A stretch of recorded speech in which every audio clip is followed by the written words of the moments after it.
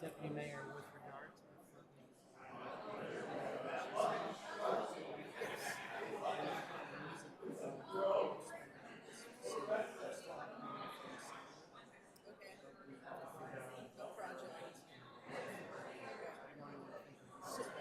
So we don't have to bring this up.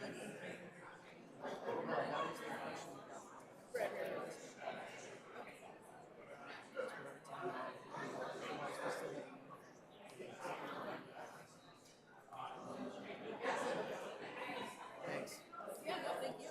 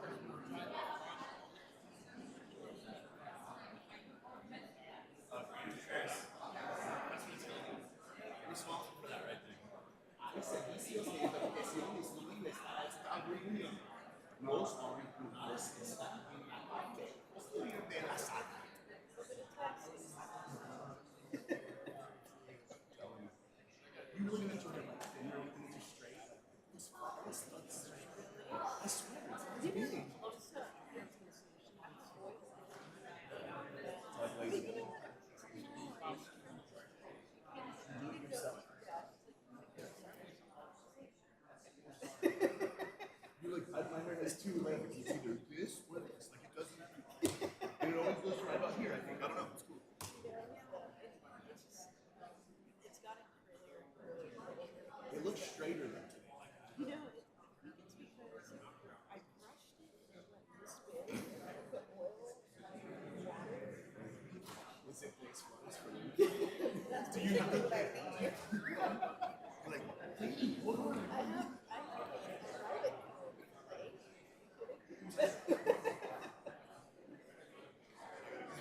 This camera is really filming. I'm dancing over here and stuff with the camera and things.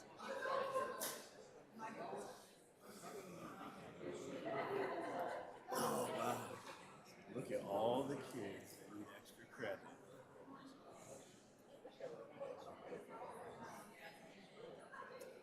I would have still not gotten it because I wouldn't. It's after.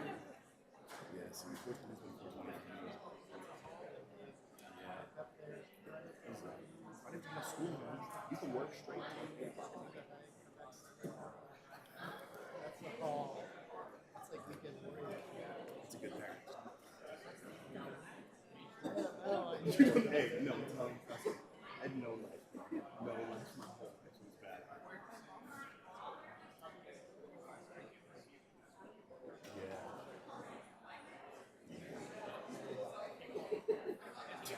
Yeah. See, I had to work hand before. To value the dollar. I'd like to know the value of the dollar because I don't have one. Not at all. Not at all. Except for Ecuador. But like, Yeah, so take a look at this and pass it down. And then there's a card for you to read. This young lady asked me to give this to you. One for you, sir. oh, I talked to Miss Jean. Sir, going to be our first. Yeah, that's from Jean. Jean's Yes. my homie. Here you go. You can have one of Jean's cards too. thank you. Absolutely. Oh, hey, You did want you that? did you talk to Jean at all, John? There's a trip hazard at the senior center. She basically wants North Coast Church to do a project to like upgrade the patio on the outside, and she wants to know what the technicalities are. Welcome, ladies and gentlemen. We're going to reconvene our meeting at this time. If you would please find a seat, come to order. And we're back in session now, and we'll re-begin with a roll call from our city clerk. The record shall reflect that all members are present. And our city attorney, Walter Chung, will bring us out of closed session. The city council took no reportable action in closed session today. And Councilmember Green's going to lead us in the Pledge of Allegiance tonight. All right, if you could please stand. Put your right hand over your heart. Repeat after me. I pledge allegiance to the flag of the United States of America and to the republic for which it stands, one nation, under God, indivisible, with liberty and justice for all.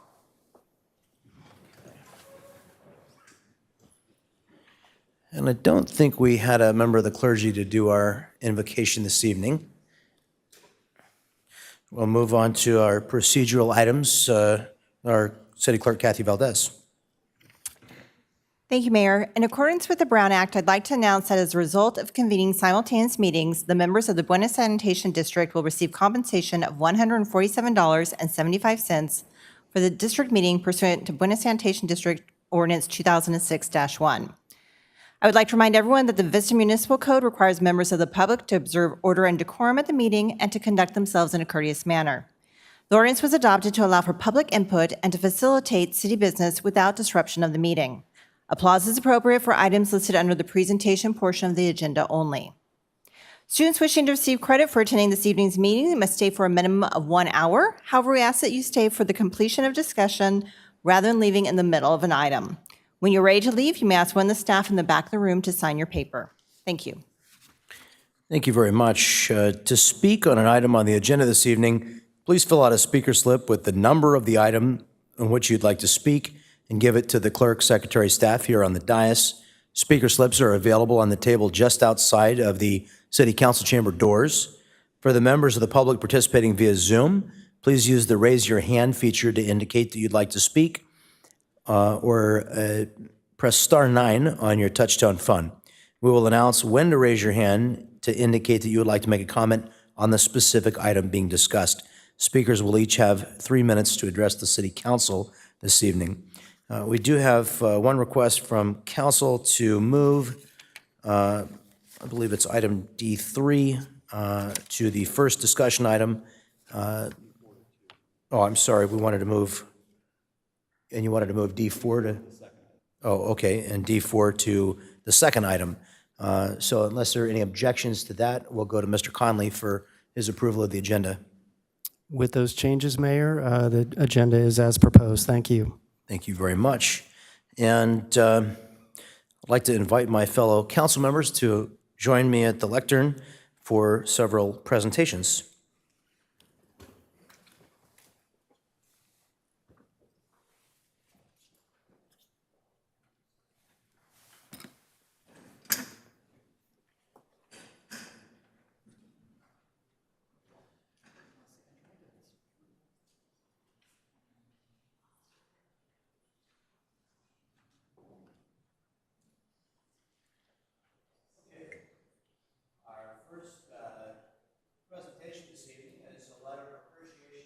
Ice cream. Would you want to come up and join us?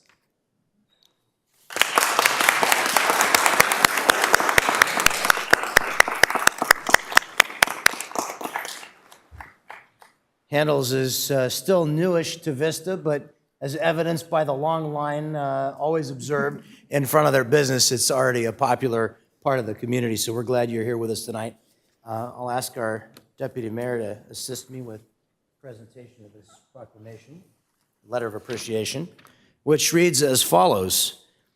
Handel's Homemade Ice Cream has expressed pride in being a community partner with the City of Vista through several partnerships and has become a community fundraising partner with 18 schools and counting within the Vista Unified School District, including direct fundraising efforts with school teams, clubs, and parent volunteer organizations.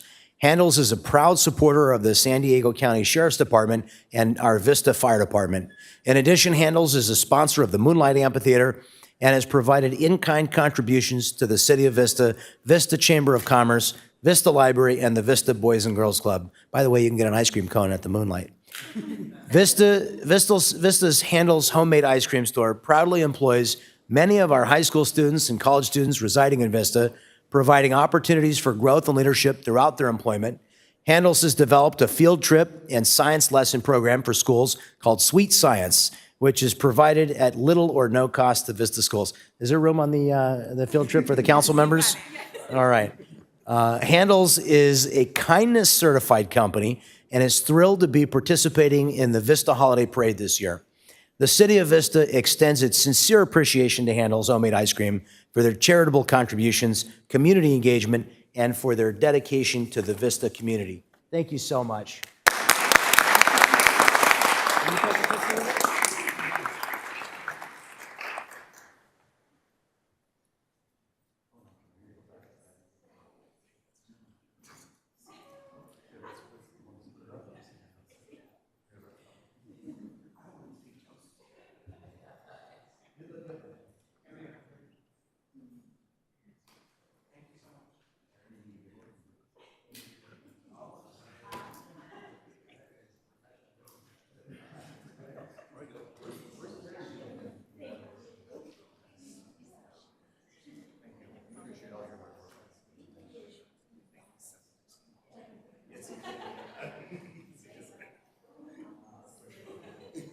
Yeah, I wouldn't want a sweet science field trip.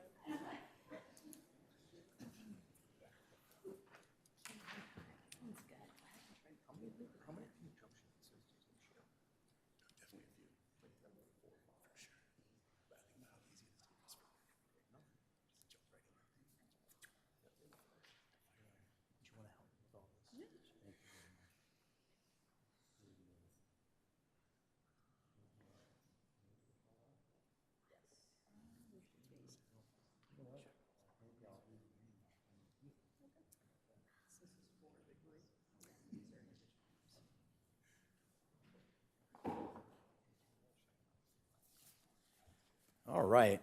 Next, it's our honor to present letters of appreciation for the members of Guerreros en Acción por un Vista Limpio, or Warriors in Action for a Clean Vista. And yes.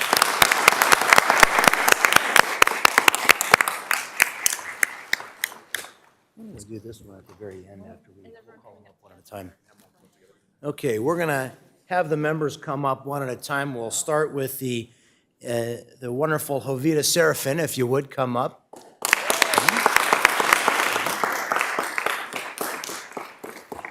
Followed by Michelle Veloz. Jesus Veloz.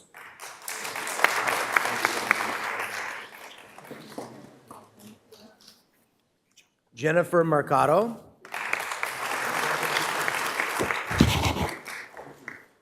Artemio Angel. Erlinda Serafin.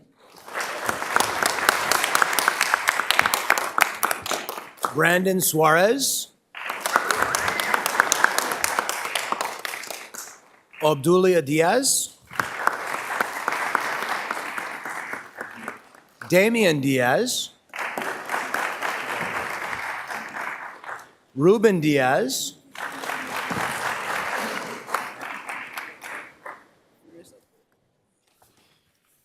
Rosa Elvira Diaz. Maria Martinez.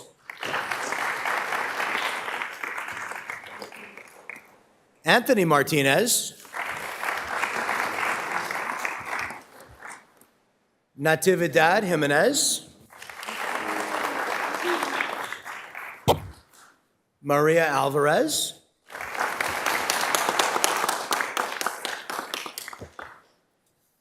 Marcos Andrade. Deputy Marcos Andrade.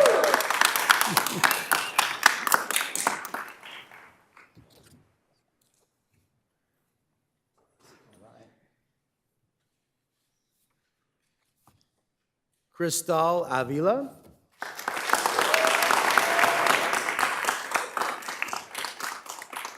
Sylvia Lopez.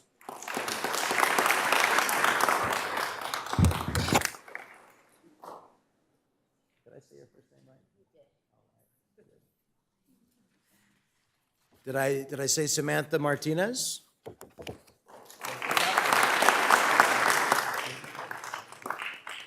Ashley Teki Roman.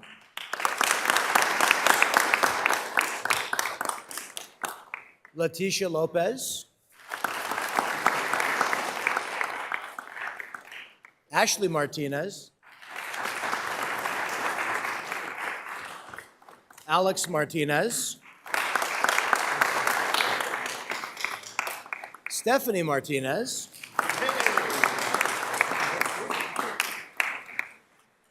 And our own Sheriff's Captain John Boyce.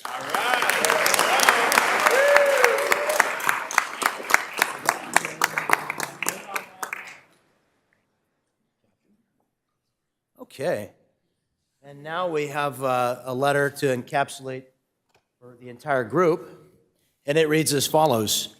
This letter of appreciation for your outstanding four-year commitment to a weekly litter abatement in the town site and District 1 community. This letter is for appreciation of your outstanding four-year commitment. Your volunteer-based action has improved the public health of our community by removing thousands of pounds of trash from our streets and parks, preventing these debris from entering our precious waterways. These selfless actions truly foster community and help build strong relationships with others in our city. Together, Guerreros shows us how to be more resilient and sustainable. Our community would not be the same without your weekly dedication to a clean and healthy environment. The City of Vista thanks all of you for your volunteerism. Founder and team captain Jovita Serafin, Michelle Veloz, Jose Veloz, Jennifer Mercado, Artemio Angel, Herlinda Serafin, Brandon Suarez, Obdulia Diaz, Damian Diaz, Ruben Diaz, Rosa Elvira Diaz, Maria Martinez, Anthony Martinez, Maria Alvarez, Natividad Jimenez, Marcos Andrade, Cristal Avila, Silvia Lopez, Samantha Martinez, Ashley Teki Roman, Leticia Lopez, Ashley Martinez, Alex Martinez, Stephanie Martinez, and Captain John Boyce. Let's give them a round of applause.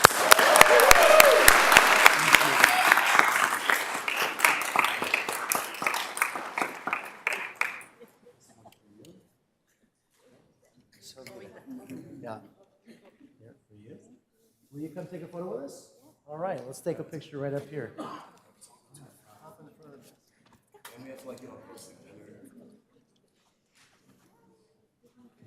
I'm next to Brandon.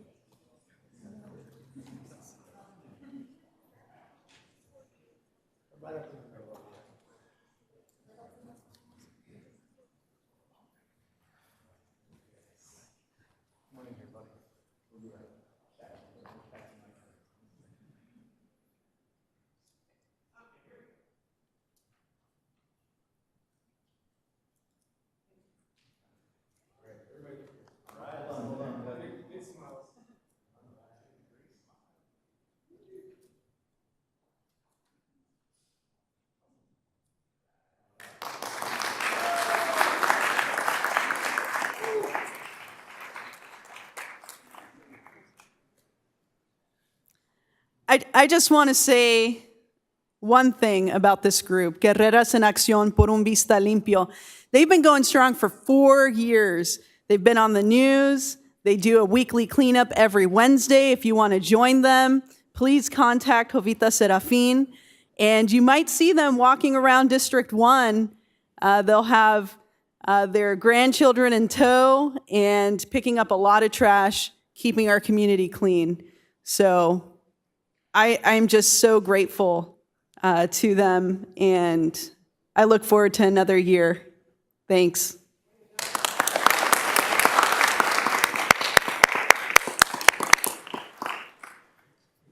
And I'd like to invite Lori Escalera to come forward to accept this next proclamation.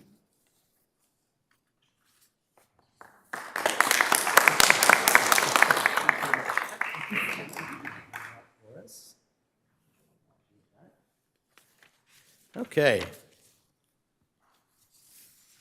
Our final presentation is a proclamation declaring September 15th, 2023 through October 15th, 2023 to be National Hispanic Heritage Month in the City of Vista. Here to accept the award is Lori Escalera. It reads as follows. Whereas each year, Americans observe National Hispanic Heritage Month from September 15th to October 15th by celebrating the histories, cultures, and contributions of American residents whose ancestors came from Spain, Mexico, the Caribbean, and Central and South America. And whereas the observation started in 1968 as Hispanic Heritage Week under President Lyndon Baines Johnson and was expanded by President Ronald Reagan in 1988 to cover a 30-day period starting on September 15th and ending October 15th. And whereas the observance was formally enacted into law on August 17th, 1988, whereas this month-long observance is celebrated throughout various recognitions and activities in support of the Hispanic and Latino communities locally, statewide, nationally, and internationally.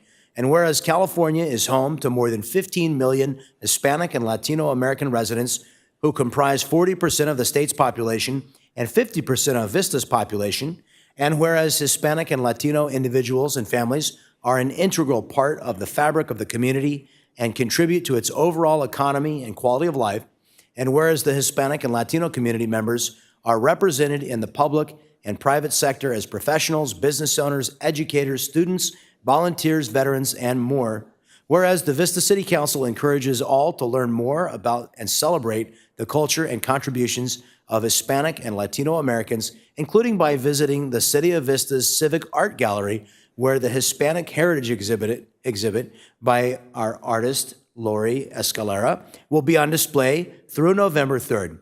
Now, therefore, in recognition and support of all the members of the Hispanic and Latino community, I and the members of the Vista City Council do hereby proclaim September 15th through October 15th as National Hispanic Heritage Month in the City of Vista.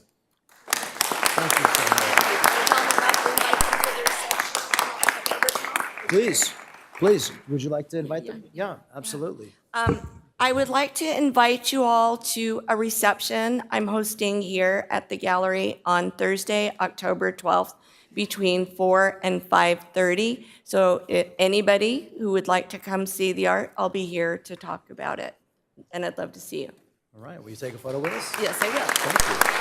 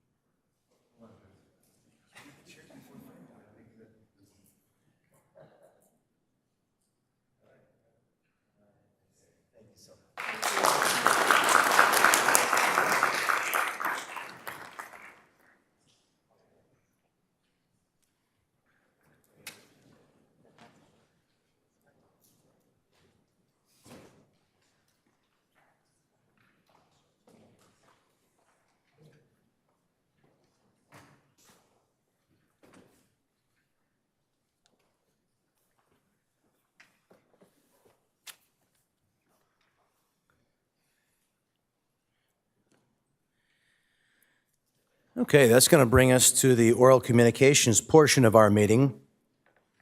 Any member of the public may address the council on agency-related matters that are not on our agenda by requesting to speak during this section of the agenda.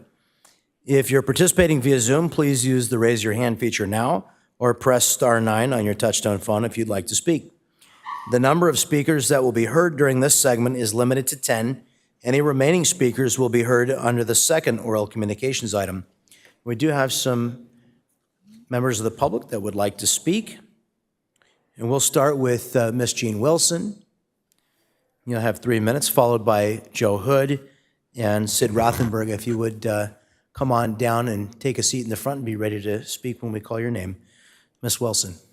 Hi, everybody. My name is Jean Wilson. I'm here on behalf of the Vista Silver Star Foundation, which is a nonprofit organization that began in 2013. Our purpose is basically to meet the needs of our senior citizens in Vista and surrounding towns. Our past contributions and fundraisers, we purchased exercise chairs for the Vista Senior Center. We purchased a new smart TV, which was sorely needed. We purchased yarn for the knitting club. We purchased bocce balls for the bocce team that plays up the hill. Our new project right now is to look at the outside area, patio area of the senior center, Gloria McClellan Senior Center. It is deplorable.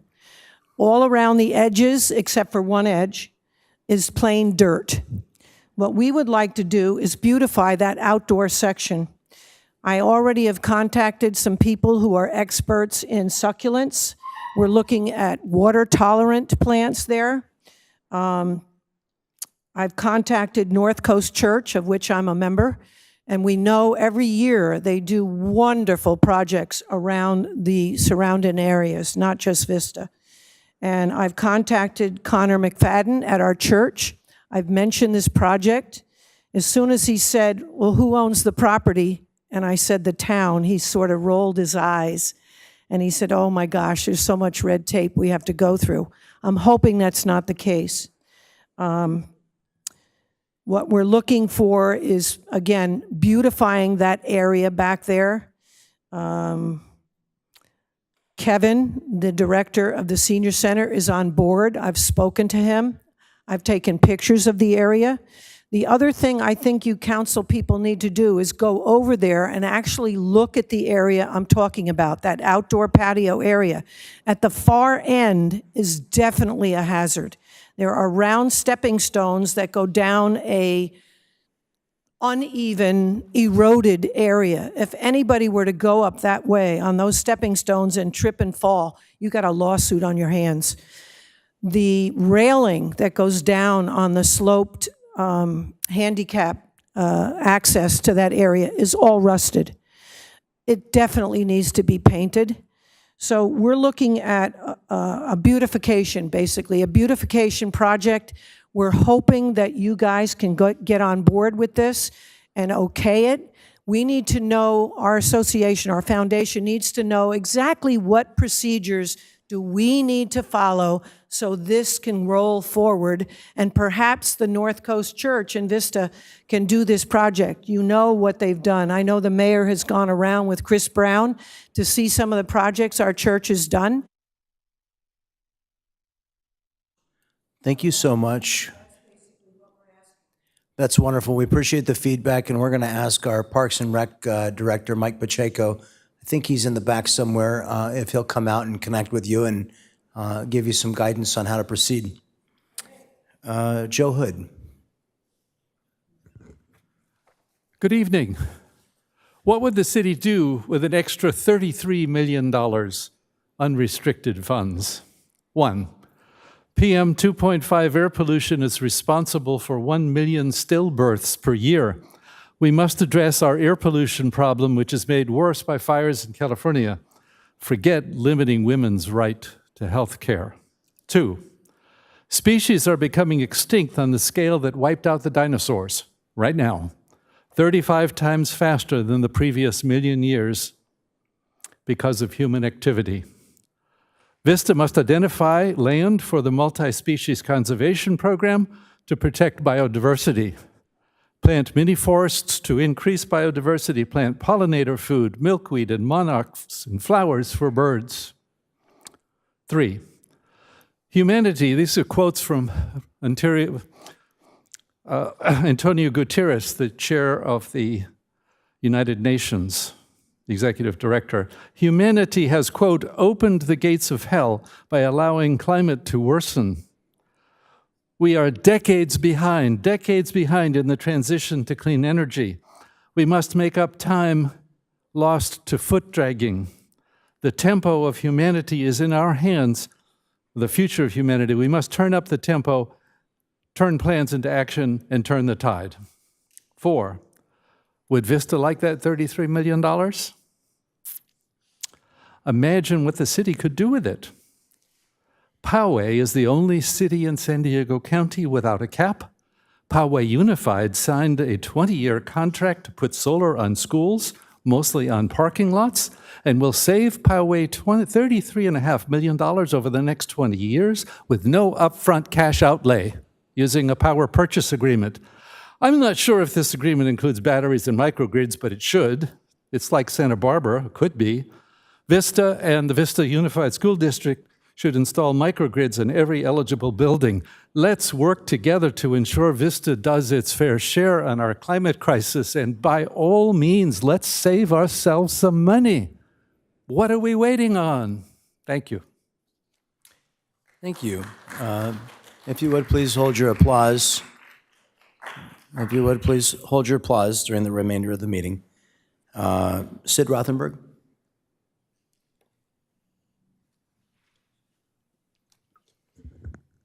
Good evening, Mr. Mayor and council members. Am I on? Yeah, just speak right into that microphone. I wasn't planning on speaking about this evening, but I was talking to the mayor earlier, and he said, go ahead and speak about it now. And I'll be the second person talking about the senior center tonight. So I've sent each one of you a very lengthy email describing the conditions of the women's bathroom, and I hope the city will pursue that and look into it. And the senior center is in District 2, and I would hope that our council member that represents that district would give more attention to the senior center and be an advocate to trying to make some improvements. So I don't feel I need to repeat all that's in that email because it's pretty well detailed. And I've also provided some short-term suggestions that could help accommodate the needs of the women who are not able to really use that bathroom, and they feel very degraded and emotionally upset because of the problems that exist there. And I don't think we should be treating our seniors that way, and we will be moving toward the age-friendly action plan, and I'll speak to that later when that issue comes up. So I'm not going to, I can go into detail another time, and it's a real issue, and I would hope that the council would review it and direct this to the staff that are appropriate to look into the matters of the women's bathrooms in both of the buildings so we can change this problem. Thank you. Thank you. Now we're going to go to Zoom, and we have Kathleen Lippett, followed by Katrina Priest, followed by Judy Strang, followed by Cynthia. So Kathleen Lippett, can you hear us? Yes, I can, and thank you, Mayor, for letting me speak. Good evening. I'd like to recognize the importance of October 4 for Clean Air Day, and please consider backing the importance of this day with policies that mitigate the harms of breathing polluted air. Millions of Americans are especially vulnerable to air pollution, including children, older adults, people with lung diseases like asthma and emphysema, and those for whom polluted air causes severe allergic responses or migraines. But smoke is smoke, and regardless of the device or the description, secondhand smoke contains hundreds of chemicals, marijuana smoke that is, just like secondhand tobacco smoke does. Many of these chemicals in secondhand smoke are toxic and contain hazardous fine particles that pose a significant health risk to non-smokers. More laws legalizing marijuana or decriminalizing it results in increased exposure to secondhand marijuana smoke and vapor. Employees and patrons protected by current smoke-free laws may have their health put at risk by exposure to marijuana smoking and vaping. And smoking and vaping should not be allowed in smoke-free spaces. The commercial marijuana industry looks and sounds a lot like big tobacco, and together they have worked to circumvent progress on smoke-free air. The vast majority of the population are non-smokers, and smoke-free means smoke-free, cigarettes or tobacco or marijuana. Please protect those and put policies in place that ensure secondhand smoke is not going to be increased among your residents. Thank you for letting me speak.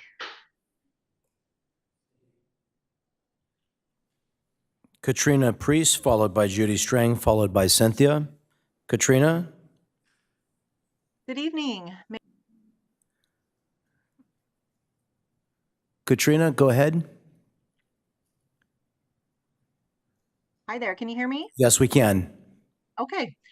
Good evening, Mayor Franklin and City Council. I am a middle school teacher and parent of 3 teens, and I come tonight to ask the City Council to consider sending a letter of support to Governor Newsom for AB 1207, entitled the Cannabis Candy Child Safety Act, advanced by Assemblywoman Irwin.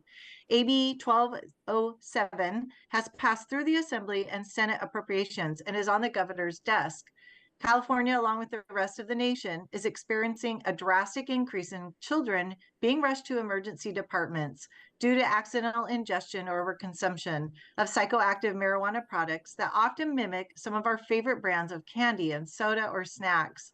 Assemblymember Irwin recognized that this has become a public health crisis and believes child exposure to and consumption of cannabis is neither necessary nor acceptable. This bill is supported by dozens of organizations such as the California State PTA, California American Academy of Pediatrics, and the American College of Emergency Physicians and the Public Health Institute. This important legislation will clearly prohibit marijuana products and their packaging and marketing that are attractive to children and youth and sold at the city's marijuana storefronts. Also, we know that 85% of youth who consume marijuana do so through vaping. These flavored marijuana vapes and edibles are usually packaged and marketed with enticing youth attractive advertising. As Dr. Lynn Silver, pediatrician and director at the Public Health Institute stated, quote, "The cannabis marketplace does not need to market products that imitate leading candies and junk food or cartoons." Educators and parents would appreciate a letter of support from our City Council for this important legislation because it clearly prohibits marijuana products, food, packaging, and marketing that are attractive to children and youth. Thank you for your consideration. Judy Strang, followed by Cynthia. Judy, can you hear us?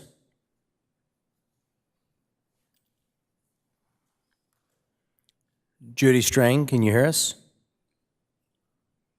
Yes, can you hear me? Yes, we can. Thank you. Good evening, City Council, Mayor Franklin. I came today because of a wonderful program that you have in Vista and several other cities in North County have, often provided by the sheriff. It's called the Start Smart program, and it educates parents and youth regarding the problems associated with distracted, drunk, and drug-impaired driving. I volunteer with this program, and we aim that our teens will understand how dangerous it is to drive impaired. And we have a new booklet that has just come out from UC San Diego School of Medicine and the California Office of Traffic Safety that we're now distributing throughout our Start Smart programs. And I wanted to tell you a little bit about it for your city council, for your staff, and maybe for listeners as well. It's called Driving High is a DUI. And in its Do You Know section, it reads, 56% of drivers in serious injury and fatal crashes tested positive for at least one drug. And the drug most commonly detected is marijuana. The pamphlet goes on to also illustrate what are the impairments that you will see in drivers under the influence. And there are many, but the three that they highlight are slowed reaction time, lane weaving, and trouble controlling speed.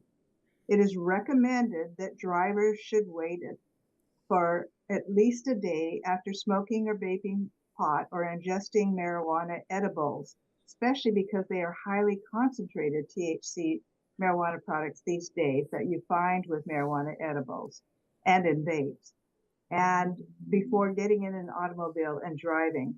This is really important information because now in our county, unfortunately, the age of initiation of marijuana use is 12. And it's important that all of us parents and adults clearly state the harm associated with marijuana smoking and vaping and consumption and driving. And I am hoping that we can work together on this project. Sometimes I'm very discouraged about the billboards I see out on 78 and in your city that seems to convey that marijuana use has no impact on our ability to take care of ourselves and to avoid injuring others. And perhaps that's something that we can consider going forward. Thank you for letting me share these thoughts with you this evening. Thank you. And I think we've lost Cynthia from Zoom. So we're going to proceed at this time with our consent calendar.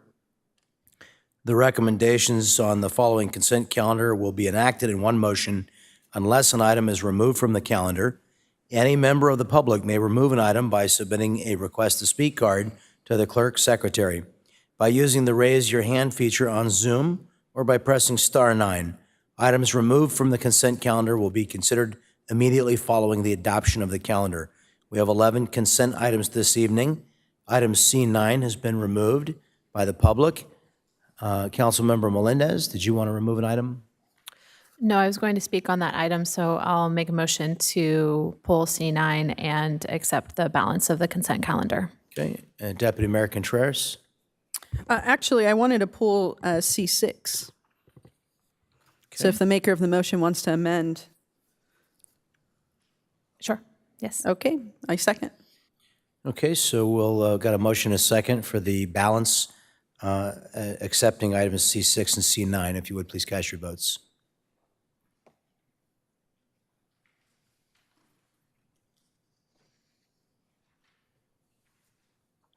That item passes unanimously. That'll bring us to item C6, funding for transportation mobility projects. Would you like a staff report on that item, Deputy Yes, Mayor? I would. Thank you. Okay. Sarah Taylor and Mike Sylvia will make a presentation on C6.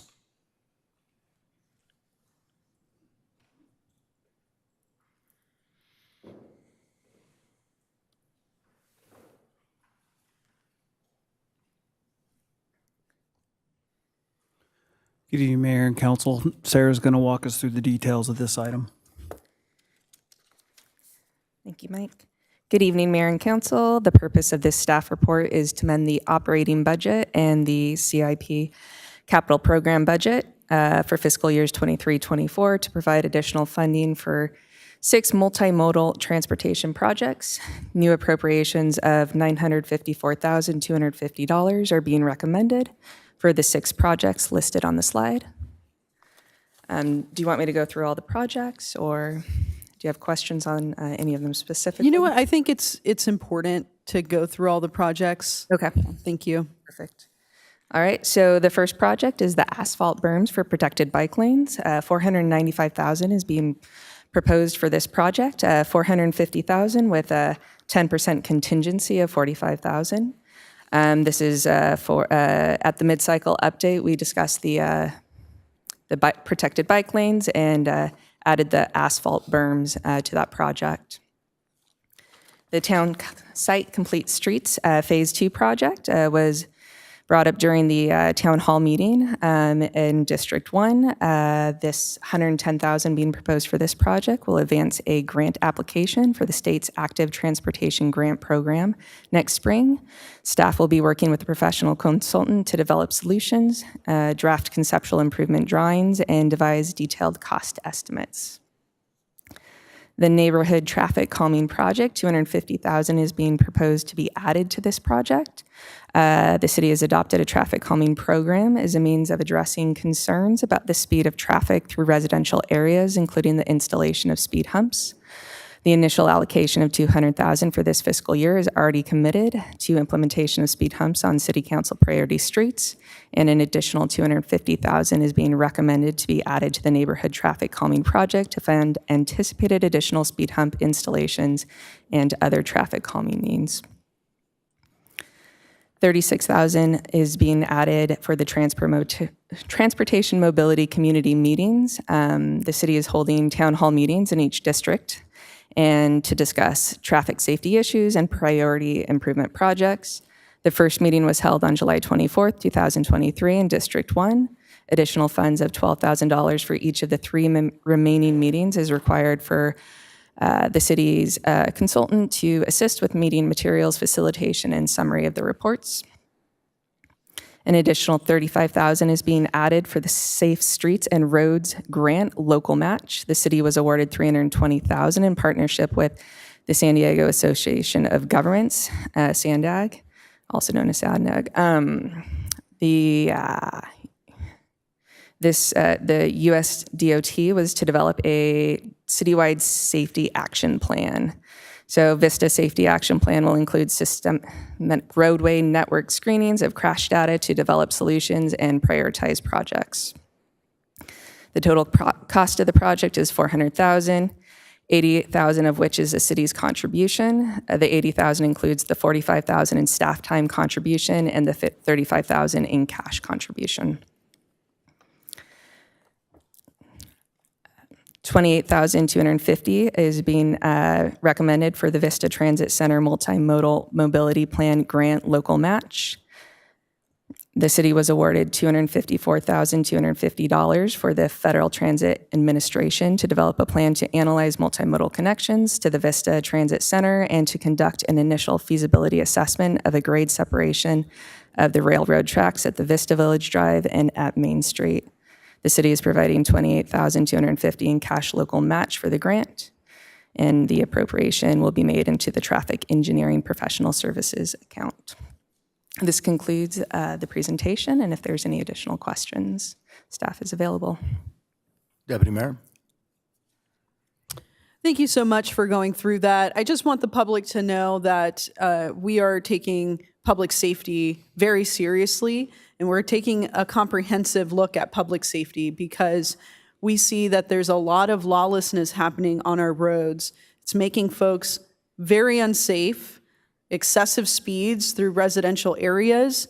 I just want you to know that you could look forward to a new network of protected bike lanes here in the city of Vista. And I do have a question regarding the Safe Streets and Roads for All. You said that there's going to be crash data available. Now, for the remaining town halls that are going to happen, is that data going to be available for those town halls, or how soon do you think we can get crash data? Because that's something that was absent at my town hall, and I think it's very critical information to have. Yes, we did recognize that that was a missing piece, so it's something we are intending to provide prior to those the remaining 3 meetings. Okay, perfect. I just wanted to see if that was the case. I think it's very exciting, some of the transportation projects that we have before us, including the grade separation of the Sprinter at Vista Village. For those who don't know what grade separation is, it is either going up or going down, and it's removing the Sprinter tracks from the same plane that people walk, bike, and drive. The Sprinter, thanks to Congressman Mike Levin, we were able to get this $254,250.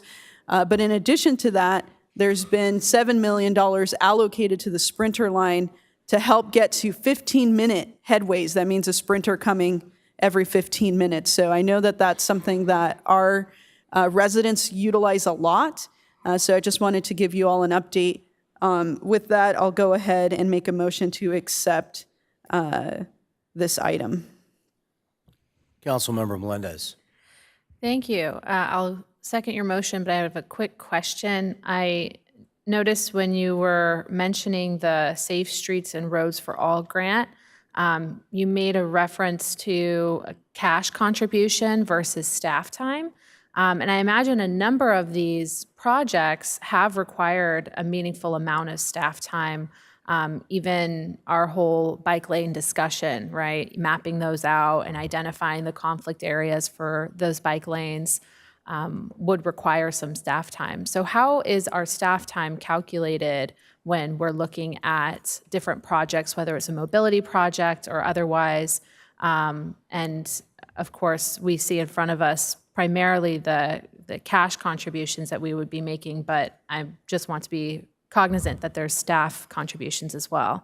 Correct. With the operating budget, we do budget for the full-time positions in the various engineering roles and other roles of city members, staff members that play a role in these capital projects. A lot of times, the capital program manager might bill direct hours to the projects. In the case of the Safe Streets and Roads, we'll have staff billing direct hours that they work on that project, which will total approximately the $45,000 of the contribution that we'll be making in staff time. Okay. And then with other projects, there might be construction inspectors that will bill time directly to the projects, as opposed to just their normal engineering or other budgeted staffing time. Awesome. Thank you for that clarification. And yes, I'll move to second to approve this item. Deputy Mayor? I just had one last question because this has come up. How long before we expect to see the first protected bike lane here in Vista? It looks like the whole project will roll out around February of next year. So that's everything going out at one time, starting in February. Okay, awesome. And do we have anything available for the public for them to see, perhaps on our website, what that protected bike network is? Yeah, we do have, we've identified all the streets, and we can put some samples up and put a map up on our engineering site. That's not a problem. Okay, I would really appreciate if staff would do that. You bet. Thank you so much. And, did you second the motion? Okay, very good. Okay, before we vote, we have Cynthia on Zoom, wanted to be heard on item C6. Cynthia, can you hear us? Cynthia, are you there?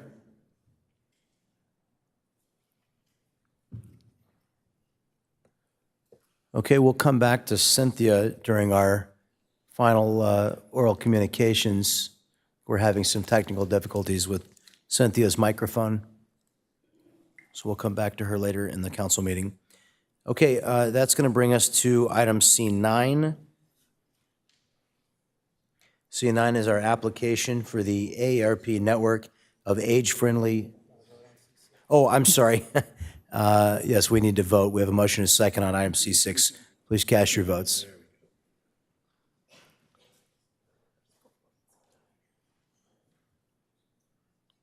That item passes unanimously, and now we will go to item C9, application to the AARP network of age-friendly states and communities, an application for the California Department of Aging, Local Aging and Disability Action Planning Grant.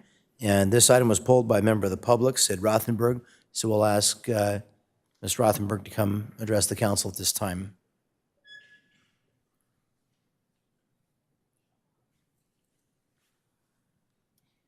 Good evening again. I am in favor, of course, of your approving of submission of the grants.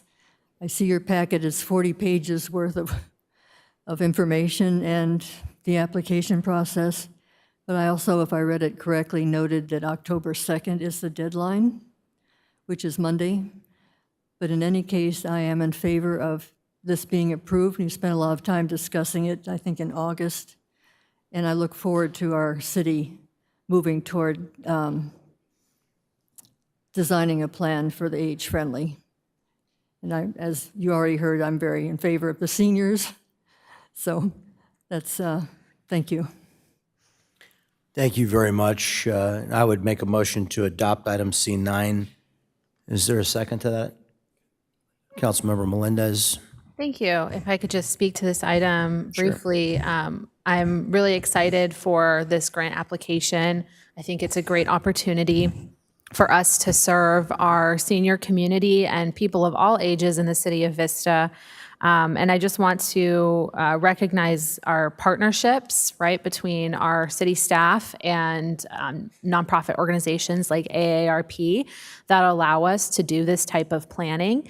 As I've been serving in elected office, I've realized that a lot of the burden of this role is planning, is coming around the table and putting a plan together. Maybe it's for transportation, maybe it's for the environment, maybe it's for seniors.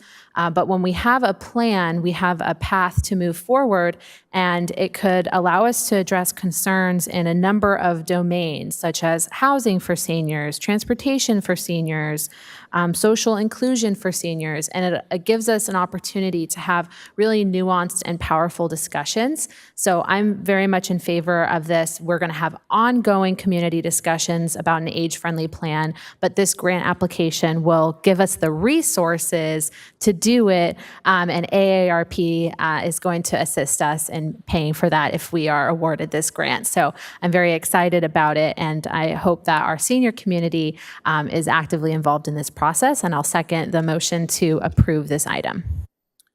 Very good. We have a motion and a second. Please cast your votes.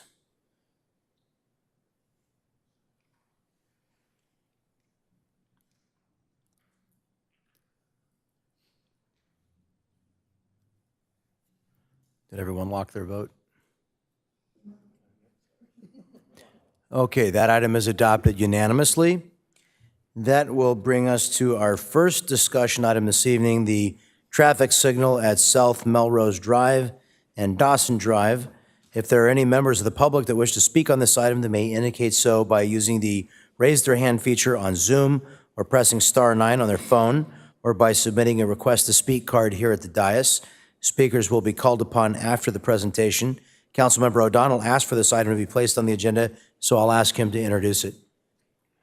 Thank you. Yes, I put this on the agenda for this evening. I actually have had many conversations with our residents that live in that area. There's about 225 homes between the east and the west side of Dawson, and I went and spoke with a lot of them about 11 days ago, or whatever it was. Spoke with them before, about a year and a half ago.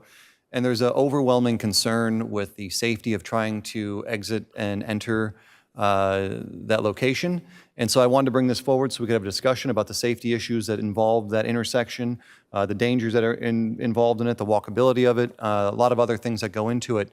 I can give you my whole spiel, but I know there's a few people here from the public, so if they'd like to speak first, I'd be happy to hear from them. Very good. Councilmember Melendez, would you like to hear from the speakers first? Okay, we do have a number of speakers on this item, so if you would, please come forward and be ready. When I call your name, if you want to come forward and take a seat in the front row so that you're prepared. First, we have Wanda Kane, followed by Tim Chapin, followed by Helena Eilick, followed by Shannon Kammerer, Nicole Taylor, and Wayne Taylor. So Wanda Kane, if you would, please. If you would all silence your cell phones, we'd appreciate that. Go ahead, Hello, please. my name is Wanda Kane. I live on Dawson Drive in the neighborhood on the east side of the intersection of Dawson and Melrose. There are two ways, and only two ways, in and out of that neighborhood: Dawson and Clearwater Ridge. Both provide access to northbound Melrose. Only Dawson provides direct access to southbound Melrose. Exiting the neighborhood at Clearwater Ridge requires drivers who wish to go southbound to first head north to Dawson and make a U-turn. I've had so much trouble exiting south directly from Dawson that now I routinely go to Clearwater Ridge and make the U-turn, even though I live on Dawson, 3 houses from Melrose. Both options of going southbound on Melrose, either turning left directly from Dawson or making a U-turn, put drivers and their passengers at risk due to the inability to see southbound cars approaching the Dawson intersection at speeds of 50 or more. I note here that lowering the speed limit would not address the visibility issue because cars southbound on Melrose are climbing a hill, so there's very poor line of sight. Cars trying to make a left turn from Dawson onto southbound Melrose cannot see traffic approaching the intersection from the north. So after getting across the northbound lanes, the driver might see southbound cars coming too late and either have to speed through the turn at an unsafe speed or speed through the turn and go directly across to west side of Dawson and then turn around and come back and wait to make a right turn onto the southbound lanes. Or stop in the intersection, which is another safety issue because vehicles often end up hanging out into the drive lanes. Residents exiting from the west side of Dawson have no option because there's only one street in and out. So they have to cross traffic to get into the northbound lanes on Melrose. Also, if there are cars in both the north-facing and south-facing turn lanes at Dawson and Melrose, it is impossible for either driver to see traffic coming toward them. It's impossible to make a turn you can't see, at least not safely anyway. Even if you're facing northbound and there's no car in the south-facing turn lane, visibility of cars heading south on Melrose is extremely difficult for the north driver who wants to make a left turn or a U-turn. In addition, I navigate that intersection every day as a pedestrian headed across to the public parks. Even as a pedestrian, it's difficult to see the southbound cars climbing the Melrose Hill. Thank you so much. I apologize. That's the end of your, thank you so much. Thank you. Tim Chapin, followed by Helena Eilick. Good evening, Mr. Mayor, Council. First of all, I'm pleased to see several of our neighbors here. I wasn't expecting this, so I'm pleased to see this. First and foremost, I want to thank Councilmember O'Donnell for bringing this to the agenda. This has been an issue for a number of years, and it's the most dangerous intersection. I can't even explain it. And the one thing I do want to say is that I would love to invite other council members to visit our neighborhood pretty much any time of the day, but mornings during the morning commute, the southbound commute, and evenings during the northbound commute.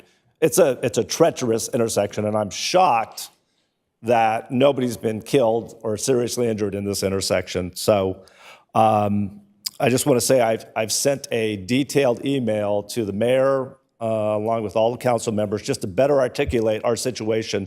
Previous neighbor really spelled it out well.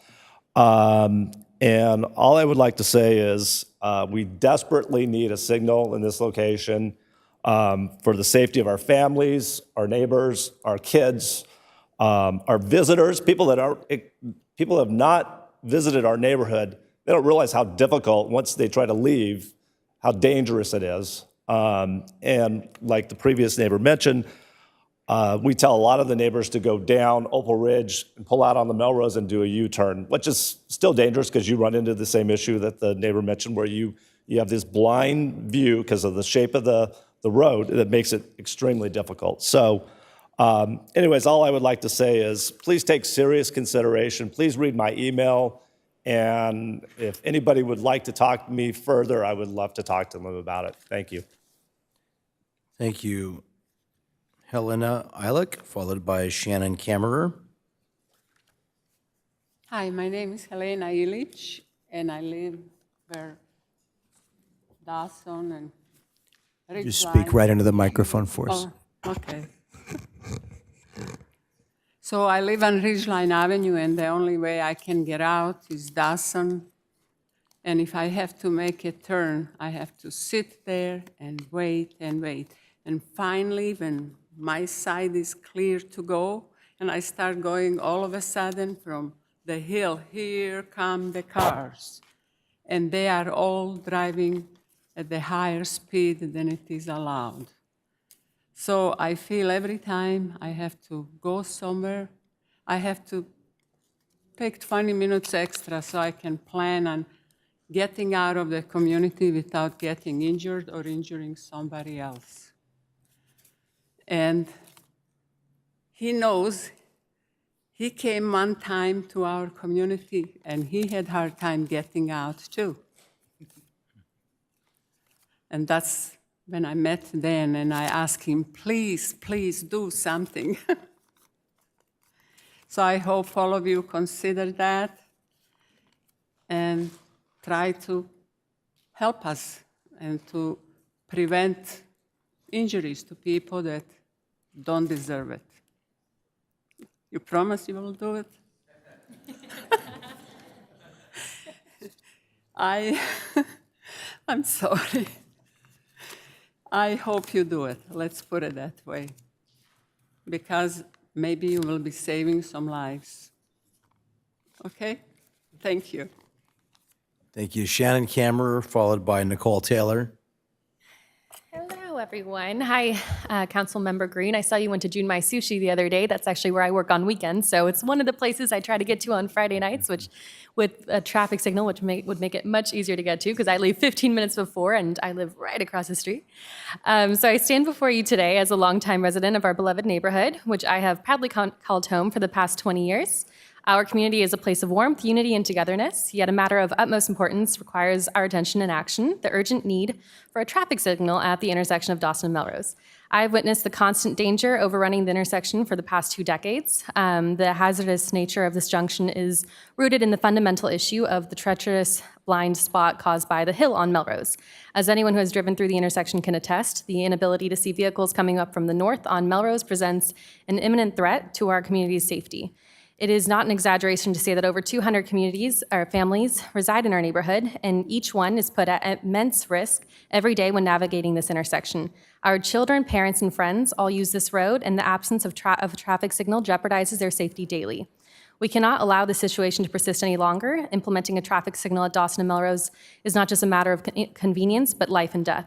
It will serve as a safety beacon, ensuring our families can cross the intersection without fear. A traffic signal will bring order to the chaos and provide clear right-of-way instructions to all drivers, thus preventing accidents and potential tragedies.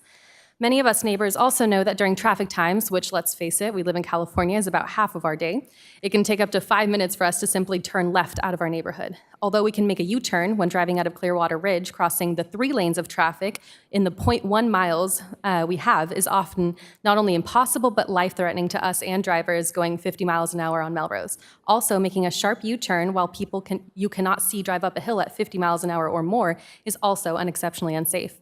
Additionally, installing a traffic signal will be a powerful deterrent to the problem of speeding on Melrose. Many of us have seen drivers use this intersection of Melrose to drive at top speeds down the hill. We have all witnessed police officers patrolling this area, trying to catch reckless speeders. While their efforts are commendable, a traffic signal will provide a more sustainable solution. It will naturally regulate traffic flow, curbing the temptation to speed and ensuring safer road conditions for all. The importance of a traffic signal at the intersection of Melrose and Dawson cannot be overstated. It is a matter of community safety, one that affects each and every one of us. It shouldn't take a death toll for us to finally receive the stoplight we have been asking for decades. I ask you, council members, if you would feel safe having your children and family members drive out of that intersection daily. Together, we can ensure that our community remains a haven of security and peace for generations to come. Thank you very much. Thank you. Nicole Taylor, followed by Wayne Taylor. Hello, my name's Nicole Taylor. I live on Dawson Drive, west of Melrose. In the 9 years we've lived here, turning left northbound from our street onto northbound Melrose gets more and more difficult each year. There are some times of the day I cannot even turn left, and I'm forced to drive southbound Melrose. I'm actually forced into the business park at Sycamore to turn around, go to the light at Sycamore to then proceed northbound Melrose. Other times, I just choose to do my business and recreation in Carlsbad because I can't turn left on North Melrose Drive and I don't want to risk it. Even turning left, if I were going home from, northbound Melrose, and I were turning left onto my street, it is difficult to see over the hill, the crest that other people have spoken about, but especially when there's another car in the other left turn lane, you are basically blocking all oncoming traffic from the person sitting across from you. So now both turning cars are blind. The digital radar speed sign that was installed frequently shows cars doing more than 50 miles per hour all the time. I was walking down Melrose one day and watched the sign turn 67. I know that's not really a part of this meeting, but I would also like to propose that the speed limit through that section be reduced to 45. I don't understand why there's a 50-mile-an-hour speed zone in a residential area. This intersection is dangerous, and we really need a traffic light. I think a traffic light would slow traffic on Melrose as well, and it would definitely allow us to make safe turns. It would also allow pedestrians, bicyclists, to travel down Melrose without having to cross at Sycamore or Green Oak. My husband and I, we try to walk our dogs sometimes across the street. We have to run across 3 lanes of traffic, wait on the median, and then cross another 3 lanes of traffic. It's just not safe.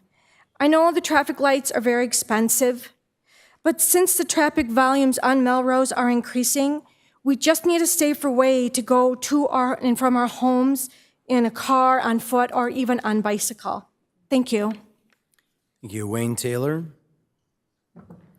After Mr. Taylor, we're going to try and hear from Cynthia on Zoom. Okay, thank you for the opportunity to speak tonight. My wife and I have been living on Dawson Drive west of Melrose for the last 8 years. And we used to be able to turn northbound at the intersection of Melrose and Sycamore. Shortly after we moved into our house, the intersection was modified and then the northbound turnaround functionality seemed to have been removed. Since that time, with the steady increase in traffic volumes, turning northbound has become challenging at times to pretty much downright dangerous at others. My wife and I frequently find ourselves utilizing services and businesses in Carlsbad rather than the closer ones in Vista due to the difficulty of turning left onto northbound Melrose. At the current time, the only legal way to safely go northbound from our house is to turn right at Mountain Pass, drive through the residential subdivision, and then left on Sycamore, or drive down to Home Depot and turn around at Park Center and Melrose intersection. With the high speed limit of Melrose throughout the section, during rush hour, cars turning left from Melrose Drive onto Dawson and turning left from Dawson to Melrose have significant difficulty making the turn safely. As many others have said, we have sat for many times up to 5 minutes waiting for a gap in traffic in both the north and southbound Melrose to proceed. However, most of the time, we give up before that time and turn southbound instead. Even turning southbound with enough time to get into the left turn lane to go east, and Sycamore is getting difficult during rush hour traffic. The proximity of the hill just north of Dawson exacerbates this situation further, especially around sunset and in the evening when it's extremely difficult to see cars coming up the hill at high speed. For pedestrians and cyclists, the situation is downright dangerous, as it involves crossing basically 6 lanes of traffic without a crosswalk. A pedestrian or cyclist would need to go north to Green Oak by the fire station or south to Sycamore to the nearest crosswalk. Also, from a public transportation standpoint, there are 2 bus stops on Melrose just north and south of Dawson Drive that are simply just not safe to utilize from the opposite side of Melrose. The situation with this intersection is one of our greatest frustrations with the location of our house. And due to this, we simply avoid leaving the house at certain times of the day. The addition of a traffic signal at this intersection at South Melrose and Dawson Drive would vastly improve all of these issues. Thank you for the opportunity to speak. Thank you. And we're going to go now to Cynthia on Zoom. Cynthia, can you hear us? Hello? Yes, we can hear you. Oh, great. Good evening, Mayor and City Council. My name is Cynthia Batij. I live in 2186 Opal Ridge. This is a perpendicular street to Dawson Drive. And it is a huge struggle every time we turn coming from Melrose to Dawson Street and leaving Dawson Street to incorporate to Melrose, like my neighbors already stated. I feel like since Melrose has become a very busy street over the years, it almost feels like a freeway. It is almost impossible and very dangerous to drive in and out of this intersection.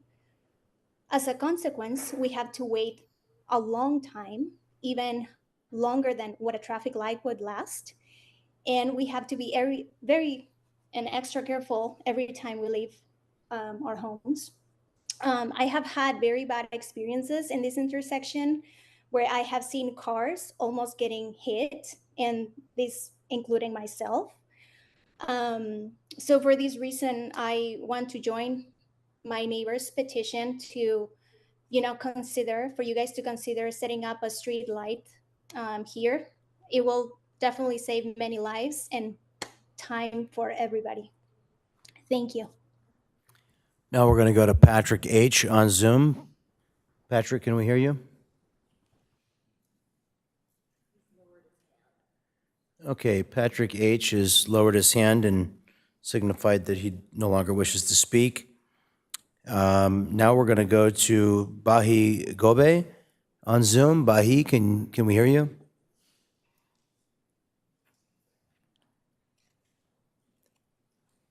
Bahi Gobe, can we hear you? Are you there? Oh, sorry, I was muted. That's okay, Sorry. we can hear you. Okay, good evening to everyone. My name is Bahi Gobe. I have been living here with my family for 30 years on Opal Ridge, and everything that my neighbors have been telling the council is absolutely true. And it is very dangerous to turn left and right off of Dawson into either northbound or southbound on Melrose.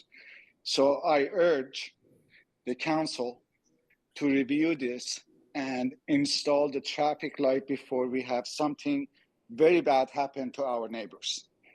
Thank you so much for giving us the opportunity to talk with you guys. Thank you. Okay, and now we'll go back to Councilmember O'Donnell. Thank you. Thank you to everyone that showed up this evening. Thank you to all the speakers on Zoom. I'm very proud to bring this forward because it is genuinely something that the community not only has asked for, but desperately need. It is a safety issue. Just the other day, I was driving down Melrose heading north, and speed limit is 50. I'll admit I was doing 55, but I had somebody literally just whizzing right past me, just in that same area. So it has become a safety issue. As I mentioned, it's a walkability issue. As this gentleman mentioned, you have to go all the way down to Green Oak Road, or you have to go down to Sycamore just across the street, and it actually stops a lot of people from either utilizing our dog park down there or the walking path that's over in South Buena Park. But it also means that you cross the street illegally, not illegally, but you cross the street in a very dangerous manner sometimes. And it is something that I am concerned that someone may very, very seriously get injured doing that. Not to mention that, that is a very highly trafficked section. If anybody who's driven north on Melrose or even south on Melrose, you know that you're coming into a large dip right there. Plus you have everybody coming from Sycamore a few blocks down, and no one really follows the speed limit. I know we've had traffic mitigation there, but we need to do more, and I think that this is something that can easily be done, which is why I'm going to ask the council to support this. It also provides safety to our fire department, which is right down at the bottom where Green Oak is, because when they're coming up the hill, they don't have to worry about anybody trying to cut out of the traffic or cut out of the subdivision, trying to make sure they can get ahead of a fire truck. So there's a lot of different things, but when I walk the neighborhood, I left on a Sunday at 4:30 in the afternoon during football season, and it still took me 3 to 4 minutes to exit from this location. I don't think I need it based on all the comments, but I just want to share a few comments from the people I spoke with. One person literally asked me if I am their savior. I said, no, I'm just your councilman. I had another one who let me know they've lived there for over 2 decades. They've requested for the last 10 years, twice a year, to put a stoplight in here, and every time they are told it is not necessary. So I told them that I disagreed with that, and we were going to fight to get one for them. I had another family who had lived there for a long time. I actually met the mother and the father, the young woman and her son, and they literally said that they were waiting for someone to get killed before they thought the city would take action. And I think that's a concern that a lot of people share when they're discussing this because of the danger that takes place there. I already mentioned the fact that I was doing 55 and I saw people flying by. Just in the neighborhood that day, I saw a ton of kids. And forgive me to the gentleman who said the prayer before us, but he lives in this neighborhood. He had 3 children on bikes. Some of them were just visiting, but you see kids all over the neighborhood. I would hate to see some of them trying to make a dangerous decision, crossing Melrose, getting hit by a car, or even worse, getting killed doing so. And beyond that, I mean, it is genuinely, when you are trying to cross that street, turning either east or west, if there are cars in both turning lanes, you cannot see from the other direction. Put that on top of going up a hill. You can't even see the cars really if you're heading into the westbound area of Dawson. So I just think it is a very vital and pivotal thing that we approve this and move it forward. The community wants it. I think that it's a safety measure as we continue to improve our streets and our roads. I think it's very important that we look at this intersection. So I'm going to make the motion to approve a stoplight at South Melrose and Dawson. and I hope the council will join me in doing so. And I would just advise that we'd want to direct staff to study this, bring back all the relevant traffic information along with an analysis of, because I support the request, but I think we need to look at all the relevant traffic information, as well as I do have a list of, is Mr. Hassenen with us tonight? Yeah, Sam, do you want to come on down? And I don't know if you have with you, we have a list of intersections that we think we need stoplights at, and maybe you can tell us what the priority rank of this intersection is on that list. Good evening, Sam Hassenen, traffic engineer.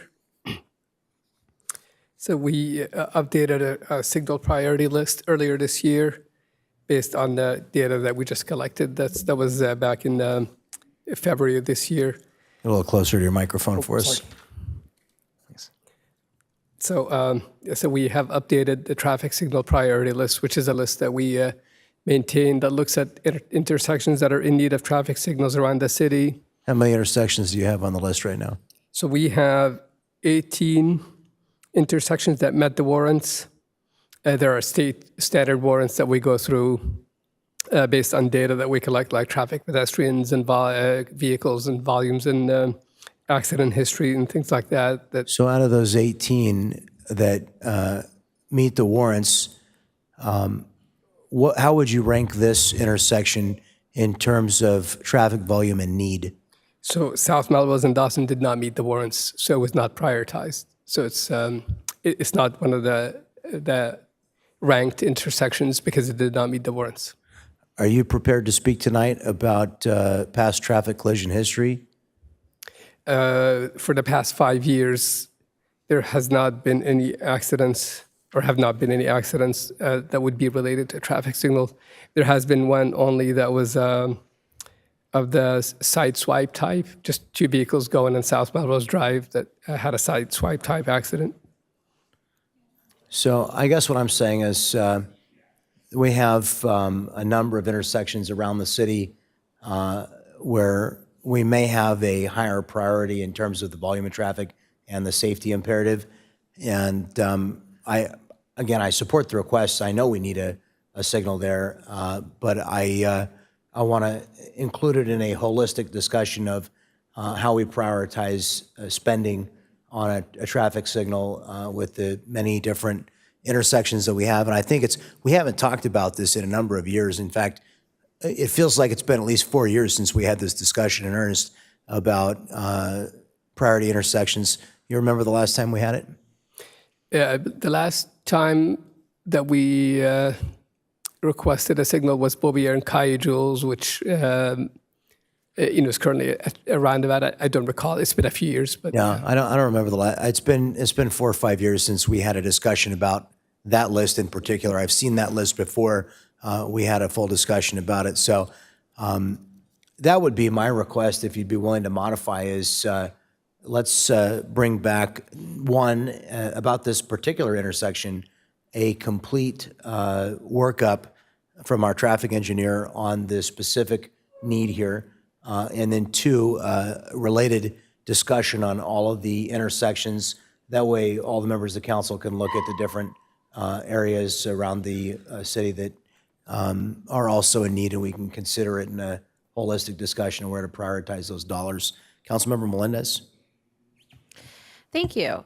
Thank you to all the neighbors who came out to speak. It is always a more exciting meeting when we have a lot of engagement, and I love now that we can include people on Zoom. I genuinely love to hear from the community. And thank you, Councilmember O'Donnell, for bringing this item forward.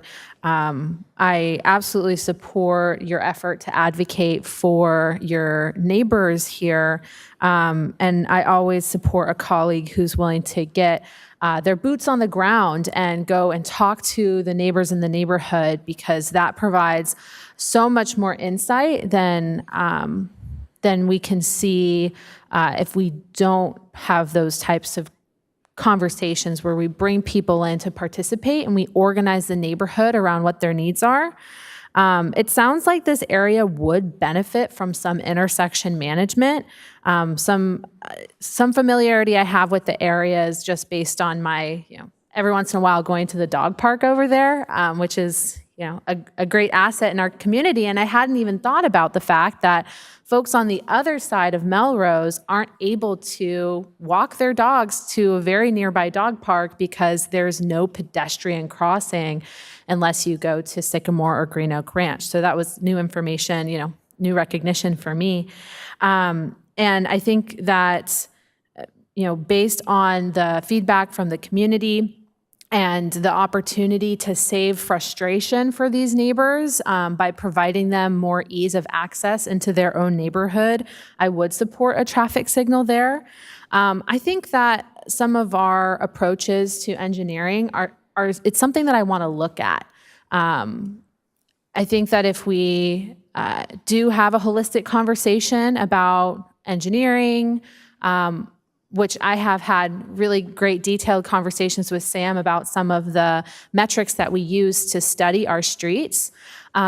Even in those conversations, Sam, I know that you and I have talked about this, that the public feedback is of the utmost importance because they are the ones that are providing that lived experience that help us to understand what the impact of the built environment is.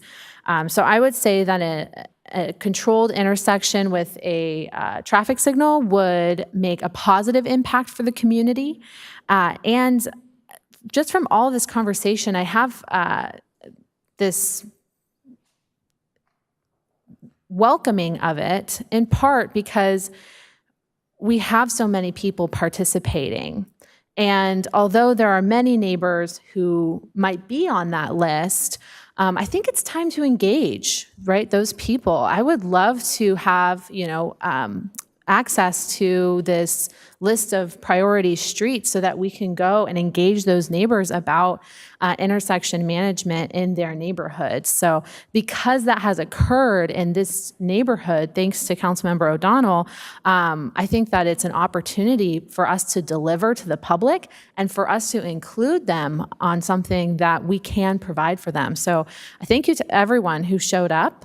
It takes, a lot of effort out of your day to come, in front of us floating heads and tell us what you would like to see in your community. And so I really do honor and appreciate that. And, I welcome more comments from all of our colleagues, but I support you, Councilmember O'Donnell, and I'll go ahead and second your motion to approve intersection management and a stoplight in this intersection.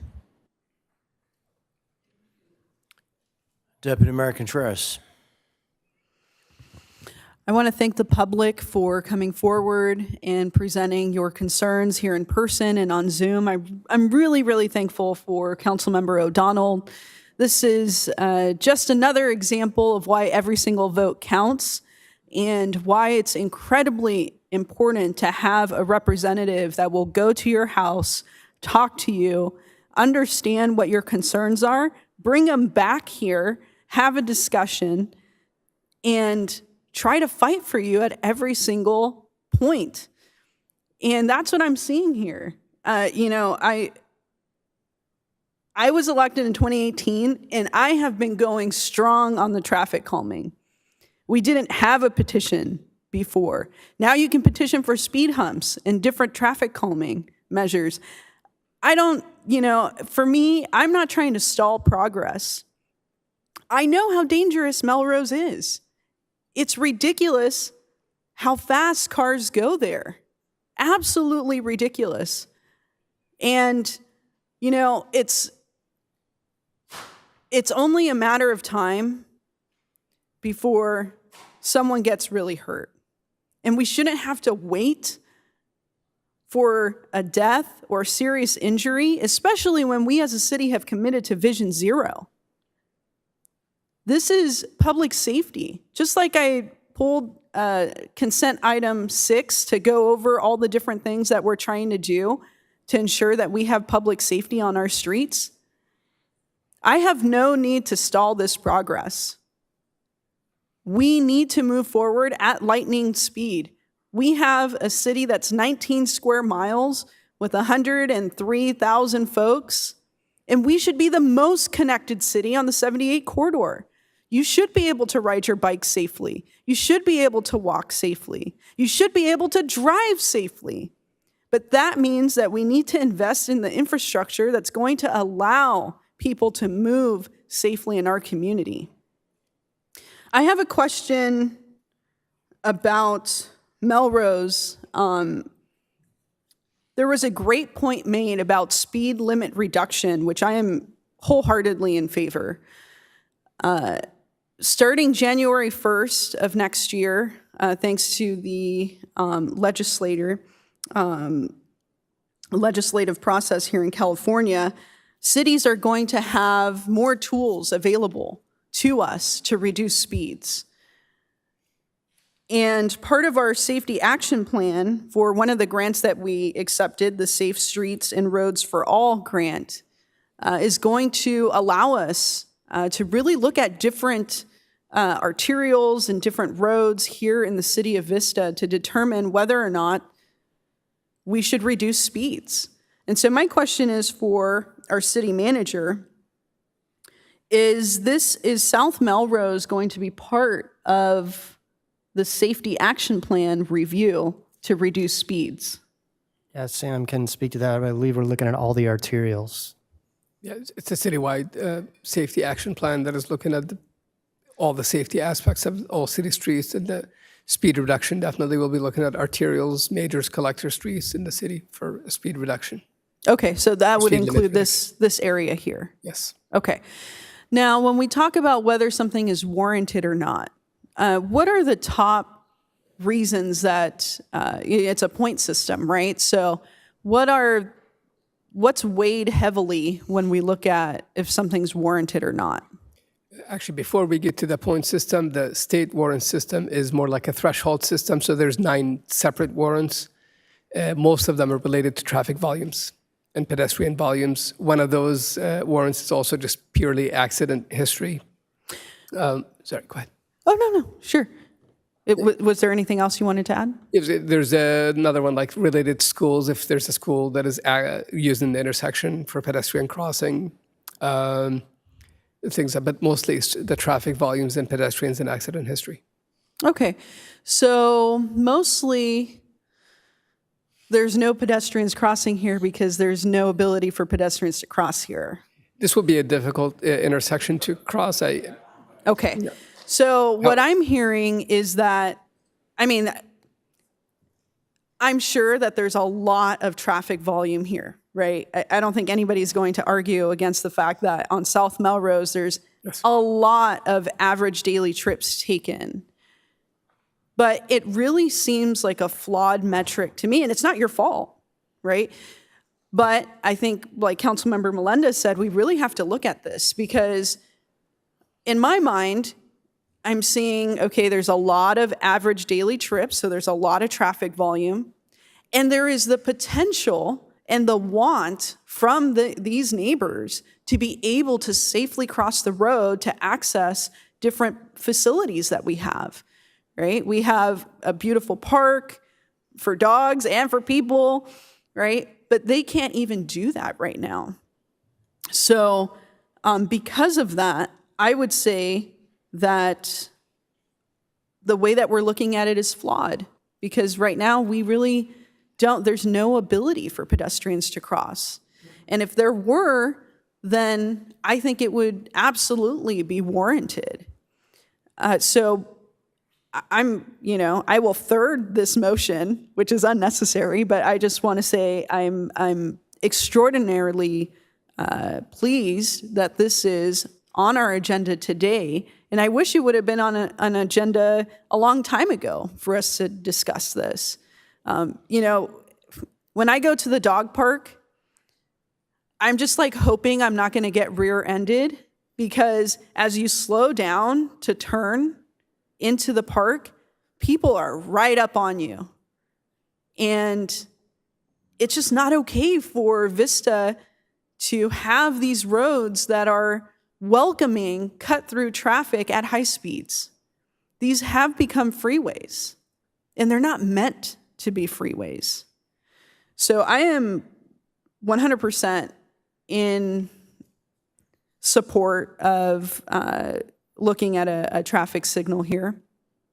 And then my last question is, is this part of our protected bike lane network?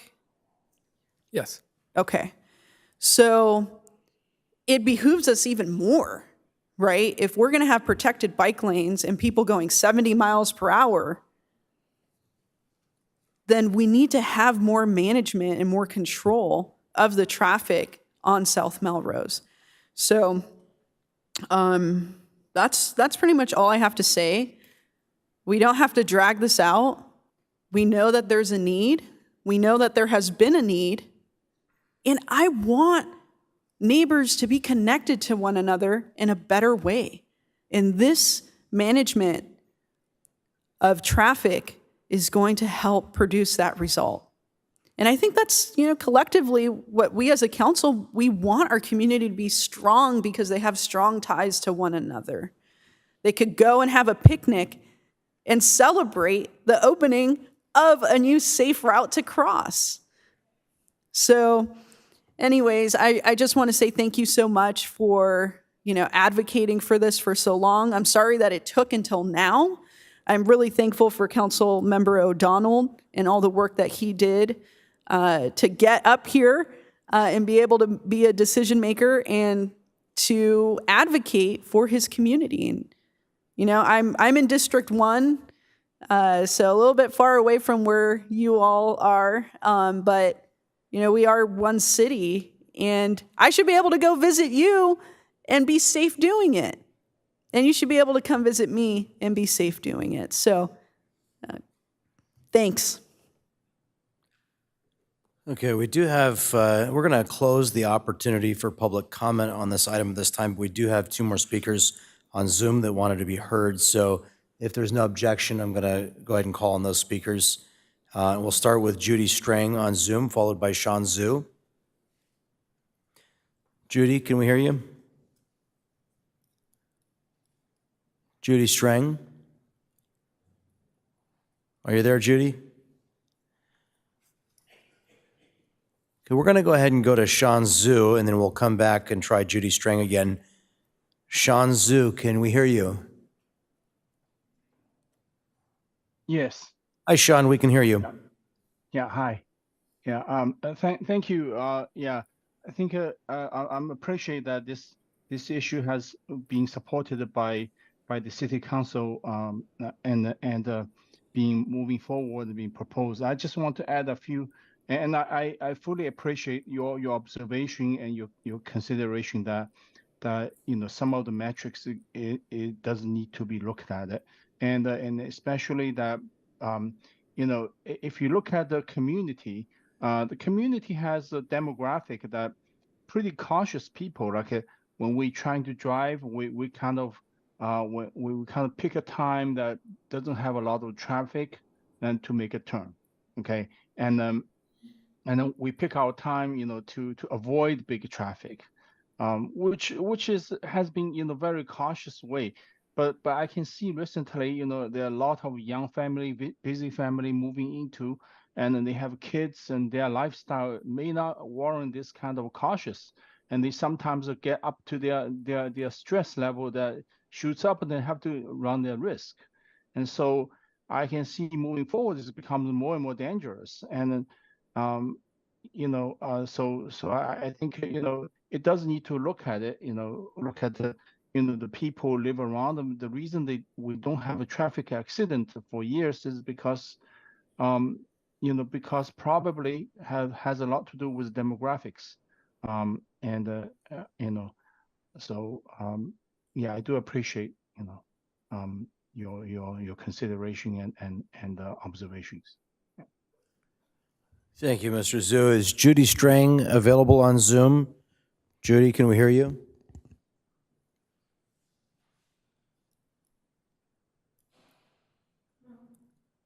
Okay, Judy, we're not able to hear you, but we're going to come back to you. later during our oral communications opportunity. Councilmember O'Donnell.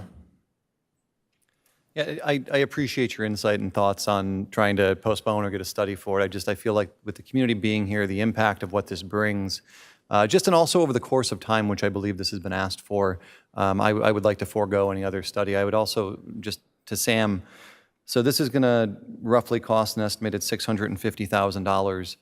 How much was a street light 5 years ago? Probably about maybe 400,000, What about 10 years ago? maybe 200, 250. So in 10 years, it's gone up $400,000. Probably, yes. So do you know roughly, and you may not have the answer to this, but how many requests have been made over those 10 years to put a stoplight in at this intersection? There have been quite a few. There's quite a few, more than like 100? No, I wouldn't say 100. Not more than 100? Would you No, say more less than than 100 for more sure. than 50 in 10 years? Do you think you're getting 5 a year on this? No, less than that too. Okay. Maybe 20 to 30. Okay, so that's still, you still have people Mm-hmm. requesting it for over a decade. So my thing is, like, I get it from a cost expenditure standpoint that we would want to try and save money and make sure that we're not mitigating any costs or actually incurring any costs that may be unnecessary. But from a standpoint of, we've been having people in this community ask for a decade, probably longer to be reasonable. Not just from a cost standpoint, because for me, it's not just about that. It is genuinely about the safety. But I think foregoing this any further, when we have so many people from the community that have lived there and have been staples there for so long asking for it, it's really hard for me to sit here and say, yes, let's make them wait a little bit longer. So respectfully, I would say that I would not change my motion, and I'd like to see this approved this evening. Councilmember Green. Thank you so much, Mr. Mayor. And thank you so much, Mr. Councilmember O'Donnell, for knocking on doors and getting the community activated. I do want to say sometimes those engineer studies don't reflect the boots on the ground, as you know. And that's why we're all elected, is to make sure that when stuff like this pops up, we ring the alarm and say, hey, what can we do to make this intersection safer? I definitely like the idea of doing a traffic control over here. I love stoplights and crosswalks. I think that stoplights and crosswalks are the safest way to cross high traffic streets and arterial intersections, much better than roundabouts personally. So I really appreciate having a stoplight and crosswalk right here. My one concern, like Dan said, is the $650,000. And I just wanted to ask either Sam or the city manager, what does this do to other projects? And is there any adverse effect as the council that we're going to have to look at? Because I love the idea of this. When I was in high school, just a few years ago, our wrestling team and football team, and I think cross-country team too, run down Melrose Drive all the way down to Junmai Sushi, and then we make a U-turn and run back. I'd probably pass out trying to run that these days, but in your studies, you specifically said pedestrian volumes. There are so many kids running up and down Melrose Drive every single day. I know they're not crossing over that huge street, but anything we can do to make that safer. So I support lowering the speed limit over there. I think most people would be stoked to drive 45 in a high traffic situation anyways. If you could have an average of 45, it'd be cool over there instead of 80 and 20. So I'm definitely into that. But from a budgetary standpoint, that's what I want to make sure we're not messing anything else up. It's not going to put off any protected bike lanes or speed humps or street lights or anything else like that from a CIP standpoint. No, it won't hold up any existing projects, but we do not have funding identified. So if the direction from council tonight is to install the signal, we'll find the funding and come back to you, or we'll discuss it at the year-end fund balance discussion. Okay, and just so I'm clear on like a time frame, what we're doing here as councils, we're saying, hey, we've heard the community, we've heard from Councilmember O'Donnell, we want to move forward with this. We're not necessarily saying, yeah, spend $650,000 right now. We're saying, bring us back the plan, show us and the community the design for the stoplight, right? And then we approve it, or are we saying, take our $650 right now? No, we're going to have to find the 650, so we'll come back to you when we find it so that you can allocate it to this project, and then we will go out for RFP, reward it to a contractor, and they'll build the project. Yeah, and make no mistake, I'm fine spending the money. I just like to see the shiny thing I'm buying before I buy it. So I'd hope that we have a good, and I think the community would probably love to see what the intersection looks like. Maybe a nicely designed crosswalk to draw more attention to the crosswalk would be great. So anyway, thank you so much. I support this item, and I appreciate all your work as well, Sam. Thank you. Sam, what's the number one intersection on our list there that we've got? It's North Melrose Drive and Ascot Drive. North Melrose Drive and what's the intersection? Speak right into the microphone. Sorry, North Melrose Drive and Ascot Drive, Ascot Drive. just north of Copper, or maybe south of Copper. And what are the traffic accident history at that intersection? Don't know if I have that with me. For a memory, are there accidents that have occurred there? There are accidents, yes. Have there been injuries or fatalities there? I can't say for sure. Okay. And what's the next one on the list? South Santa Fe Avenue and Santa Fe Place / Santa Anita Place. What's the next one? West Bovier Drive and West Nap. So I won't make you read all of them. I do think that we should have had that list ready. Listen, what you're asking the council to do is to promote this intersection ahead of every other intersection in priority. You're asking to put it number one on this list of intersections which have been identified based on the proximity of, based on the traffic volume, the accident history, proximity to schools, and yes, observed pedestrian crossing. And I do get the idea that pedestrian crossings might increase if it was safer there. I totally understand that. But Mr. Hassanen, does the pedestrian volume take into account those who are traveling without crossing the road in general? It does not, but the state warrant threshold is very high. It's not anything that we would see at a signalized intersection. Even the signalized intersection on Melrose Drive currently would not see that volume. Yeah, and I would ask the residents here, please don't misunderstand. It's not that I don't support this traffic signal. It's that this is a pattern of decision-making on behalf of this council to say, somebody wants something, so let's do it now, without, like you would run your own home, ask if this is the most pressing priority for $650,000. The reality is, with 18 signal intersections identified, we need to spend $12 million to build the signals out at those intersections. There are actual accident history at those intersections. And no, we don't want an accident to occur at this intersection, but we already have accidents occurring at the others. If you were sitting here speaking on my side of the dais, I know that a sense of responsibility would lead you to ask, since you're spending your neighbor's money, which intersection, if we were to build a stoplight, would potentially have the greatest impact on traffic safety. As a council, we've adopted Vision Zero, a goal to reduce traffic collisions and fatalities to zero. I know that if you were sitting in my shoes, you would want to know on behalf of all your neighbors and that you were doing the thing most likely to affect the greatest quantity of safety. It's only logical that we would triage our resources. So I'm very concerned because this is not the first time that this council's done this. We want something, we want it now. We don't want to hear the facts. We don't want staff to come back with any more information that might dissuade us. Somebody might talk us out of it. We don't want to consider all the information. I'm just extremely disappointed that this council would conduct itself in that manner. We have data that are clear and convincing that place 18 intersections in a place of great need, demonstrated by volume, accident history, but because, and I know, because I represented this area, I know it needs it. I know it would be great to have it there, but my charge is to do the thing that's in the interest of all the citizens of Vista, and we do have to mind the dollars, and we do have to triage and prioritize dollars. We have to spend them where they would make the greatest impact on safety first. If we're committed to public safety, if we're committed to Vision Zero, then if we have $650,000 that we're going to free up, then we would consider whether this is the intersection that does the greatest public good, safety good.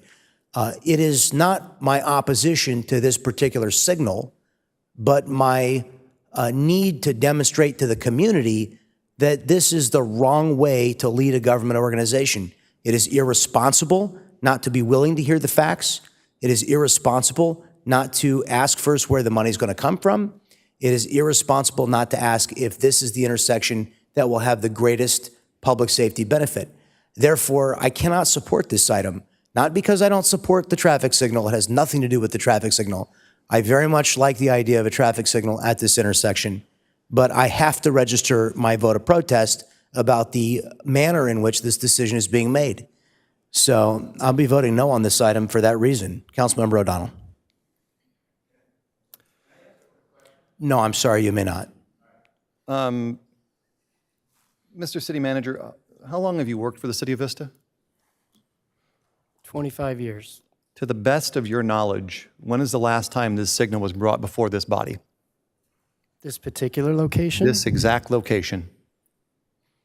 As a standalone item, I don't believe it ever has. So in 25 years, it's never been brought forth? No, only as part of the larger signal priority discussion. Now, I know, because I've heard from our traffic engineer, that we have had at least 20 to 30 people request a signal at this location in the last 10 years. So I would ask, I understand that it may be a disappointing thing of pattern decision-making, but why has this not come forward before when there are all these people advocating and asking and speaking for it? So I'm actually a little disheartened to hear that, because it's not a pattern of decision-making, it's a pattern of me actually going out into the community and advocating for the people I represent. And it's not about trying to spend neighbors' monies, because if there's 220 homes there and they've been there for over 2 decades, I would argue that this is also their money.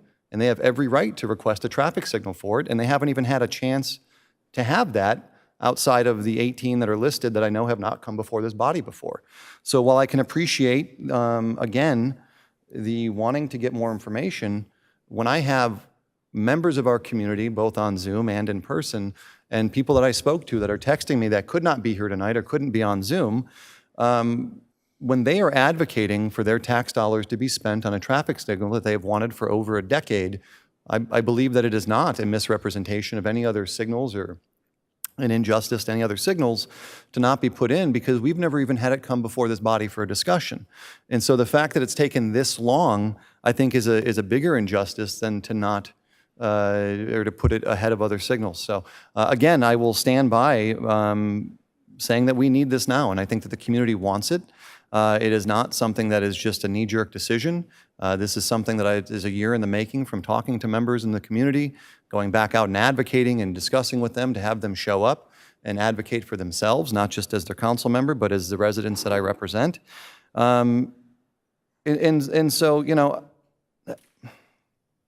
it is a little offensive to hear the language that has come out, but regardless, I'm going to move forward with this. I think it is the right decision to make. I think it is a good use of our tax dollars. I think it's a good use of public funds to secure the safety for our residents, provide a crosswalk, mitigate traffic, prevent any future accidents, and just create a better space for people to drive in. And I'll leave it at that, but that's all. Councilmember, I appreciate that you're doing your job to represent your constituents. My point is that this council is unwilling to consider the number one highest warranted unsignalized intersection as an alternative to this. In other words, we're unwilling to ask the question, if we only had the money to build just one signal, where would it make Vistans safest? We are unwilling to ask and answer that question. And that's a basic question that I think we owe to the people of Vista, and I'm not singling you out. I had constituents when I represented District 4 that asked about this particular intersection. I had this exact conversation. I made the decision at that time that because there were other intersections that were significantly higher and met the warrants, that I would not bring it before the council, because if we have the money to advance our signal intersection improvements, we should build signals first where they will do the greatest good to reduce accidents. This is not directed at you, Councilmember O'Donnell. It's directed at the entire council. I cannot believe that we brought the vision 0, and here we are sitting making a decision without identifying where the money's coming from. And what kind of government just willy-nilly spends money without identifying where it's coming from?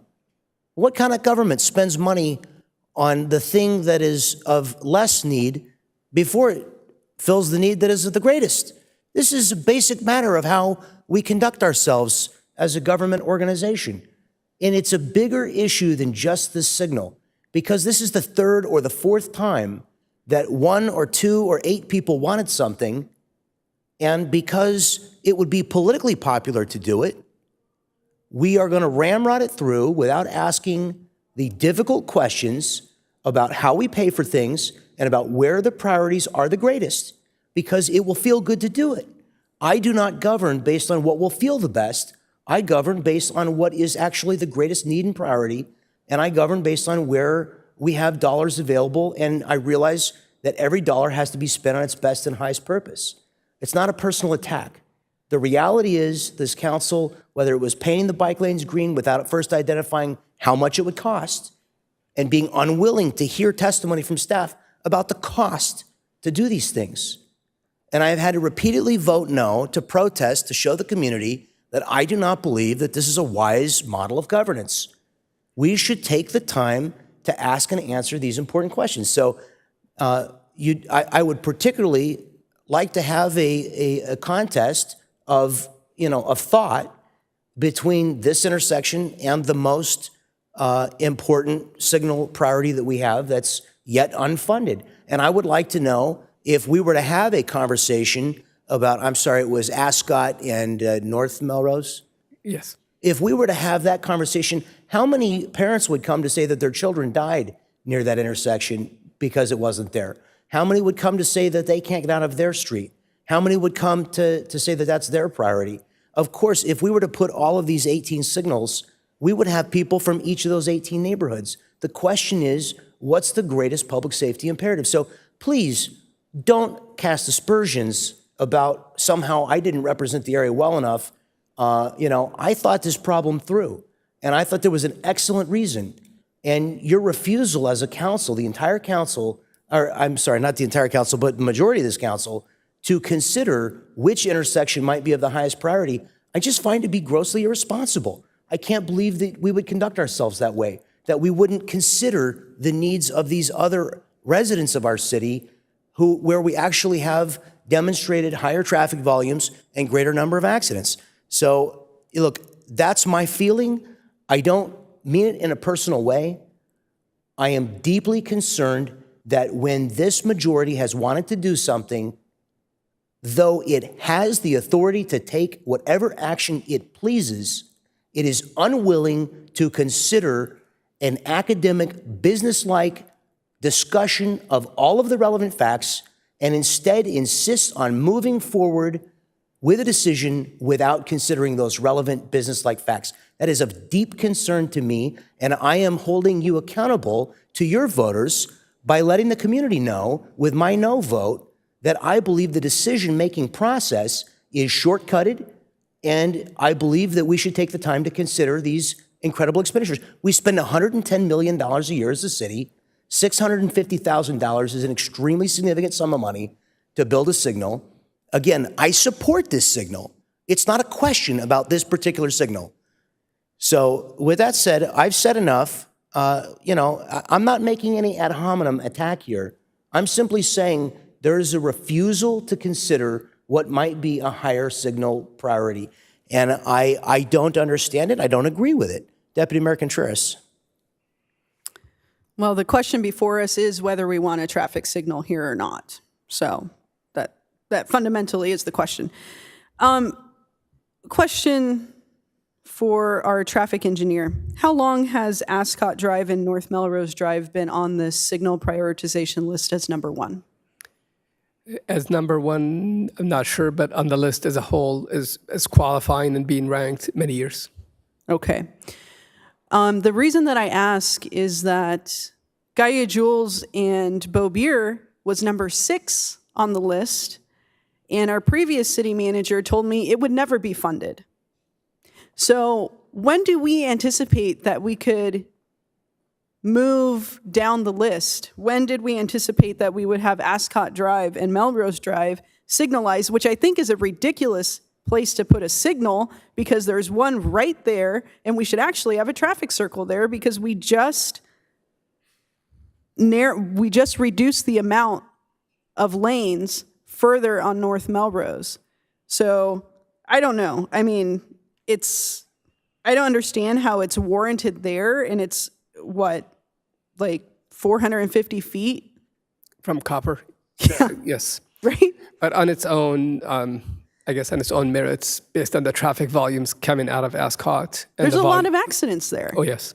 Yeah. And why is that? Because a previous council restriped Melrose, and there was a ton of people trying to get in front of one another where the lane ends, and then there's parking, and the bike lane goes like this.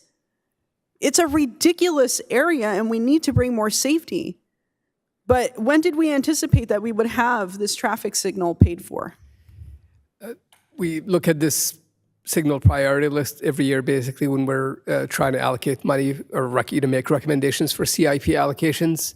And this year, for example, to take that, just based on all the other priorities citywide, we didn't feel like that we wanted to make any recommendations from the traffic signal priority list, just for all the other active transportation, complete streets projects that kind of appear to be a higher priority. Ah, interesting. So even though if something is not represented on the signal prioritization list, it could actually be a higher priority. If it's a different type. I mean, there's different types of improvements, Right. like sidewalks, for example, roundabouts, bicycle lanes, things like that. So there's many different types of infrastructure needs that we have, obviously. So It's kind of like a red herring argument, I mean, so I understand, Mayor, where you're coming from, where like, I represent the whole city and I need to make a decision for the whole city. But even when you represented this area, I didn't hear any advocacy about this. So I don't know. I'm getting really tired of hearing like just this whining about this new majority on the council that's actually getting stuff done. I'm really just getting tired of hearing that. I mean, with the green bike lanes, that was a ridiculous thing to get upset about. In that item, I remember it was 7 roads that we were going to be rehabilitating, and I simply said, hey, if it has a bike lane, let's look at painting it green at the same time. This is about prioritizing public safety. And this list of 18, the council doesn't make that list. We are responsible to the residents here in Vista that are giving us prioritizations of what they want to see as far as safety elements in their community. So, I just don't understand why the need to say that this council's being irresponsible. I think it was irresponsible to not vote for speed humps. I think it was irresponsible to not vote for food trucks. I mean, there's just like this different way of thinking, and the new majority on this council has a different way of looking at public safety and prioritizing what we hear in our community that are desperate needs. And I want to ask about Ascot again. Since we have redone North Melrose, will this at any point come forward for us to look at redesigning this section? Because we started at Olive to North on North Melrose. But this section here needs to get redone too. So is that going to be part of our safety action plan? Is there potentially a different way, to figure out how we can bring safety to Ascot? It could be potentially coming back as part of the overall, citywide safety action plan. There's not any specific concepts on it yet. Obviously, we're just starting the plan, but we would like to look at all these, obviously, as part of the safety action plan, and maybe potentially other solutions. One just option that I've kind of thought about, for some of these intersections is doing a raised median, so forcing right-ins and right-outs, so that the traffic would have to be forced to make a right-in, right-out, so that there's no left turns. Potentially, this could be a good solution for a lot of the intersections that are on the arterials. And that costs about how much? Like Very little. I mean, compared to traffic signals, not much. Wow, so we could actually have a rethinking of how we are committing to public safety and spend less money and bring into the fold a lot of these areas that have been prioritized due to if they're warranted or not. And in all fairness, that would apply to South Melrose Dawson if it wasn't the direction Right. tonight to do a traffic signal. You know, people might hate me for this. I do like roundabouts. You know, I've already heard that that's not something that you all want on South Melrose. But you did mention, was it number 3? Was that West Snap? Yes, And West Snap and what? in West Bovier. But so we are doing a roundabout. Roundabouts, but so that would be one that would be eliminated off the list if we, you know, obviously if we get the grant funding and we proceed with that project, which is obviously the direction is to do that. So, but that was on the list before that last council action that approved that concept. So I'm just hearing a lot of confirmation about that this list maybe isn't something that we should be 100% beholden to, because there's a way to construct infrastructure in our community that, one, could cost less money and provide the same amount, if not more, safety. And two, because if we reimagine the way that we do traffic calming here in Vista, we could potentially even get grant money for some of these. So I don't know. I'm not really swayed by the argument that we need to go one by one on these 18 priorities. I just don't agree. And for those of you who don't like the way I govern, I'm sorry. We can have a conversation about it.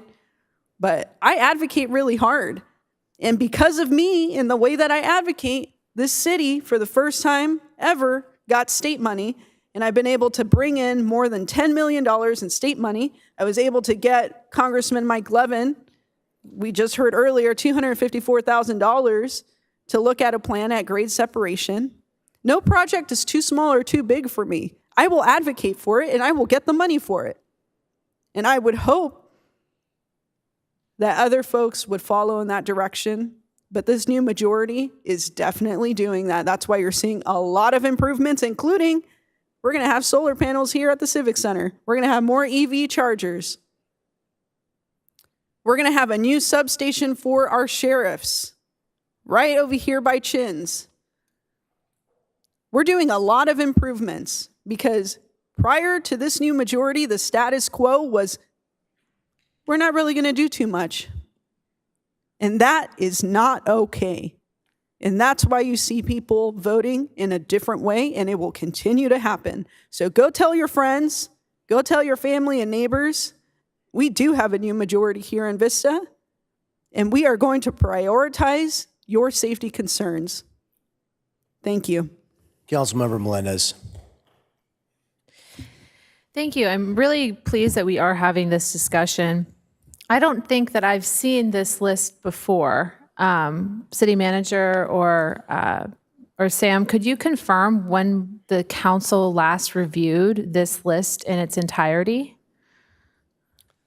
So I think it was about 2018, maybe the last time that we reviewed it. Okay. We used to bring it to council for discussion on an annual basis, but with some of the direction changes related to active transportation, we've just been reviewing it on an annual basis for our CIP budget at the time that we bring that forward to council. Okay, so it is very difficult for me to be beholden to a prioritization list that I have never had a chance to review. I've never had a chance to be explained to the criteria of how we get to, and I'll say that North Melrose and Ascot Drive, those are my neighborhoods. Do we need intersection management over there? Oh yeah. Do we need traffic calming over there? Oh yeah. But I'm sure, along with other intersections on this list, those intersections and neighborhoods could be reimagined to include some sort of traffic mitigation and traffic calming and intersection management that may not even be a traffic signal. from what I'm understanding, and from some of the work that we've been doing. During a recent council meeting, we had a discussion about traffic signals versus roundabouts. There's statistical evidence that shows that roundabouts are safer. And there's also more great grant funding, state funding, and regional funding for roundabouts. We're not going to be getting grant funding for signaled intersections. So I think this whole list can be reimagined. I was not elected per this list. I have not been privileged to see this list. It has not been before a public meeting for me to review. And I would love to go through each of these items, but I think it's really important to recognize that when it comes to signaled intersections and the fact that there's so little funding available, not only for our city, that the number one intersection doesn't have funding, do we anticipate how and when it would have funding? Based on the current priorities, it's really difficult to tell. Just like the city manager mentioned, based on the active transportation needs and the complete streets and neighborhood traffic calming. So unless the council came together and we allocated certain funding to it, taking away from protected bike lanes, taking away from CIP projects like sidewalks, we could fund some of these intersections, the top ones, but we would have to say, I would rather have a signaled intersection than a crosswalk. So that would be a choice that we would have to make as well. One of the things that I think is maybe what our mayor is meaning to touch on is that there is a concern that some neighborhoods are more engaged than others. And, I'll joke about this with Councilmember O'Donnell, but I do a lot of engagement in my neighborhoods, and I don't always get a ton of people coming to the meetings, even if I knock on all the doors and I drop off dozens of flyers. And that is because some neighborhoods have higher affluence, higher socio and economic means to participate in civic life. And some neighborhoods have a little bit more strain on their resources of their time and their money. They're more working class neighborhoods that can't afford the time. And I'm not saying that the folks that were here tonight are, special and privileged and that they don't deserve to have safe streets and managed intersections. But what I am saying is that it's really important to have representation that is going to fight for your community and for your neighborhoods. Because now that I've seen this list, Sam, I would like to get together with you and with the city manager to talk about our number one intersection and also to engage the community on that area specifically. We could have a community workshop or a town hall to address it and imagine what is going to be the solution for some of the conflict in that area. With all of that considered, because there is no funding for traffic signals from the city side, staff's not recommending any funding. We're not getting any grants.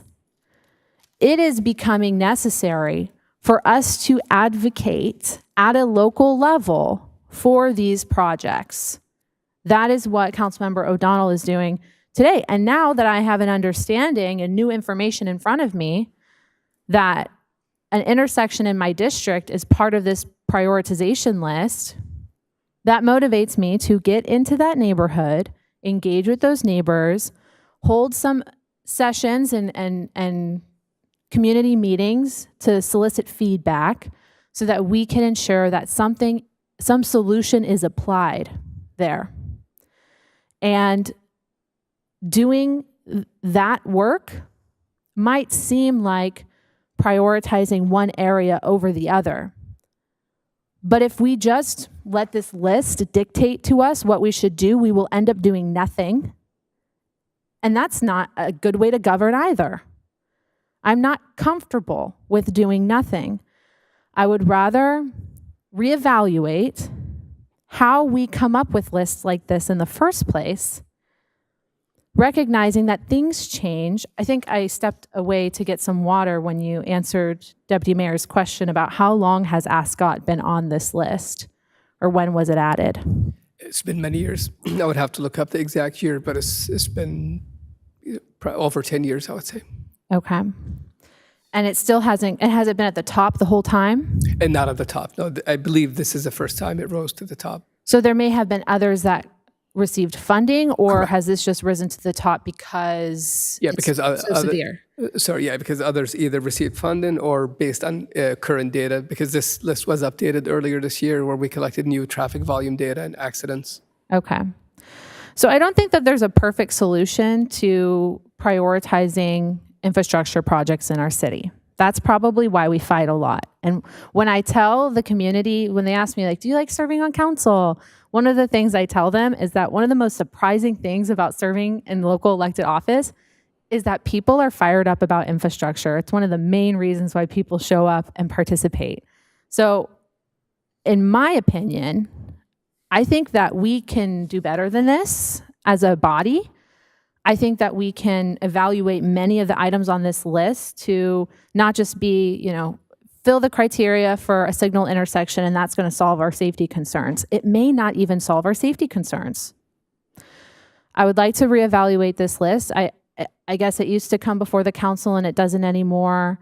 I would like to add it to a future agenda item just so that we can look at the list and maybe parse through it and identify, okay, this is where the intersections are being recommended, the signaled intersections are being recommended, but can we maybe switch some of these over and maybe develop concepts for a roundabout that could get grant funding instead so that we can actually get some of these paid for, because right now, none of them are being paid for, except for Dawson and Melrose, right? And even then, thank you, Councilmember Green, for asking an important question of the timeline of when we get to see the funding come back. Because Councilmember O'Donnell, I hope you are, cognizant of this.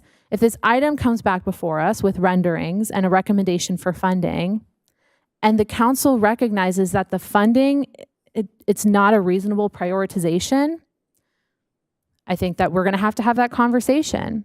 I feel confident that with good dialogue and a lot of participation from our city staff, from finance and from engineering and all of our departments, we will be able to fund the projects that our community needs.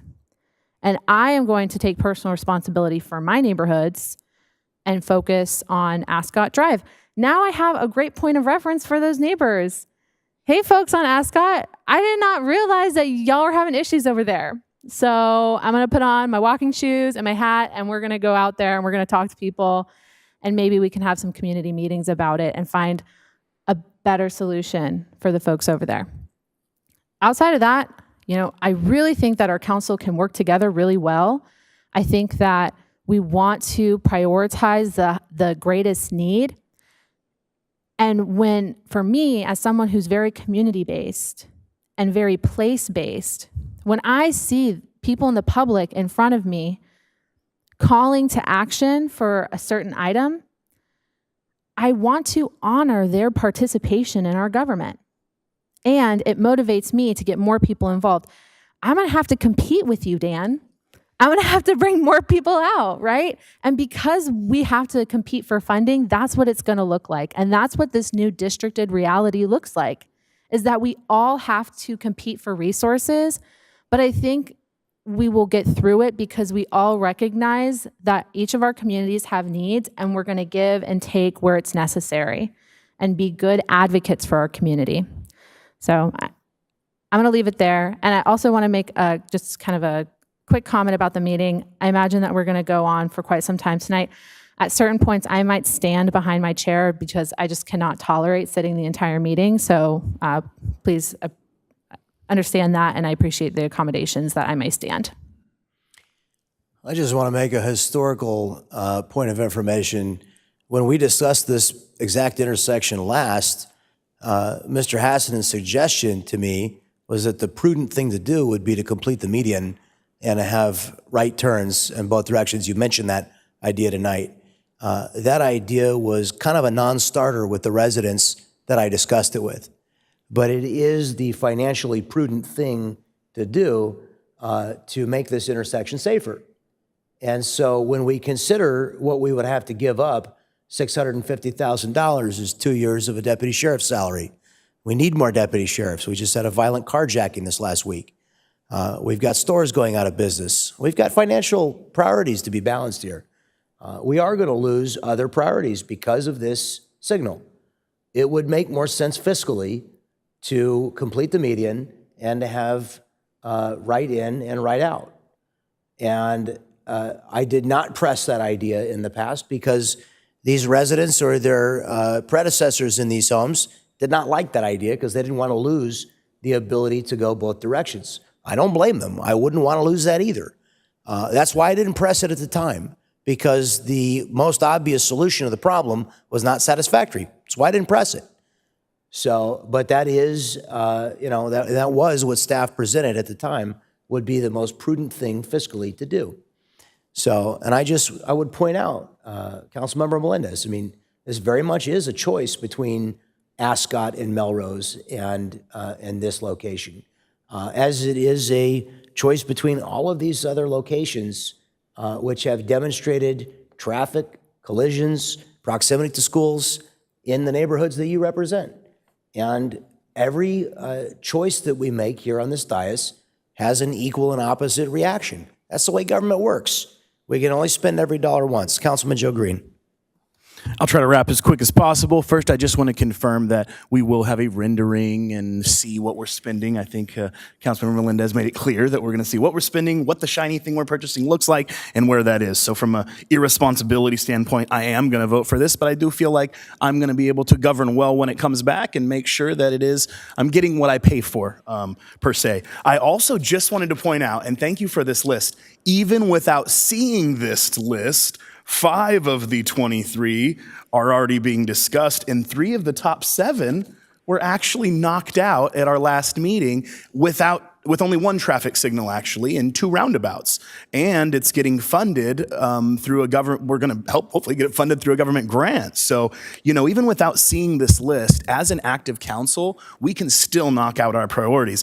And I also 1000% disagree with the stoplight at Ascot Drive. You guys can talk about it later, but as it being a priority here, I think a pork chop for a right-hand turn only would definitely fix that there, because turning left, jumping in that middle left-hand turn lane, I've had buddies who lived in those apartments there, and there's really high traffic. So anyway, I just want to say, from a governance standpoint, I understand the way it's governed. And even before the new majority, I was your third vote. Remember, before Dan came along here, okay? So we got a climate action plan. We got a lot of stuff, okay? So I govern for Vista, for what's best for Vista. I don't claim to be a Democrat. I am a registered Republican. But when it comes to politics, infrastructure, business development, and public safety have no partisanship. And this is an infrastructure issue. And in my opinion, I like the way that it was done. So thank you, Dan. I'm glad we're going to get to see it again. And I am going to go ahead and call for the vote. Let's roll. We have a motion and a second. Please cast your votes.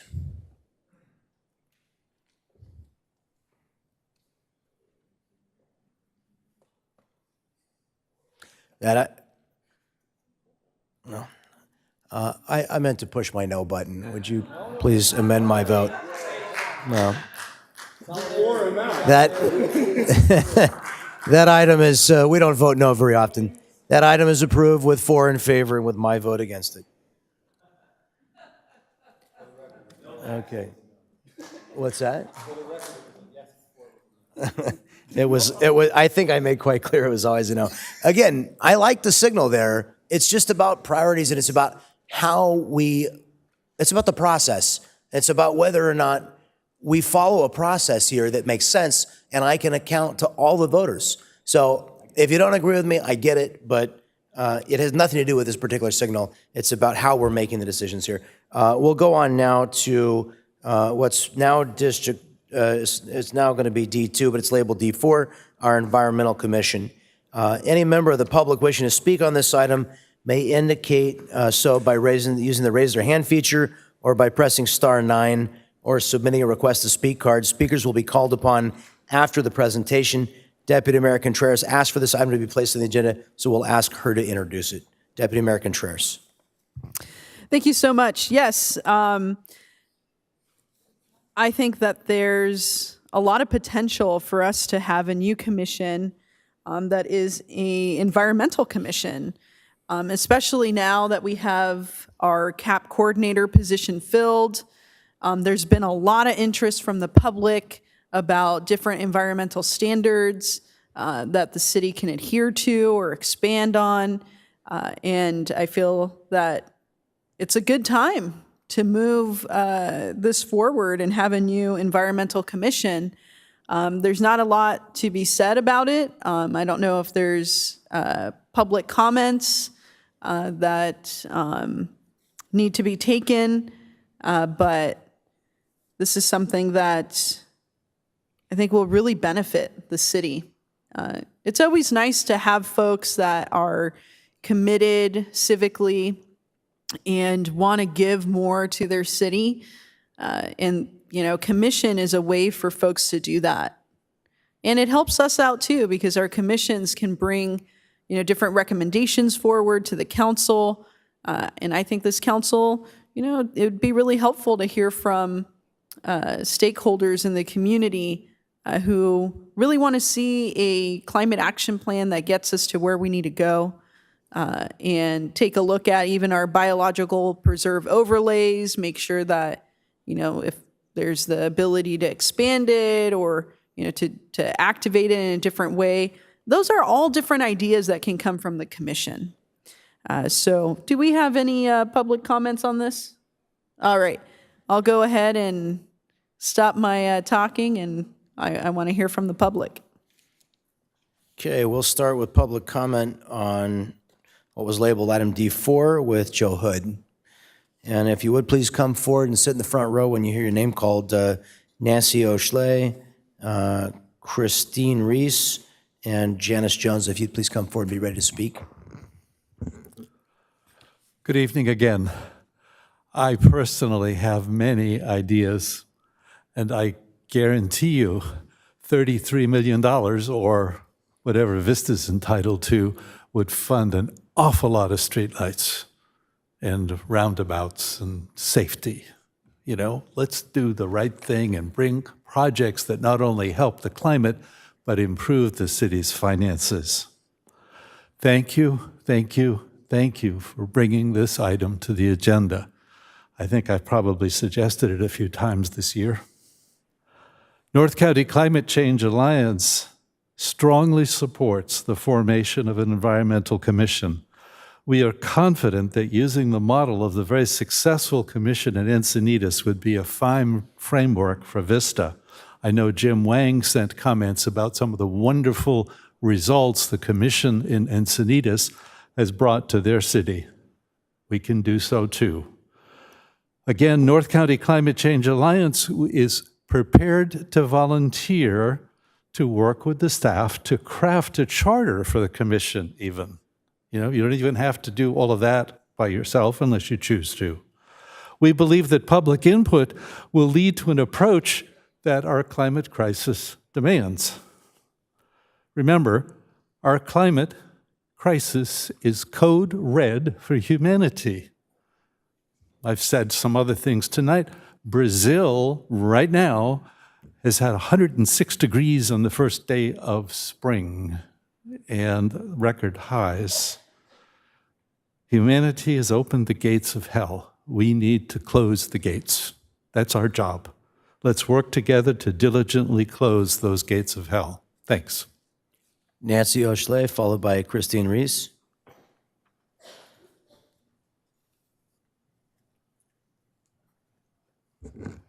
Thank you for giving me the opportunity to speak tonight, and thank you, Deputy Mayor Contreras, for putting this on the agenda. As a member of VCAP, I'm really happy to see that we're talking about this, because I think having that sort of commitment as a city could be really helpful for our residents, and also just for even how the city runs things. I'm really excited that EDCO has the whole waste thing, where on green waste you can also include your food waste and whatnot, but I noticed that the city doesn't necessarily make those sort of adjustments when they have events here. And we could do better on putting out recyclable containers. The city owns the library property, And there's a lot of people that go in and out of that library. In fact, they got a recognition a few years ago for having the most checkouts of any library in the county. And all they have are 2 regular trash cans out front. No recycle bin. I mean, sure, we can rely on unfortunately, our in-the-house people who maybe can pick through the trash and get those recyclables out, but we shouldn't. I mean, obviously, it would be nice to have a separate container. So those are things that, having a commission, members of the public can say, hey, we need to do this, and point out where we can do better, because there's a lot of low-hanging fruit out there.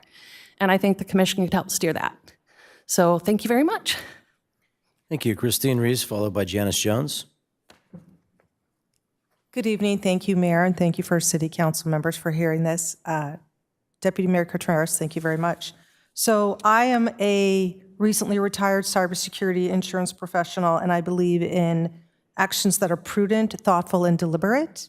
And I'm purposefully bringing to this group my time and energy to support this commission because, in my opinion, it's critical. I reviewed the data from the 2022 Census Bureau, and 89% of our community is under the age of 65. 89% of our community is under the age of 65. So think about the quality of their life in 10, 20, 30, and 40 years. I'm thinking both in terms of what we can accomplish now, I'm 61, and also what we can accomplish for the future generations. It's absolutely vital. It's something we can't kick the can on. If we continue to kick the can, we will be in a situation where we're looking for dramatically different lifestyles than what we are able to enjoy today in the city of Vista.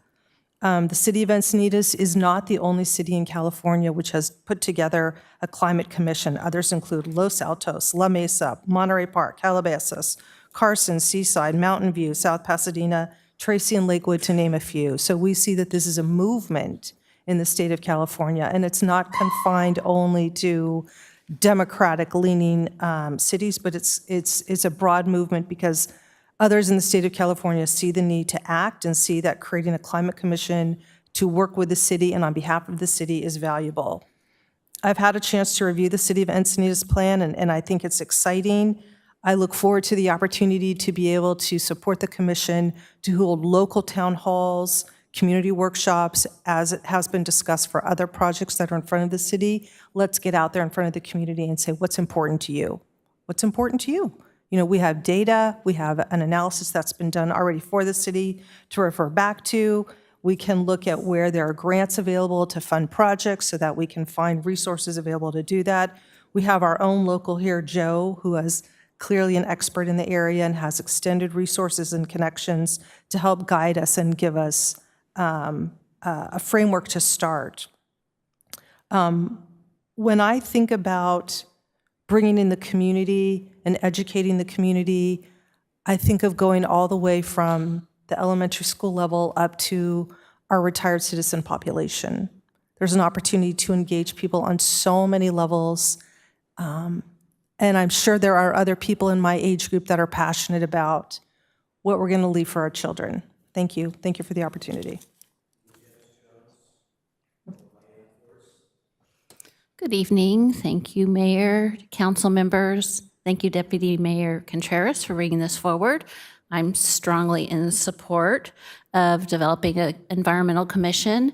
And I actually have a friend who's on the Encinitas Environmental Commission, and I spoke to him yesterday about what he saw were the benefits of establishing one. I know Jim Wong has also been providing information about that commission, but he emphasized the fact that the commission can provide support in ways that will alleviate some of the things that staff has to deal with, that the council has to deal with, by serving in an advisory capacity, ensuring that environmental justice is considered in all the actions that are taken, supporting staff with the climate action plan, with implementation and updates, assisting with identifying additional measures that can be taken, and providing community outreach and education to raise awareness about the environmental issues and to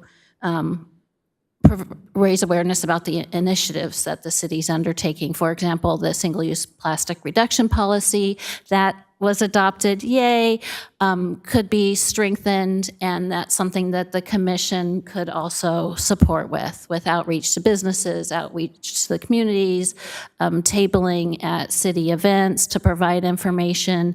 There's a wealth of things that the commission could do to support the council and the staff. So with that, I do think that the Encinitas Commission has a really great model that could be adapted to serve the needs of the city and of its residents. Thank you. Thank you, Ann Force. And then we'll be going to Zoom with Vanessa Forsyth. Hi, Ann Force, resident of Vista, and I strongly support the formation of the Environmental Commission. I was really excited to read the outline of the Encinitas one, and native plants, yay, tree canopy goal, yay, fleet idling policy, yay. So thank you very much. Thank you. And now we'll go to Zoom. We'll start with Vanessa Forsyth, followed by Jim, followed by Yusuf Miller, followed by John Bodorf. Vanessa. Good evening, City Council, Mayor, and Deputy Mayor. I am strongly in support of Vista adopting a environment commission. I think it's really important for the city of Vista, having worked with Encinitas' Environmental Commission. I think that it is a good model. As been presented, it's not a political decision, it's a sustainable decision, as we are now in the era of a climate crisis. And I come from the aspect of health and how it is impacting so much more vulnerable populations. And we need to address it at the climate crisis at the local, state, federal, global levels. So again, ask for your support to actually approve and go ahead and impanel Environmental Commission that can support the work of staff and help educate the community regarding this crisis. Thank you for your time. Thank you, Jim, followed by Yusuf Miller.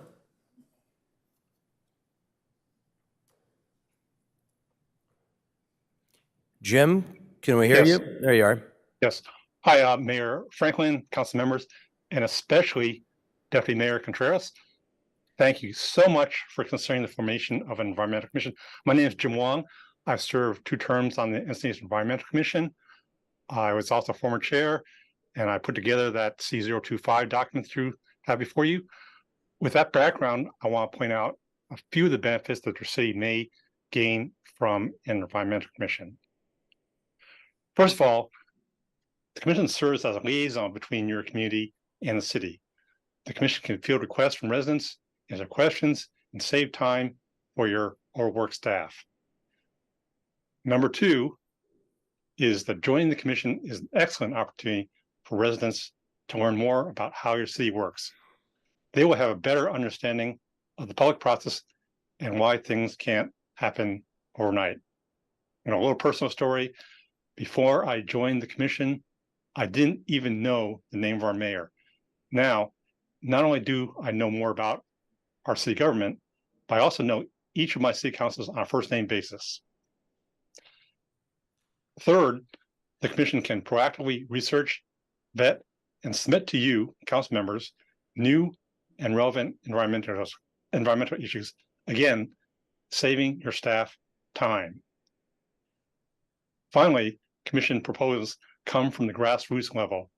Our council, especially our mayor, who's now your state senator, preferred it that way because less of government overreach and there's no concern about the council imposing unwanted rules.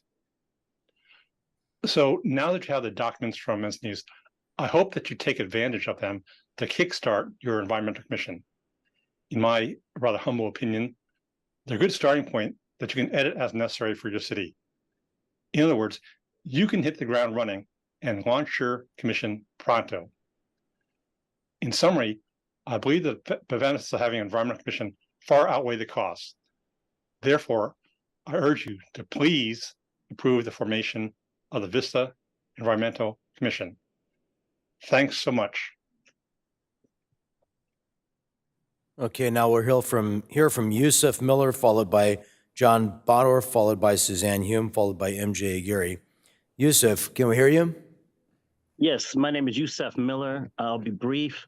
I'm with Clean Earth for Kids and the North County Equity and Justice Coalition, and I strongly approve this environmental commission. I want to thank the Deputy Mayor for bringing it forward. I want to thank all of you for considering it. And this commission will help educate us in a very speedy way, in a way that gives us guidance on what is the best route to take with environmental crises or environmental issues that pop up that we weren't aware of that was going on in Vista.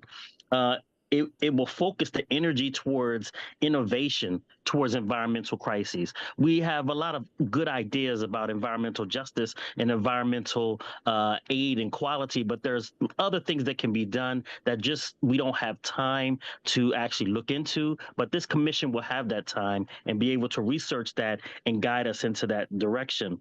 And this direction is very necessary for our youth, as we can see the skyrocketing temperatures all over the county, all over the nation, but all over the county to include Vista.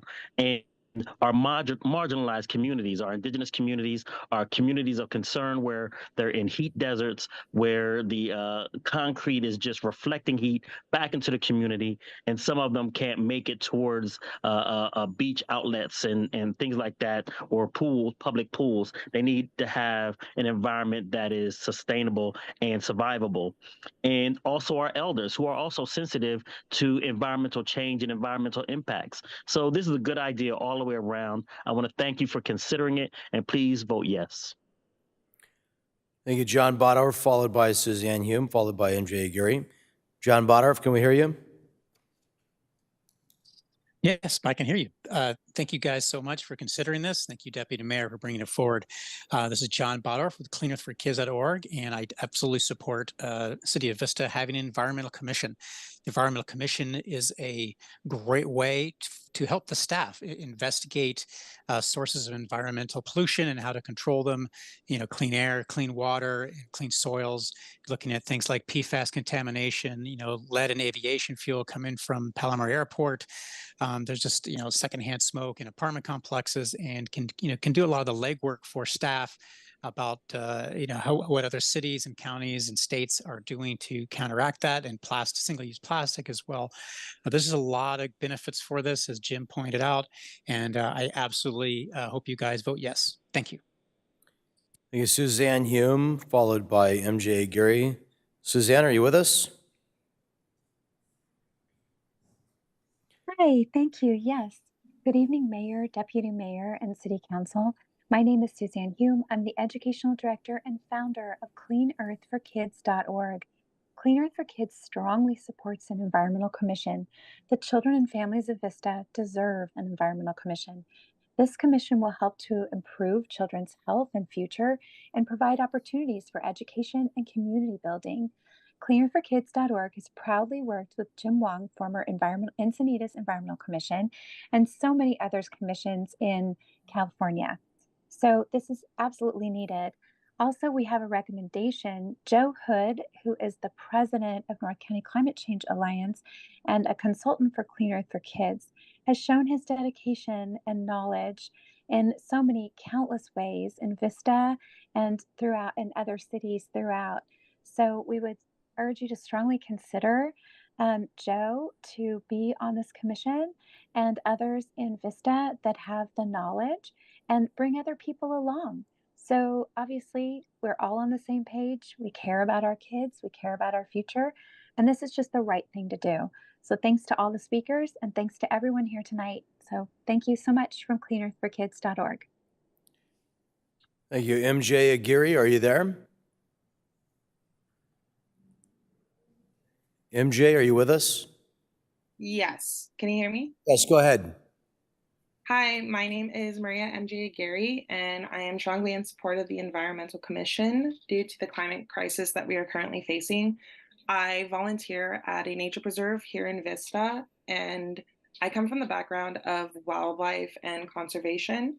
So seeing that our climate crisis is currently affecting the wildlife that we have here in Vista is really sad. I work with a lot of the elementary schools throughout Vista, and we run education programs to the nature preserve to inform and educate the kids on what they can do to help. There are small little efforts that they can help improve the climate crisis that we're currently facing through native plants or just creating homes for the wildlife.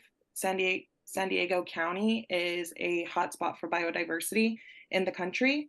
So I believe that the Environmental Commission could really, really help the biodiversity that we have here and preserve it for visitors and for the residents that we have. Thank you.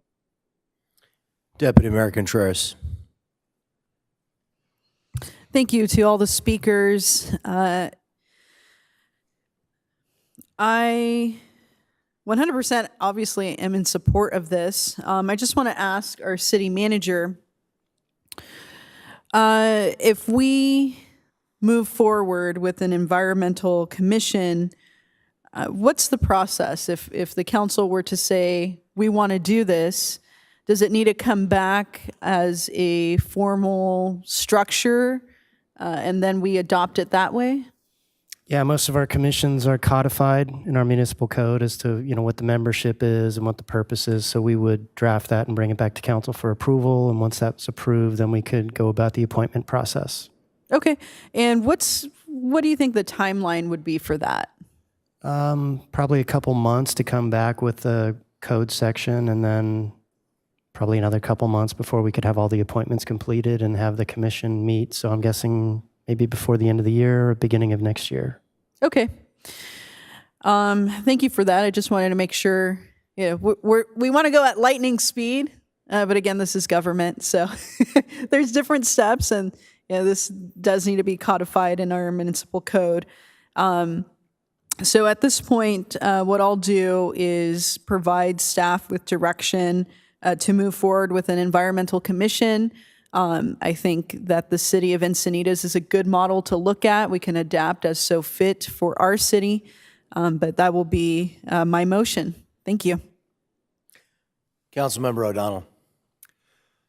Thank you to all the speakers. I've had the pleasure of personally working with Nancy and Joe and all of you at some point, but those two in particular. So I really appreciate all the hard work that you're putting into not just making Vista a cleaner and safer place, but just everywhere. So I just wanted to appreciate all of what you're doing and second this so that we can move it forward.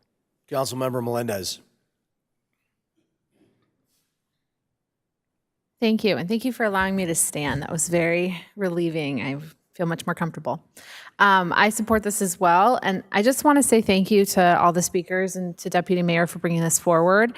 And I also want to give a specific shout out to Vista Climate Action Planners and Nancy Oshley. Nancy serves as our community advisor for Clean Energy Alliance. I remember Councilmember Green and I interviewed candidates for the Community Advisory Committee on Clean Energy Alliance.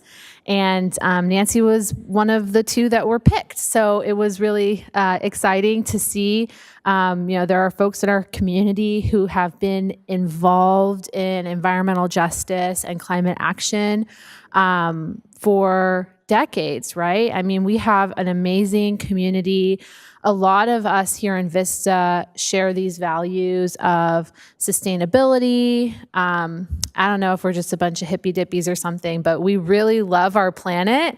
And it's so appropriate for us to have an environmental commission so that we can not only take care of our one planet that we have, but also take care of each other. One of the things that really excites me about environmental concerns and addressing those is that it does impact public health significantly. So we have an obligation to protect public health, and we want to have a sustainable future. So this is a great opportunity to bring more people into that dialogue. And I'm excited to put y'all to work, right? Whoever those commissioners are going to be. It's definitely a burden and an obligation, but it is very rewarding to serve your community. Thank you. Councilmember Green. Thank you so much, Mr. Mayor. I just want to personally thank Nancy Oshley and also Janice Selby Jones.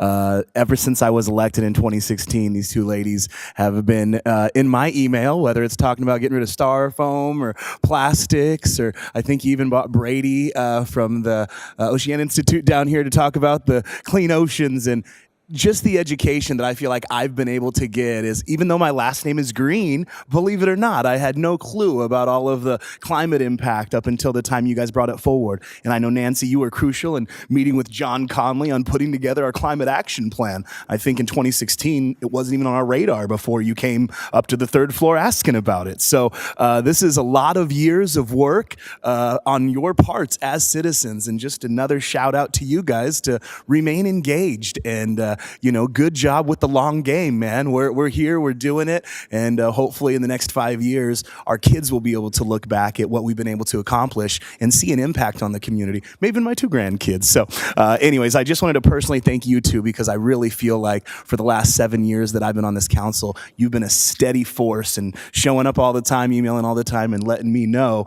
when things need to change. So thank you both so much, and thank you everybody who spoke. Joe, also, you've definitely educated us a lot as well. So appreciate all the community, and I'm looking forward to seeing all the work that this commission can do. Thank you.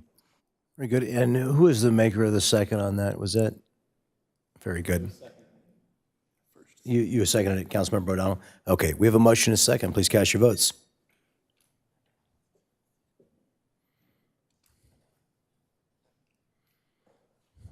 That item passes unanimously, and that will bring us to our third discussion item, originally labeled discussion item 1. Our third item is the Interfaith Community Services Agreement for shelter beds. If there are any member of the public that wishes to speak on this item, they may indicate by using the raise their hand feature on Zoom or pressing *9 or submitting a request to speak card. Speakers will be called upon after the presentation. Assistant City Manager Imelda Huerta will introduce the item. Yes, thank you, Mayor. Good evening, Mayor, members of the City Council. I'm the Assistant City Manager, Imelda Huerta. With me today is Jonathan Lung, our Homeless Services Program Manager. Tonight we'll be discussing the Interfaith Community Services Agreement for shelter beds, and I'll hand it over to Jonathan to provide the presentation. Thank you, and good evening, Mayor, City Council members. This first item discusses the current agreement with Interfaith Community Services for the provision of shelter beds within the Alliance for Regional Solutions North County Shelter Network, which expires after this evening, and recommends a new contract for continued funding for emergency shelter beds in support of the strategic plan to address homelessness in Vista. On August 11th, 2020, the city entered into an agreement with Interfaith Community Solutions for the provision of up to 10 prioritized beds within the Alliance for Regional Solutions Bridge to Housing Shelter Network for $200,000 annually. As previously mentioned, this agreement is expiring for its third year after this evening, September 26th, 2023. At the preceding council meeting on September 12th, 2023, an emergency meeting was called to order to discuss the status of emergency shelter beds within the Alliance Network, upon a report to City Council that shelter referrals made during outreach efforts were resulting in fewer successful intakes. Within the Alliance Shelter Network are Operation Hope North County here in Vista, which has 45 beds across 12 rooms for single women and families, and the Interfaith Rotational Winter Shelters, which have varying bed capacities among rotating faith-based facilities. Both Operation Hope and rotational shelters have high barriers for entry, meaning that sobriety and other conditions are required for entry. Also within the Alliance Shelter Network are Haven House in Escondido, which has 49 beds available for both men and women, and La Posada de Guadalupe in Carlsbad, which has 50 beds for single men. Both Haven House and La Posada are low barrier shelters with minimal conditions for entry. Because Haven House and La Posada are low barrier, these shelters are utilized almost exclusively when referring clients engaged by Vista Homeless Outreach Teams, or Vista HOT, during street outreach. During the first year of the agreement for shelter beds in the Alliance Shelter Network, 36 Vista residents were sheltered for 1,804 bed nights, with 12 of those residents exiting into permanent housing solutions. This averaged $110 per bed night. During the second year, 56 residents were sheltered for 2,589 bed nights, with 16 of those residents exiting to permanent housing. That average bed night cost during the second year was $77. During the third and current year of the agreement, 34 Vista residents have been sheltered for a total of 1,174 bed nights, with 4 successful exits to permanent housing through June 2023. So far, this has averaged $127 per bed night. During the September 12, 2023 emergency meeting, this council discussed the shelter capacity issues experienced in the low barrier shelters of the Alliance Shelter Network that Vista Hut rely on for bed placements during street outreach. Lack of shelter bed availability and inconsistent notifications of shelter bed availability have limited the city's ability to enforce its local legal camping ordinances in accordance with Martin v. Boise court ruling, which requires that shelter beds be available when enforcing such ordinances. Upon council's feedback from the emergency meeting, staff is recommending tonight that the agreement for shelter beds within the Alliance Network continue with the 3 existing performance measures of a minimum of 50 unduplicated Vista residents experiencing homelessness receiving shelter, 90% of which will have access to case-managed social services focused on stable long-term housing, and 30% of sheltered Vista residents exiting to long-term stable housing. Monthly utilization reports will be submitted to the city that describe all intakes, both successful and unsuccessful, referred by Vista Hot, as well as all intakes, again, both successful and unsuccessful, from all other sources, including self-referrals. These reports must identify for each sheltered Vista resident which shelter they were placed in, basic demographics information, dates of service, and exit destination. Monthly invoicing for shelter bed utilization will be paid per diem according to the costs per shelter bed night calculated by each individual shelter. Reimbursement per shelter bed night at Operation Hope will be $58.60, La Posada at $84.63, Haven House at $108, and the rotational shelters are still to be determined. There will also be a one-time $15,000 cost to pay for HMIS, licensure, and support indirect administrative costs of the Alliance. Other requirements of the recommended contract include the designation of a single point of contact to communicate daily shelter bed availability, which has already been established via a shared Google Doc that is updated each day by the shelters in the Alliance Network, a single point of contact to communicate updates of shelter status that affect intake, and attendance to the Vista Homelessness Working Group and other events as requested by the city. This concludes staff's presentation of the recommended agreement for continued funding of the interfaith community services for shelter beds within the Alliance Shelter Network. Representatives from the Alliance are also present tonight, and I'm available for any questions. Thank you. Thank you, Mr. Long. And we have Greg Anglia. I'm never sure if I'm correctly pronouncing your last name here with Interfaith Community Services on behalf of the Alliance. Please. Thank you, Honorable Mayor, Honorable Council members. Appreciate the opportunity to be here tonight. I apologize for not being here 2 weeks ago. I had a family health emergency, but I was happy that we had colleagues and representatives from all of the shelter networks present that evening. And I trust that each of you received a follow-up correspondence that I shared with you the following day on September 13th. Some of the data that was shared was data we hadn't reviewed before that evening. And as I shared in that email, I understand your concerns that you shared, and I would have had the same. Our data indicates a higher level of success with referrals that have been made to our shelters. I shared specifically in the follow-up that the most common referral, the most common outcome of referrals to the Haven House shelter, which my organization operates, was an intake acceptance. There were 15 intake acceptance. The most second common was individuals being referred and not showing up, 14. Of the 63 referrals that were made, only 6 had to be turned away because of not being able to get into a shelter bed. I didn't come here tonight to try to parse through that data, but I did want to call out that we see a different rate of success than was shared previously. And moreover, we are very excited about the step forward that's being proposed by staff. And I wanted to offer to you that this presents a unique opportunity for Vista to lead the way on a new funding model, a improved funding model built on 15 years of success that the Alliance for Regional Solutions has demonstrated, keeping homelessness relatively low in our communities compared to other parts of our county, in large part because of the investment of Vista and the operation of not one shelter, not two shelters, not a couple shelters or a couple programs, but a network of more than 75 nonprofits doing this work in partnership with the cities. And the proposed model to move to a per diem funding rate incentivizes providers to maximize those referrals. I think the performance outcomes are both reasonable and ambitious, which strikes me as somebody who runs an organization with a lot of different programs as a good place to be. I just wanted to thank you for your consideration. Appreciated the staff highlighting the other programs and other shelters that are involved, not just the 2 low barrier shelters, but also the family shelter that Operation Hope operates, the rotational shelter. And then I just want to highlight too that we will be opening an additional low barrier shelter, a family shelter, in the year ahead, actually in the next month at Interfaith Community Services. And then finally, that Interfaith's Haven House shelter has relocated to our Turk Recuperative Care Center. Several of you have visited when it was in construction. You receive a much higher level of care at that location. So we're really excited to help more Vista residents. We've had 3 intakes since the meeting 2 weeks ago. We have 3 more scheduled for this week.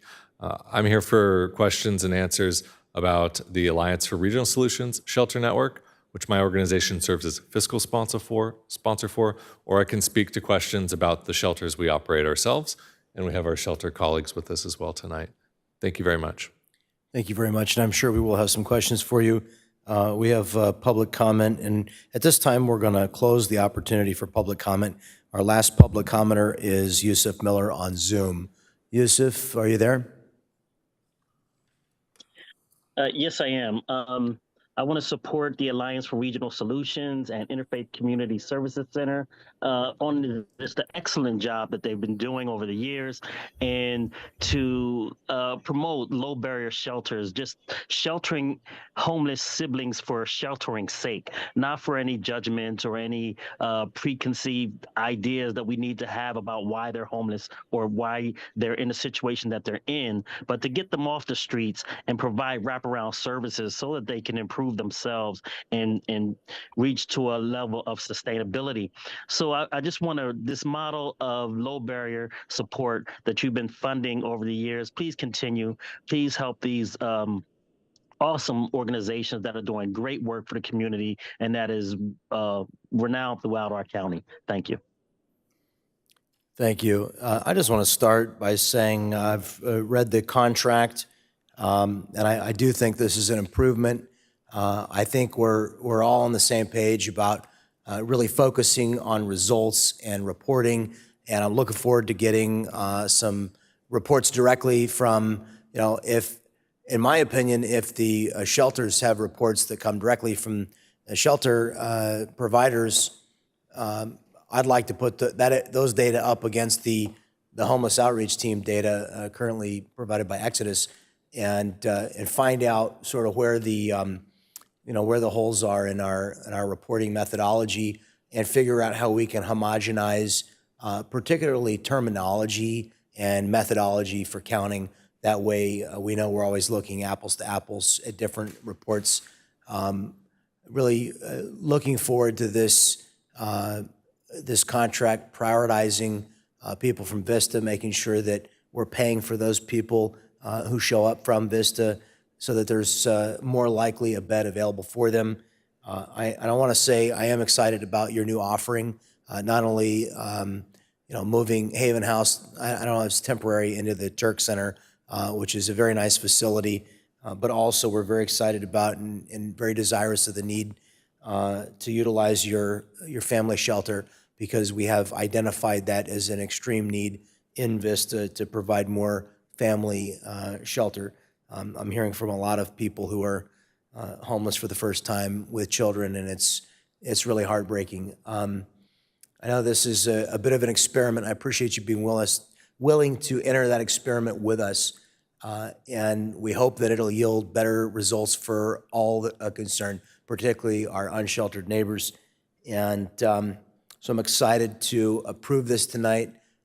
We do have shelter resources, and we're going to talk in our next item about those coming online.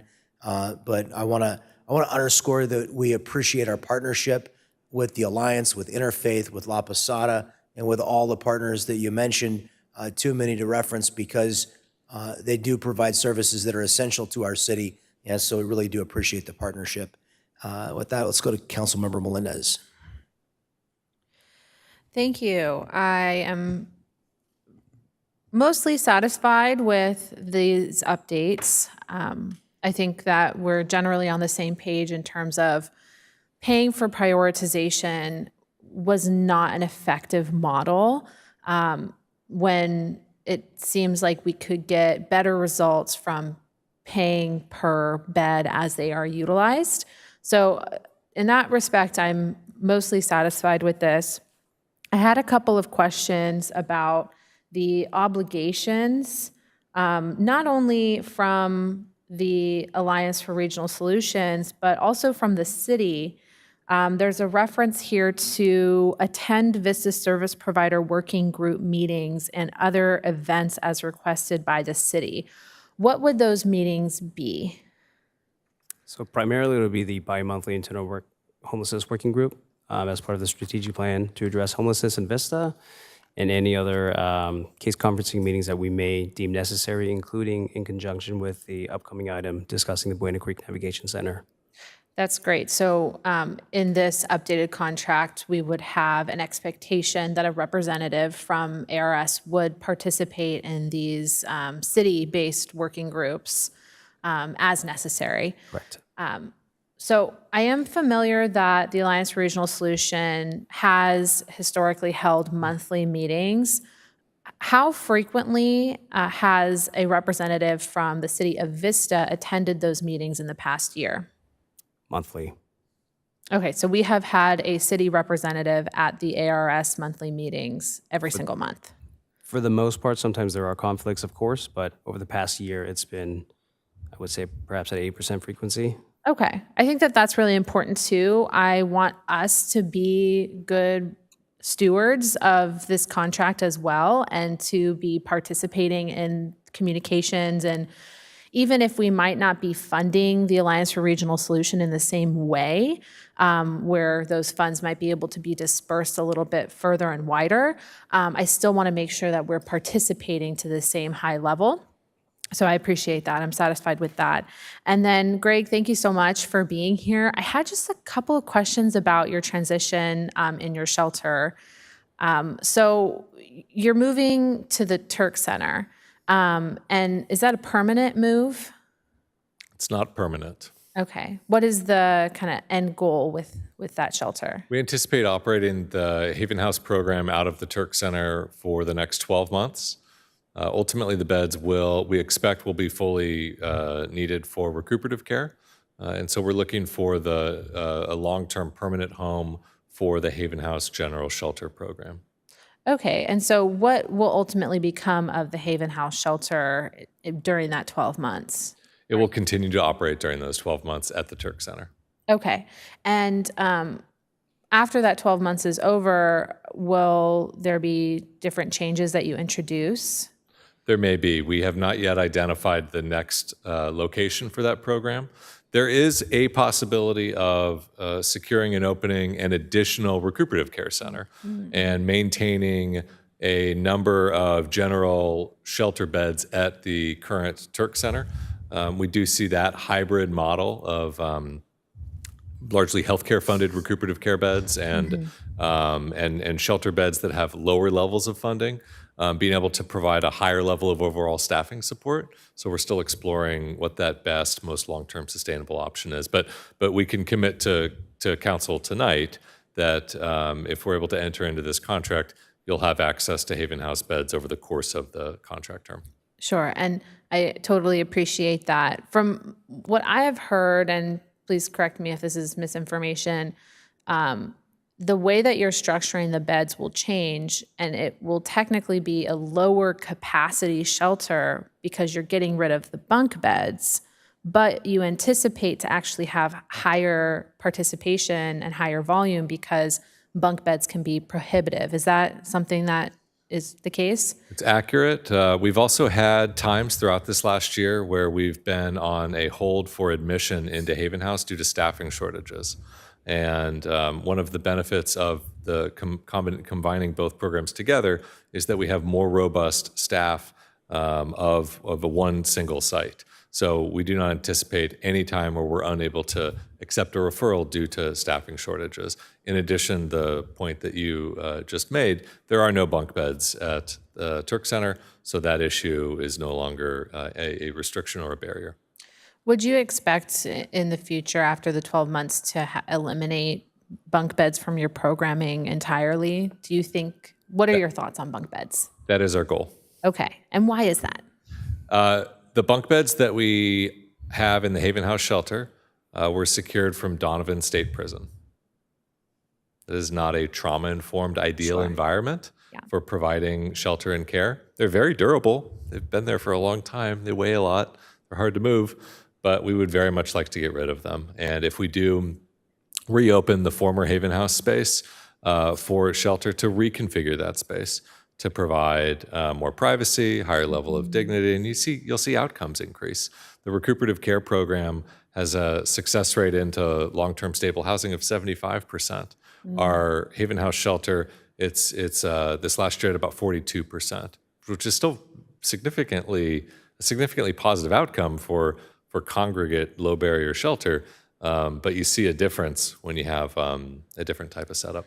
I really appreciate your updates on this, and even though we do have a next item discussion and that's relevant to the city of Vista developing a lower capacity non-congregate shelter, I think that it's great to know that there are organizations on a similar wavelength that are recognizing that we can have more successful outcomes and more permanent placements when we provide people with a space that is dignified, accessible, right? Bunk beds can be both alienating and difficult to climb into. So I think that has definitely inspired me in our discussions about shelter. But it also is good to know that there may be evidence to suggest that we will have better outcomes with a different type of shelter model. So I appreciate that. And then, and you're welcome to sit back down, but I definitely want to continue to include our shelter providers in this ongoing conversation that I think is really about challenges of priority between permanent and affordable housing for folks and emergency shelter response. I really believe that our response to homelessness needs to be intervention and resolution. And when we intervene, we might be able to offer shelter options for the short term, but ultimately, more and more, we recognize that permanent interventions, permanent resolutions, rather, for people's homelessness is permanent supportive housing and affordable homes for people. I'm getting messages from members of the community that they are being charged between $2,600 and $3,200 for a rental unit that is in incredibly poor condition, that is infested, that is poorly maintained, and it's just unacceptable. We have to have a higher standard for our community, and we have to be willing to invest in the solutions that will resolve homelessness permanently for individuals. And with this shift in our contract, we may even have a greater opportunity to do that. We've been using $200,000 from PLHA funds, which are funds from the state of California that can be used for permanent supportive housing and other programming, right? I know we use PLHA funds for a number of items. So I'd love to talk about this as a council, but could staff speak to that a bit, right? If we anticipate that there may be a savings for our PLHA funds in this new contract. What are some of our options of how we can use those remaining PLHA funds going forward? Yeah, so our annual allocation for PLHA is about $600,000 annually. To be able to acquire and develop permanent supportive housing is a pretty substantial cost. That $600,000 wouldn't quite get us started very quickly, but I would suggest that we could potentially divert those funds towards the navigation center that is coming up if there are additional costs that are identified through the proposals that we could supplement with the current funding source. And that's something that we can provide intervention immediately with. Okay.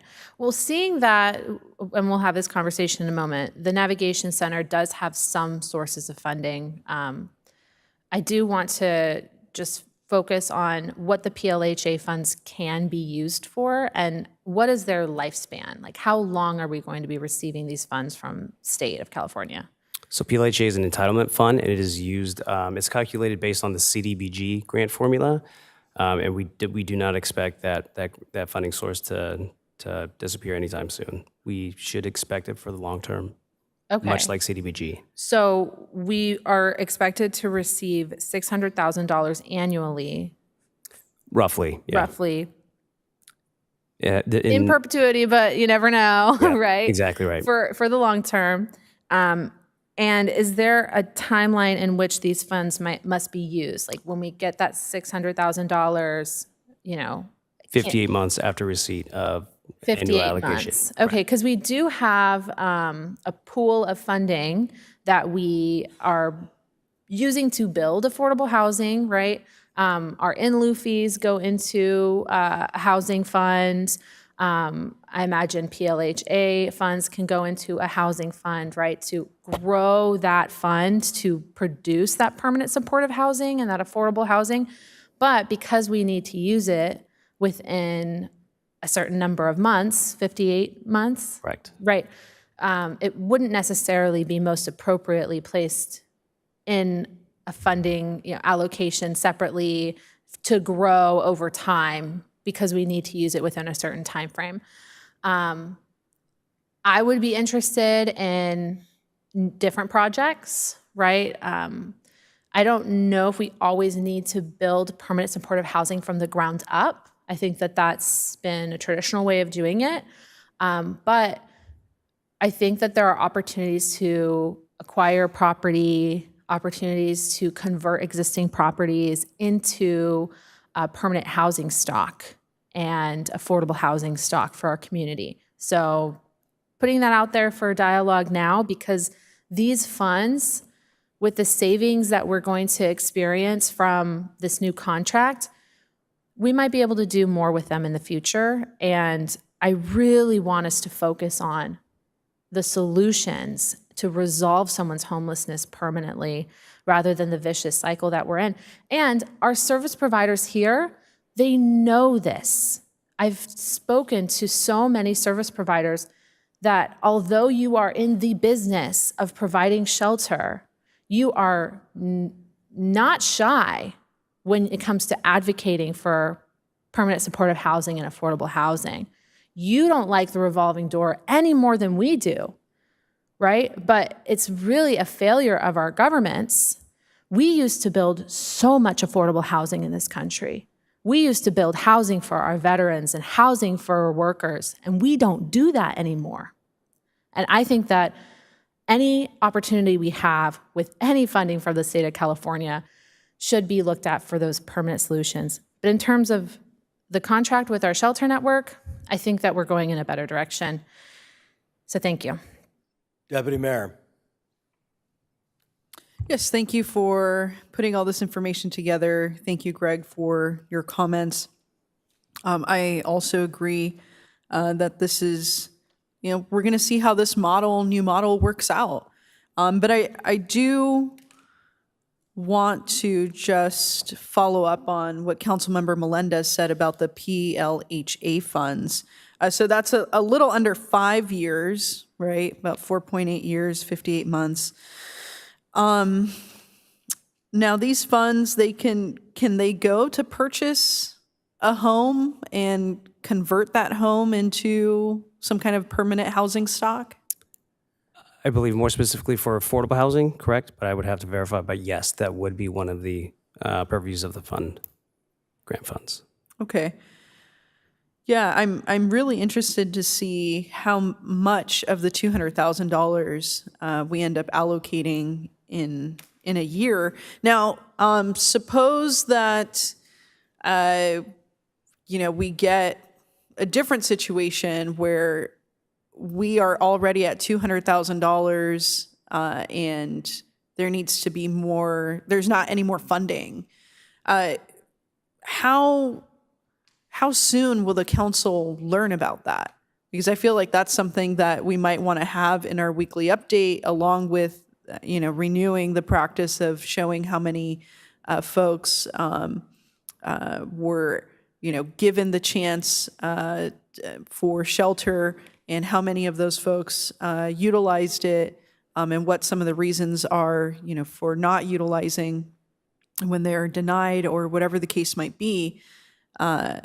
Is this something that we'll be getting information back and say, hey, you're at 60% of the funds used up and there's still several months left? What does that look like in practice? We have not considered that yet, and I'm open to council's direction. I might suggest perhaps funding thresholds at 25%, 50%, 75%, and 100% notification to council. We may even consider monthly reports, or even with as often as weekly reports if you'd like, but with the reporting requirements with the Alliance, we will be receiving those reports monthly. Okay. Yeah, I think it's really important for us, at least on a monthly basis, to see how much of the funds have been used up.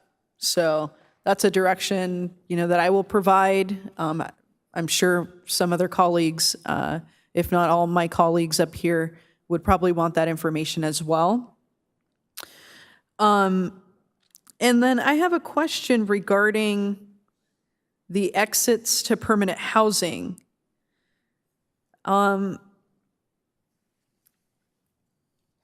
What contributes to the ability for someone to exit into permanent housing, and what are some of the barriers that we've seen? Because I would love to see these numbers be higher. Yeah, if I may, I think I might defer to members of the Alliance who may be able to speak with that with more expertise. Yeah, sure. The number one contributing factor has already been spoken to, and it's a lack of housing that individuals can afford. 50% of our shelter residents throughout the entire network, not just within Interfaith Community Services shelter, but the entire Alliance network, 50% have a monthly income this last year. The average monthly income is $1,000. Something. It's not enough to live off of, or to even be able to, unfortunately, rent a room for in most communities anymore. So the significant increase in the cost of rental housing, combined with an exceptionally tight rental market. So it's one thing to potentially have enough to pay for that room to rent. It's another thing to have to qualify when you're one of 15 applicants and the other 14 applicants aren't coming from a place of homelessness. Okay. That's quite a stacking of obstacles for an individual. And it's really interesting to hear. I appreciate you answering the question. It's very interesting to hear that 50% of the folks that are utilizing the shelter system have income, right? I think that's probably something that the public isn't aware of. But the main reason being is that there's not enough affordable housing, not here in Vista and not anywhere. So I think it's really important that we do pursue purchasing property that we could convert into affordable housing. I don't know if that's something that we, have to do alone as a city, or if that's something that we can, collaboratively investigate and initiate a process for purchasing homes. But I think it's something that we need to look at. So, I would think if we do see that we're spending less than $200,000 I think it would be appropriate for the council to see, what we can do with the remaining funds in addition to adding some funds to perhaps have some kind of a goal that we go after some property here in the city of Vista to ensure that we can really have higher success rates into permanent housing, because it seems like folks, they're ready for it. They're even able to contribute to it, but there's a lot of additional obstacles that they cannot overcome. And we really need to take a look at what we can do to ease the burden on folks that have had such a traumatic experience and kind of help them, right? With a matching fund. I mean, if they have $500 that they can contribute towards rent, where can we come in at the city level and say, hey, we can help out with X amount, right? I think one of the barriers that will still continue is if you have a property owner who doesn't want to rent to that individual, right? Depending on what the previous record is of eviction or anything like that. And that's something where the city could take a leadership role and ensure that we have housing stock. And I agree, the model has been to build from the ground up, which is important, but it doesn't always have to be that way. So I think we have an opportunity before us to really think about how we're going to make these exits to permanent housing much higher, because we already have a population of folks that's utilizing the shelter network, and they want to exit into permanent housing. But they have so many obstacles ahead of them that it makes it very difficult for them to get that stability that they deserve and that they want. So I would be totally in favor of looking at any unused funds to see what we can do to purchase property and have our own housing stock here in the city of Vista so we can help folks get into permanent housing and have relief from suffering and trauma. Councilmember O'Donnell. I don't have a whole lot to add. I just did have a few questions, though. Forgive me, because the email that you sent, I actually just received. It must either got stuck in my quarantine or did not get through to my email. But I did want to know, because there was a discrepancy in the data, or in the data that was provided. What caused that?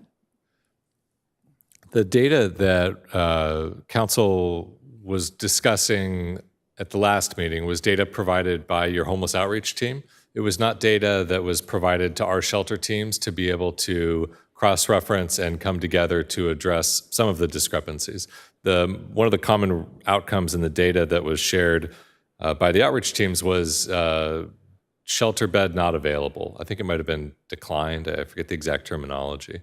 And that outcome, the frequency of that outcome just simply doesn't match our own data and frequency. So we had already been working and getting ahead of that issue at the city staff level, at the shelter provider level, and at the outreach provider level to identify a need for weekly or biweekly case conferencing, where we bring together and we work the list of referrals and make sure if somebody is referred over to our shelter, if they didn't show and they're a no-show, that we can work to, most importantly, engage them and get them into that shelter bed. But then if we're not able to, let's make sure the data is accurate. So I'm confident, and my colleagues can correct me if I'm incorrect, but I'm confident that we're not going to continue to have any discrepancy on data going forward. And one of the things that was mentioned, because when we had received the data that we had, one thing that was said was, well, it says that it was not available here, but they did end up going to a different shelter that may not be reflected.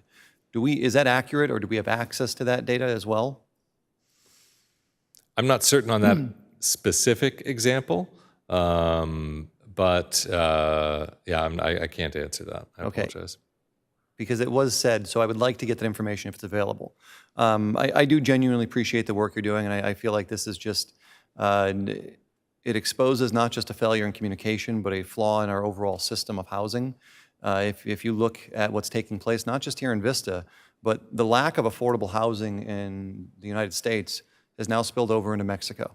So in Tijuana, in the last 6 years, I just saw a report today, rents are up 63%. because people are going over there because there's not enough affordable housing in the United States, and rent has gone up 30% in that same time. So all of this is showing me is the need for shelter and affordable housing. And while it's unfortunate that this was the outcome and the reason why we're here tonight having this discussion, I do support the new model that we're going to be using moving forward for beds. But I think it genuinely exposes a much larger issue within society, that people are struggling because rent is going up so much, housing is going up so much. There is not an available stock for people to live in.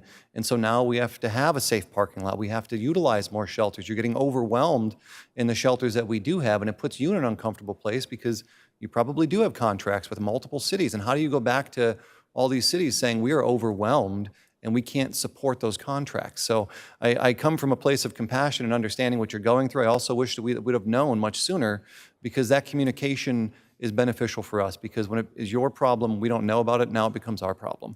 And now it becomes the problem of every resident on the street or every resident in a car that's looking for shelter and then is otherwise denied. So I don't have, I don't have a lot of comments outside of that. I do genuinely appreciate the work, though, and I look forward to this new model, and I hope that it's successful. Thank you. If I could add one in relation to the earlier question of if they weren't able to get into one shelter, did they go to another? We can look into that data if you'd like and answer any specific questions. I do want to say that in our experience, individuals seek shelter in the communities that they're unsheltered in. And so not having that availability from a low barrier shelter perspective within Vista is a significant barrier. So fully commend the council's consideration of that. I won't be able to stick around for that part of the conversation, but I just wanted to commend you all for that effort. And just to be clear, I want all the data you can give us as far as what beds are provided, when they're provided. I think that it is beneficial for us to make sure that we're making the correct decision in what we're trying to accomplish here, that the people that are getting the services that need it are actually receiving those services. So anything you can give us, I would be grateful to have. And I appreciate all that you've been doing. I know it's a monumental task that you are all built to deal with, and anything we can do in the city of Vista to support, to make sure that our residents are getting the help that they need, we are willing to do so. So we'll provide the data that's been committed to staff, and if there's any additional data requests, please just let us know. Perfect. The only other question I have, and I don't think you'll do this, I just want to know. So if we're providing beds on a per bed basis to individuals from Vista, is there any barrier in place to stop you from saying, hey, this person's from Vista, even if they're not? Yes, we're bound by reporting requirements. We're bound by our own ethics and guidelines, by our clinical staff are licensed by the California Behavioral Health Board of Services. We are audited externally by a third-party independent external auditor. Interfaith Community Services takes the reporting responsibility and legal requirement on behalf of all of our shelter providers, because you all are contracting with us as an incorporated entity. So we take the risk and provide the assurance that that is the case. For the record, I genuinely do not believe you would do that. I just wanted an answer to the question. So that's all I have for now.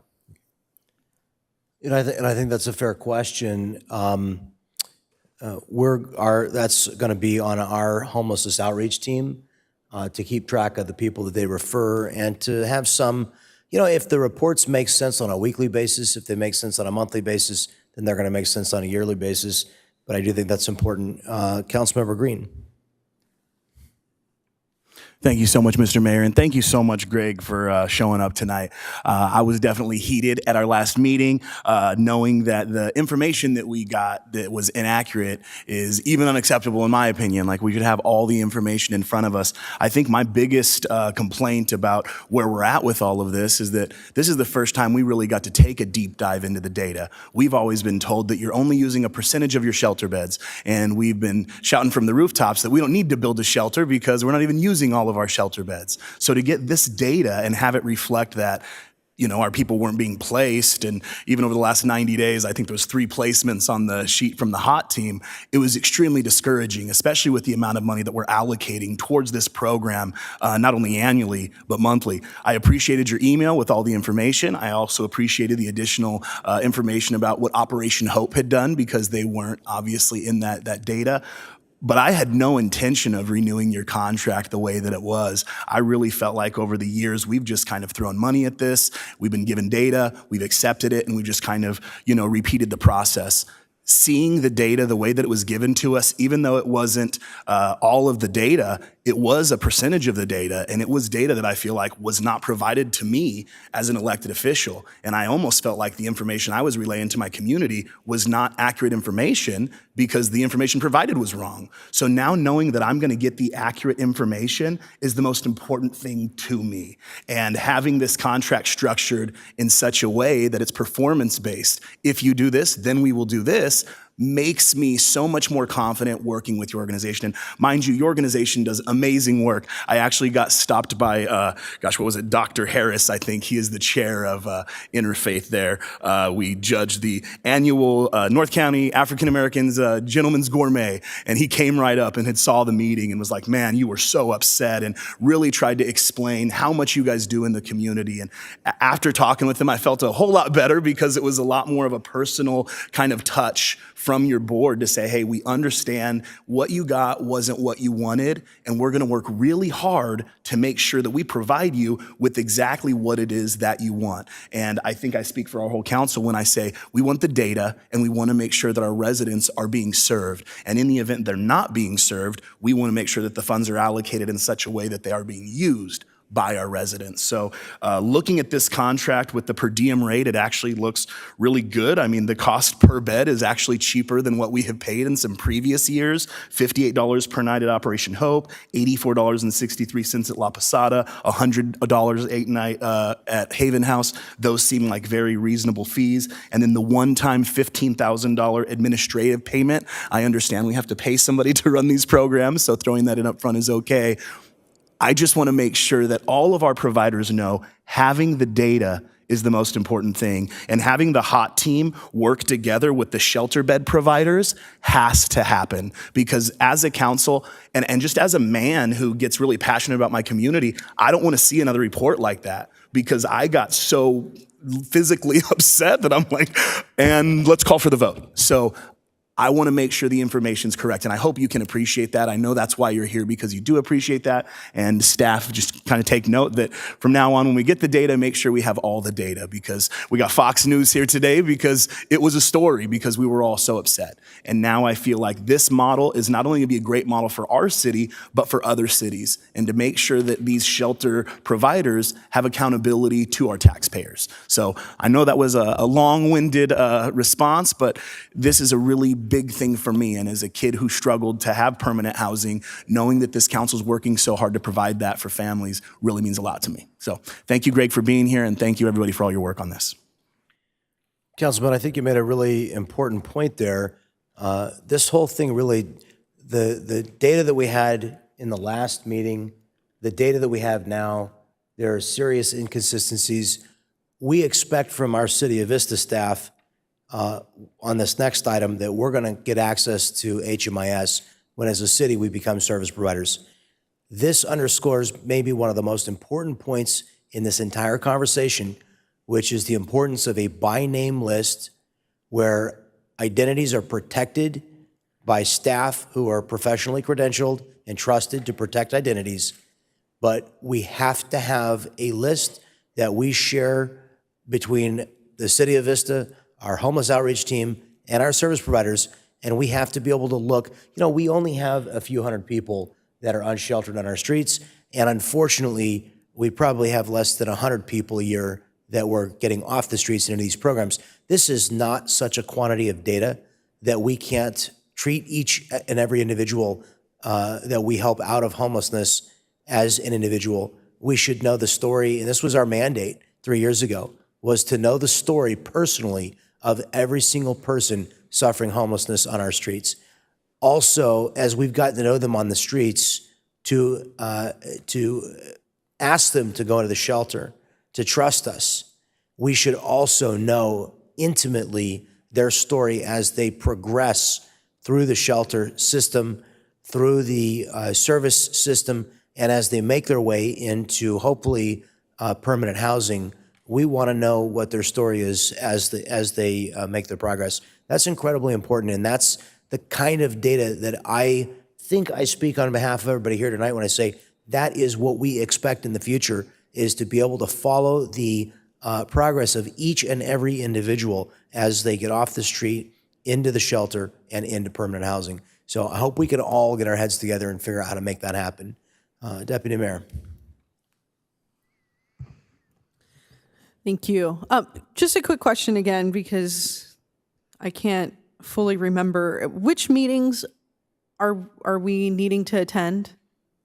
It's the bi-monthly internal homelessness working groups. Okay. But we have discussed as well potentially initiating a separate case conferencing meeting between the Alliance outreach workers and potentially the operator of the Navigation Center. I think that needs to happen. Yep. And so the internal, we're supposed to be getting minutes from that, right? Are we still receiving that? I can't remember the last time that I saw it. They're posted online, but we'd be happy to share a link. Yeah, I mean, just if they come, we have like a million things to do all the time. So if they could be part of our either weekly update or monthly update, and I would say that also it would be important to see a list of scheduled meetings on that monthly report that we're going to look at the funding percentage of the $200,000 that has been used up, scheduled meetings, and the ones that have been attended by the city, just so that we have an idea of, what's going on in the lay of the land as far as meetings go. And I think that'd be important.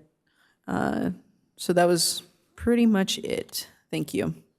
Oh, have we made a motion to accept this? We're probably needing a motion for this. All right, so I make a motion to accept this new model that staff has put forth, and also critical for us to receive all the information and data that has been requested, including a monthly report on percentage of funding that has been allocated, and including scheduled meetings and which ones have been attended by the city. Thank you. And to approve the agreement with Interfaith Community Services. Sure. Thank you. Councilmember Green. Thank you so much. I wanted to correct myself. Dr. Kadri Webb, I don't know where I got Harris, but Dr. Kadri Webb, give him a high five when you see him, okay? Because he turned my frown upside down, so that was good. With that, I'd also like to second the motion and call for a vote. Okay, we have a motion and a second. Please cast your votes.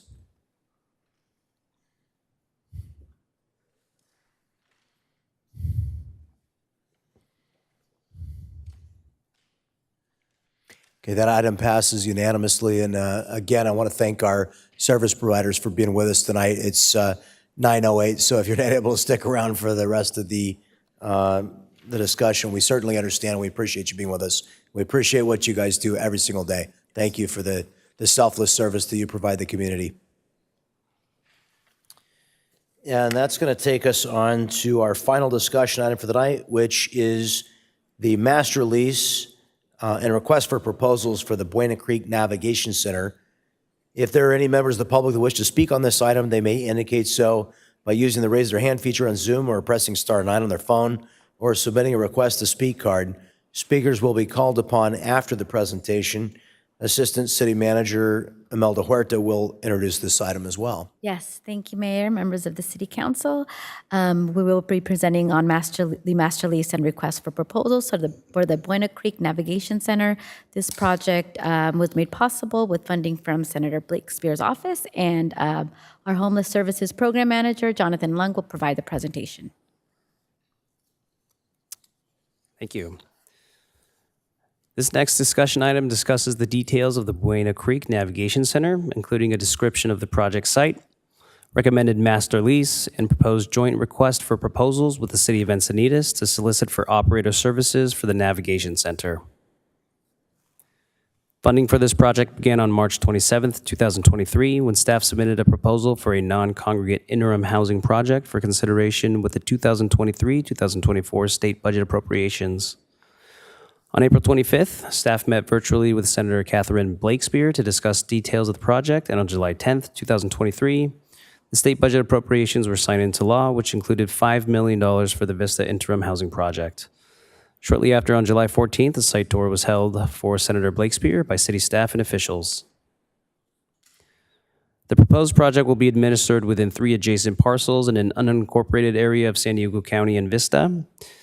These properties are located 300 feet from the Buena Creek Sprinter Station and 100 feet from a Breeze bus stop. One parcel contains 2 buildings, an approximately 1,900 square foot, 4-bedroom, 1.5 bathroom, single-family home, and a separate converted garage unit. The garage unit is approximately 480 square feet and contains a washer and dryer, sink, dishwasher, and refrigerator. The other 2 parcels each contain a multifamily residential unit, each containing 2 separate floors that are accessible independently through separate exterior entrances. Each of these floors contains 6 single-room occupancy units, 2 shared bathrooms, and 1 shared kitchen. The kitchens contain a refrigerator, sink, stove, and a microwave. Between these 2 buildings, there are 4 floors for a total of 24 units. Staff has been working closely with the City of Encinitas to develop a collaborative approach to providing quick access to shelter beds for Vista and Encinitas residents experiencing homelessness.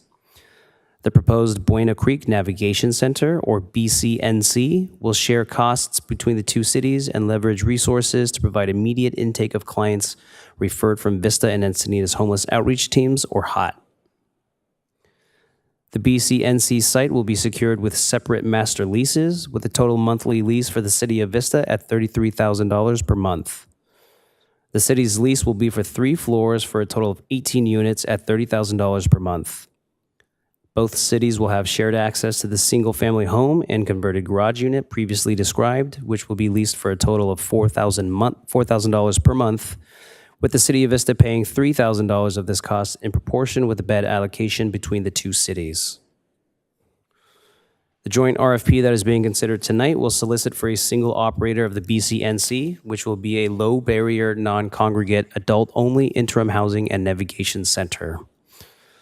Clients of the BCNC will have immediate access to shelter, basic needs, storage of personal belongings and documents, and case-managed support to seek appropriate housing or other support programs.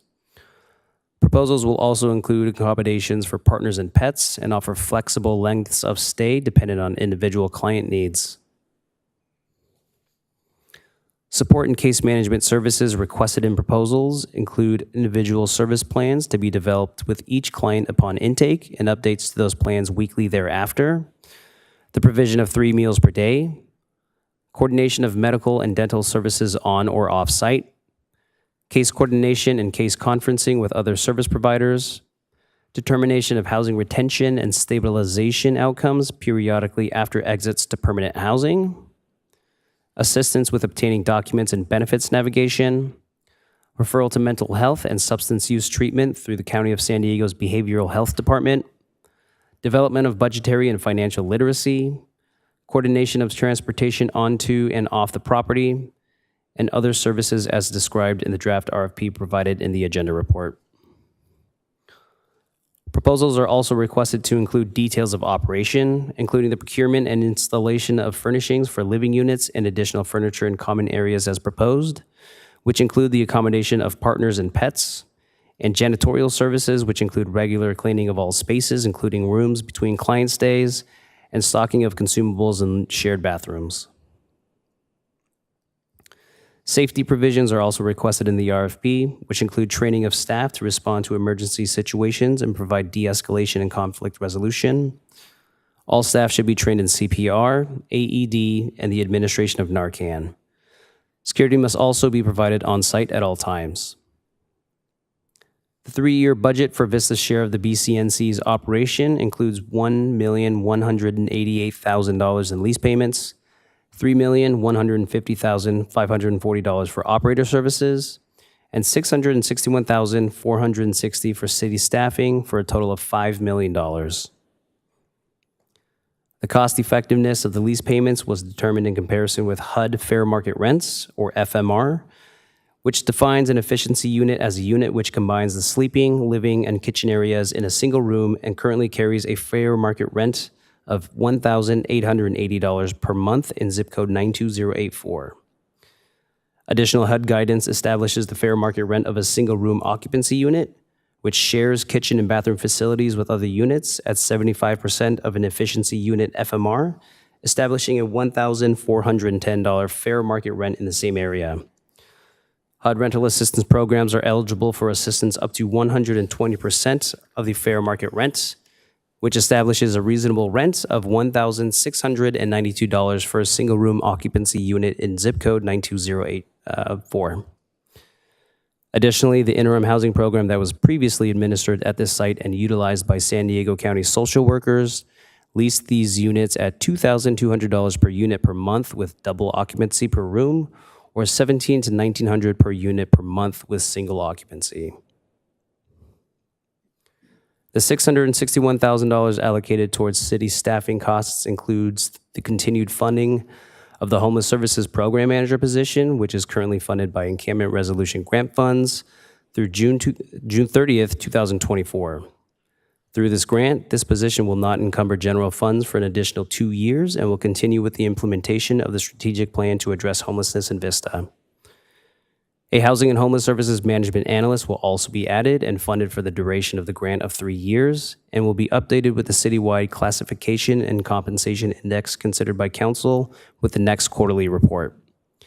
This position will manage the contracts for services with the BCNC and other strategic plan contracts in support of this project, including street outreach services, and be requested with RTFH to have direct HMIS access and collect data from all service providers to develop a comprehensive report to consider the cost effectiveness of all strategic plan activities.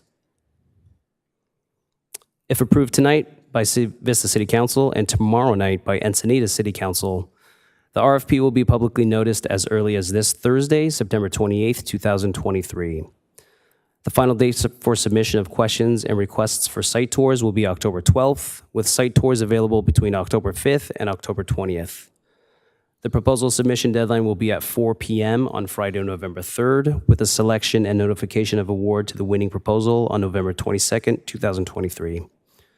Staff anticipates returning to council to recommend a contract for the BCNC operator services during a special meeting on November 28th, 2023. This concludes staff's presentation regarding the master lease and RFP for the Buena Creek Navigation Center. We are available for any questions. Thank you very much. We do have 2 speakers from the public tonight, and we'll start with Hannah Gailey. Then we'll go to Zoom, where we have a representative from the office of Senator Catherine Blakespear.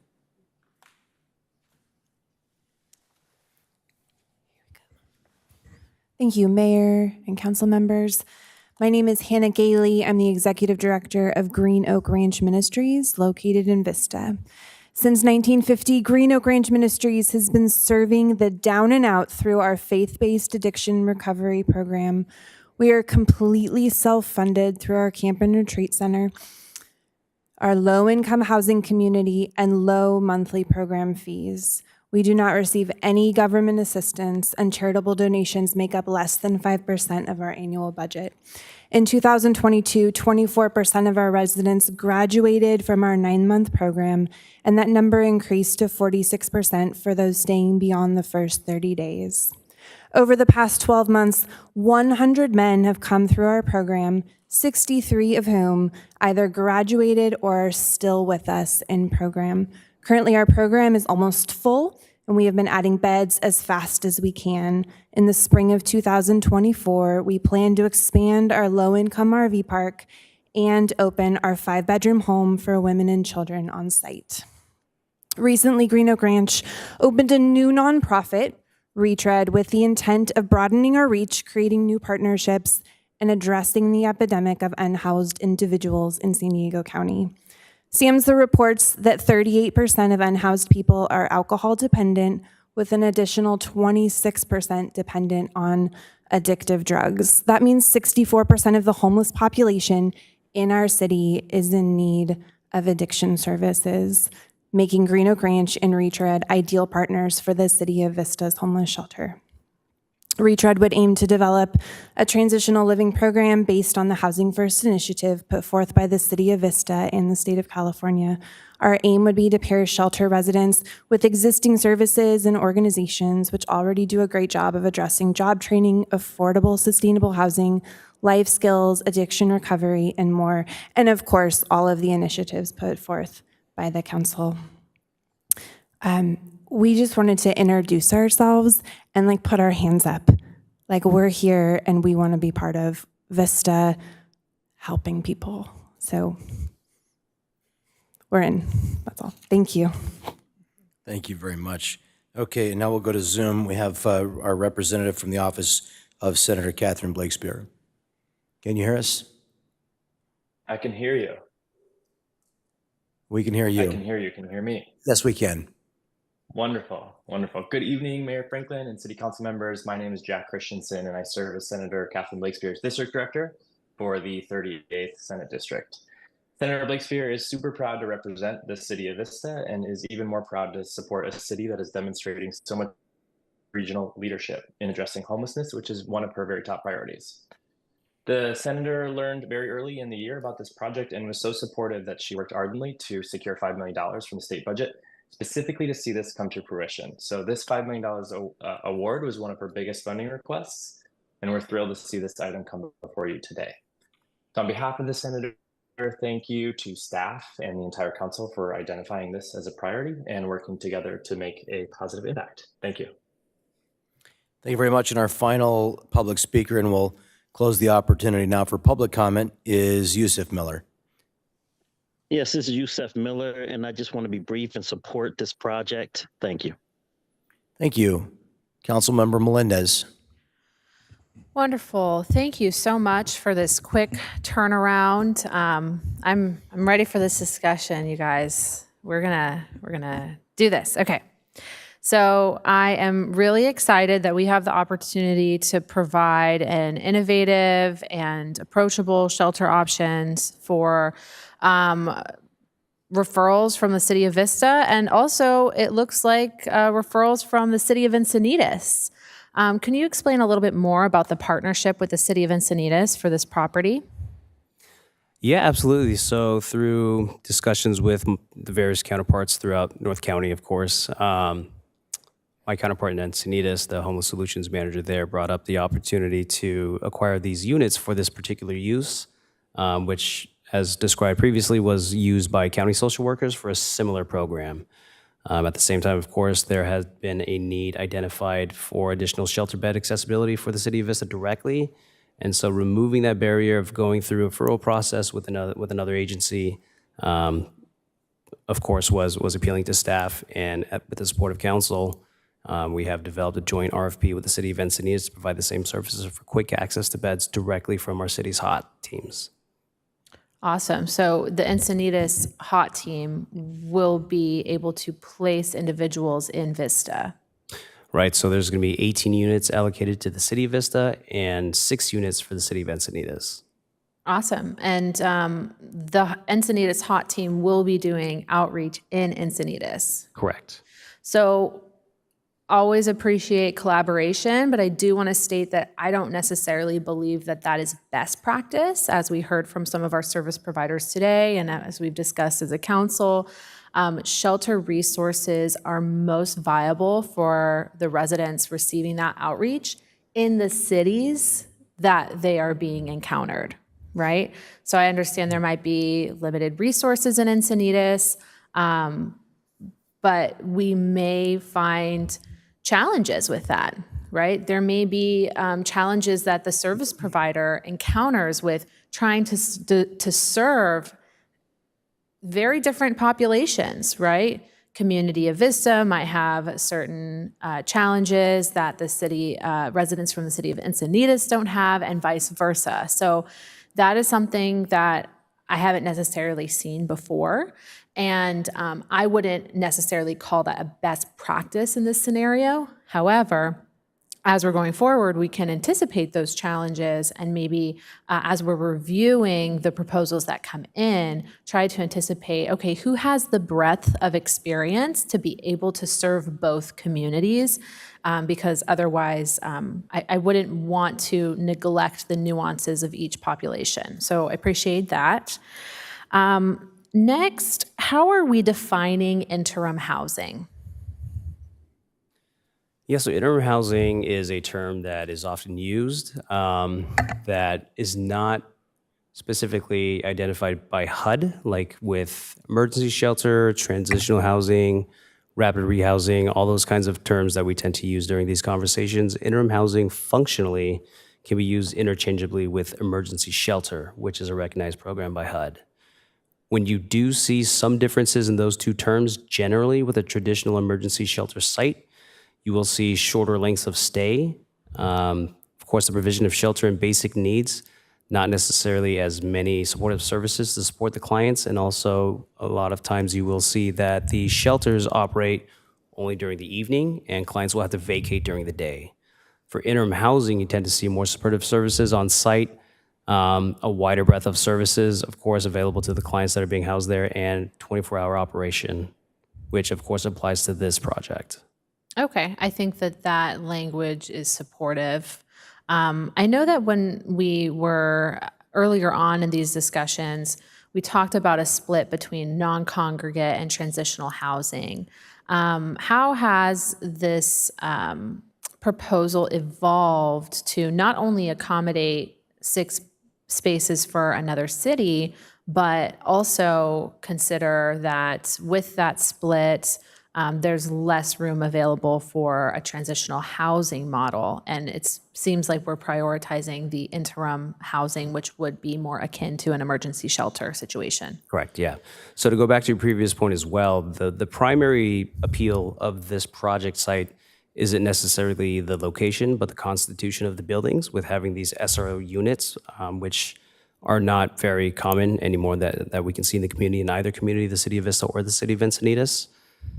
I think you may be referring to the original proposal provided for encampment resolution funding round 2, where we did have a street outreach component added with that, with one of the buildings utilized as interim housing or emergency shelter and the other as transitional housing, which would carry about a 24-month stay for housing navigations and waiting for assistance to be approved. Of course, with the recent reports that we previously discussed, we have seen that there has been a higher need for emergency shelter and interim housing, more than transitional housing. So for now, that is going to be the focus. And ideally, perhaps if we are able to continue with operating at this site, we can evolve that into a transitional housing program. And there, adjacent to those 2 lots, are 2 additional lots with identical buildings, which, given the opportunity, we could potentially acquire and use for transitional housing in the future. Same wavelength. I think that we're recognizing, based on the context of this conversation, the high need for emergency intervention. Remind me, what length of stay are we looking at for the interim? So that is going to be up to the applicants to propose, but I think the city, between conversations with City of Encinitas, we would probably like to see something like 120 days with the option to extend based on case management. Okay.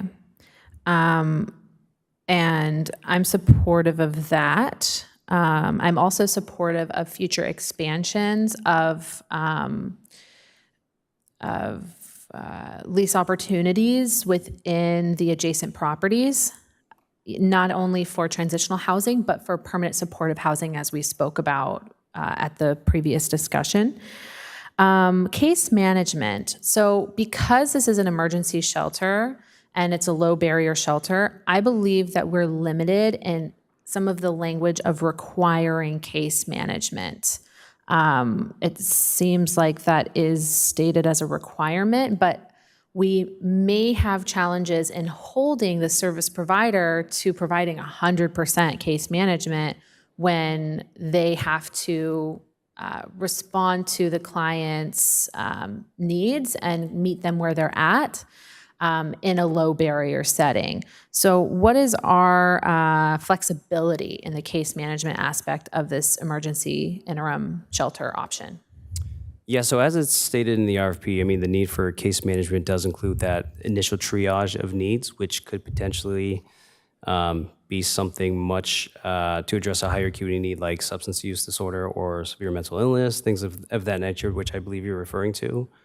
No, I'm just saying that in this setting, I'm not sure we can hold the service provider to provide case management. They can provide case management, but if they're not 100% successful in providing case management for every client, like if they have a client that's not interested in participating in case management, maybe it will be a little harder for them to extend their stay, which I think might be reasonable, but there may be clients that don't want to engage in case management. How does the RFP address that?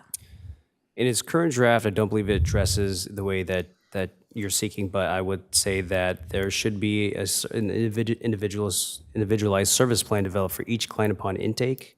So the determination that they would not be interested in case management would factor into the decision whether or not to extend. But perhaps to address your concern, we would ask the service provider have all clients have access to case management. Yes, and if my counsel is supportive of what I'm saying here, because of what an emergency shelter is meant to do, which is provide emergency shelter and a low barrier capacity, I would like to make sure that we specify, right, that the service provider 100% of the time offers the case management and develops an individualized treatment plan for each client that comes into the shelter. And in the case that they are not participating with case management, they are not exited from the shelter. However, the lack of participation may impact their ability to extend their stay. Or the participant that has a lot of investment in case management might be prioritized for an extension of stay. I think that that's more of a positive way of talking about it. So I'm going to keep a note on here for that, because I think I would like more specific language in the RFP about case management and what we can really expect from a service provider. I don't want to set a service provider up for failure. And I also want to make sure that they are offering it 100% of the time.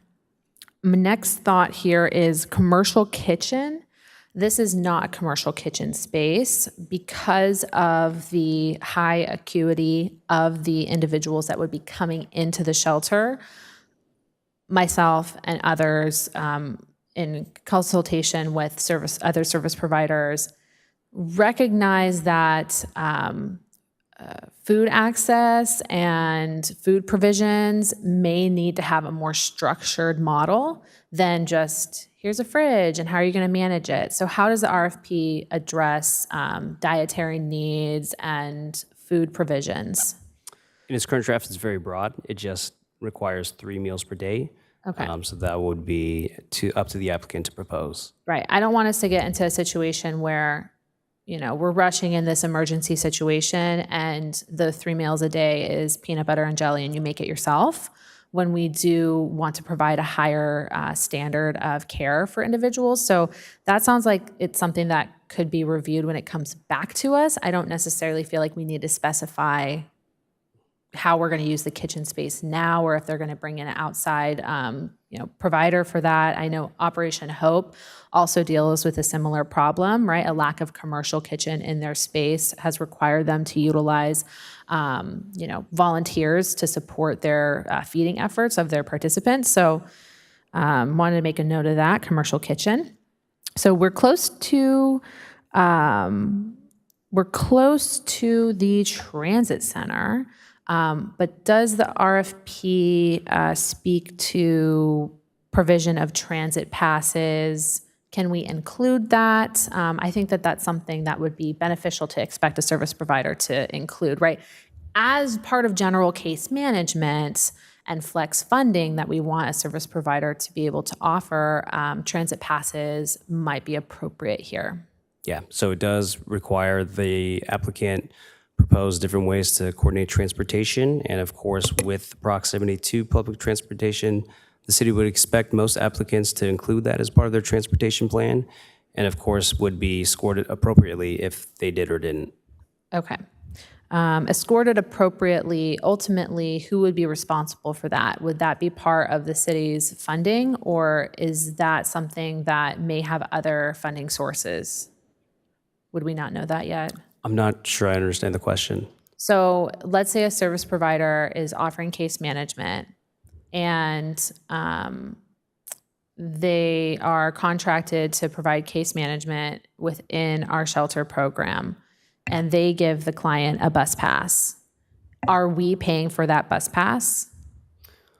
So yeah, it should all be included in the budget they would be proposing. So the city will pay for the master lease, the additional staffing costs, all of the provisions for services and coordination of services should be included in the proposal within that budget. Okay, I would like to appeal to my council that we ensure that transit is supported in our RFP. I don't want anyone being denied, right, and saying, oh, well, we don't have funding for that. It's not part of our contract. I think that we should specify that transit is covered. We want to make sure that we have a transit plan for each individual, right? But materially, how do we pay for that? So building that into the RFP, I think would be helpful. If I may, is the direction to require transit passes as part of proposals? It would be to offer and to be able to provide them if the client needs them. That would be my recommendation. I don't know how the rest of my council feels. Pets. We talked about this being a pet-friendly shelter. How does the RFP address pets? And also with pets and in general comes pest control issues. If you could speak to that. Yeah, so much like the other points discussed, pet accommodations is going to be something that is expected within the proposals. It's very broad. We want to make sure we allow potential applicants the widest range of ability to propose their specific programs that would fit it into whatever the proposal structure would work best for them. So we just ask that they do provide for reasonable pet accommodations without any specific requirements of what that must look like. Okay, and that might further be discussed when we review proposals that come back. As part of the scoring, exactly. Sure. One other thought on this, and this is related to the lease, the actual lease agreement and not the request for proposals for the service provider, is pest control. Wasn't sure if I saw it there. Is pest control obligation of the property owner? Through a master lease, it would be. Okay, so if there is a pest issue, the property owner takes on the expense of managing the pests. The city would as the party leasing the property. Okay, because that's something we can specify in a lease agreement. It's not necessarily the default that the tenant or the master lease holder would be responsible for pest control. As I understand it, I see city attorney shaking his head. What's your thoughts? Yeah, as the city, as the tenant, the master tenant of the properties, we would be responsible for pest control. From my understanding, we could be. It's not necessarily the default that we are unless it's written into the lease agreement. It's written into the lease. The lease is set up as we taking it as is once we on October 1. So. Does as is, okay, this is opening up a can of worms in regards to the lease agreement, and I have a lot of concerns. So I'm going to put aside the pest and lease related questions for a moment, and I'm going to continue on the RFP for the service provider. So pets, our service provider will accommodate pets. Would it be possible to do a, not like a quarantining necessarily, but there was a recommendation that I received for hotel screening prior to entry, as this would mitigate exposure to street level diseases and communicable diseases, including bed bugs and scabies and multiple other concerns, right? I don't see it built into the RFP, but I don't know how the rest of my council feels about this. This could be something that ultimately saves us from having to, evacuate the space. We've seen from our shelter providers within the Alliance for Regional Solution, our shelter network, that there have been closures due to communicable diseases. So if we could have a pre-screening of 1 or 2 nights at a hotel to ensure that communicable diseases are at bay, I think that would be recommended. So feel free to let me know your thoughts on that. Also, it doesn't specify, but this could also be something that I think we should require lockers and storage for medications and also HIPAA compliance on the property. That could be something that the city provides. It could be something that the service provider provides. It could be something that the landlord provides. Something that could be provided by multiple parties would be security cameras and specific lock systems. What is our response to security issues? Again, much like the other points, it's very broad. There's nothing specific that we're requiring of the service provider, but those proposals will feed into the scoring of the different proposals who might have a more robust security system when another might not. Okay, are we expected to cover the security needs as the master leaseholder? Similarly to we're being expected to cover the pest control? Okay.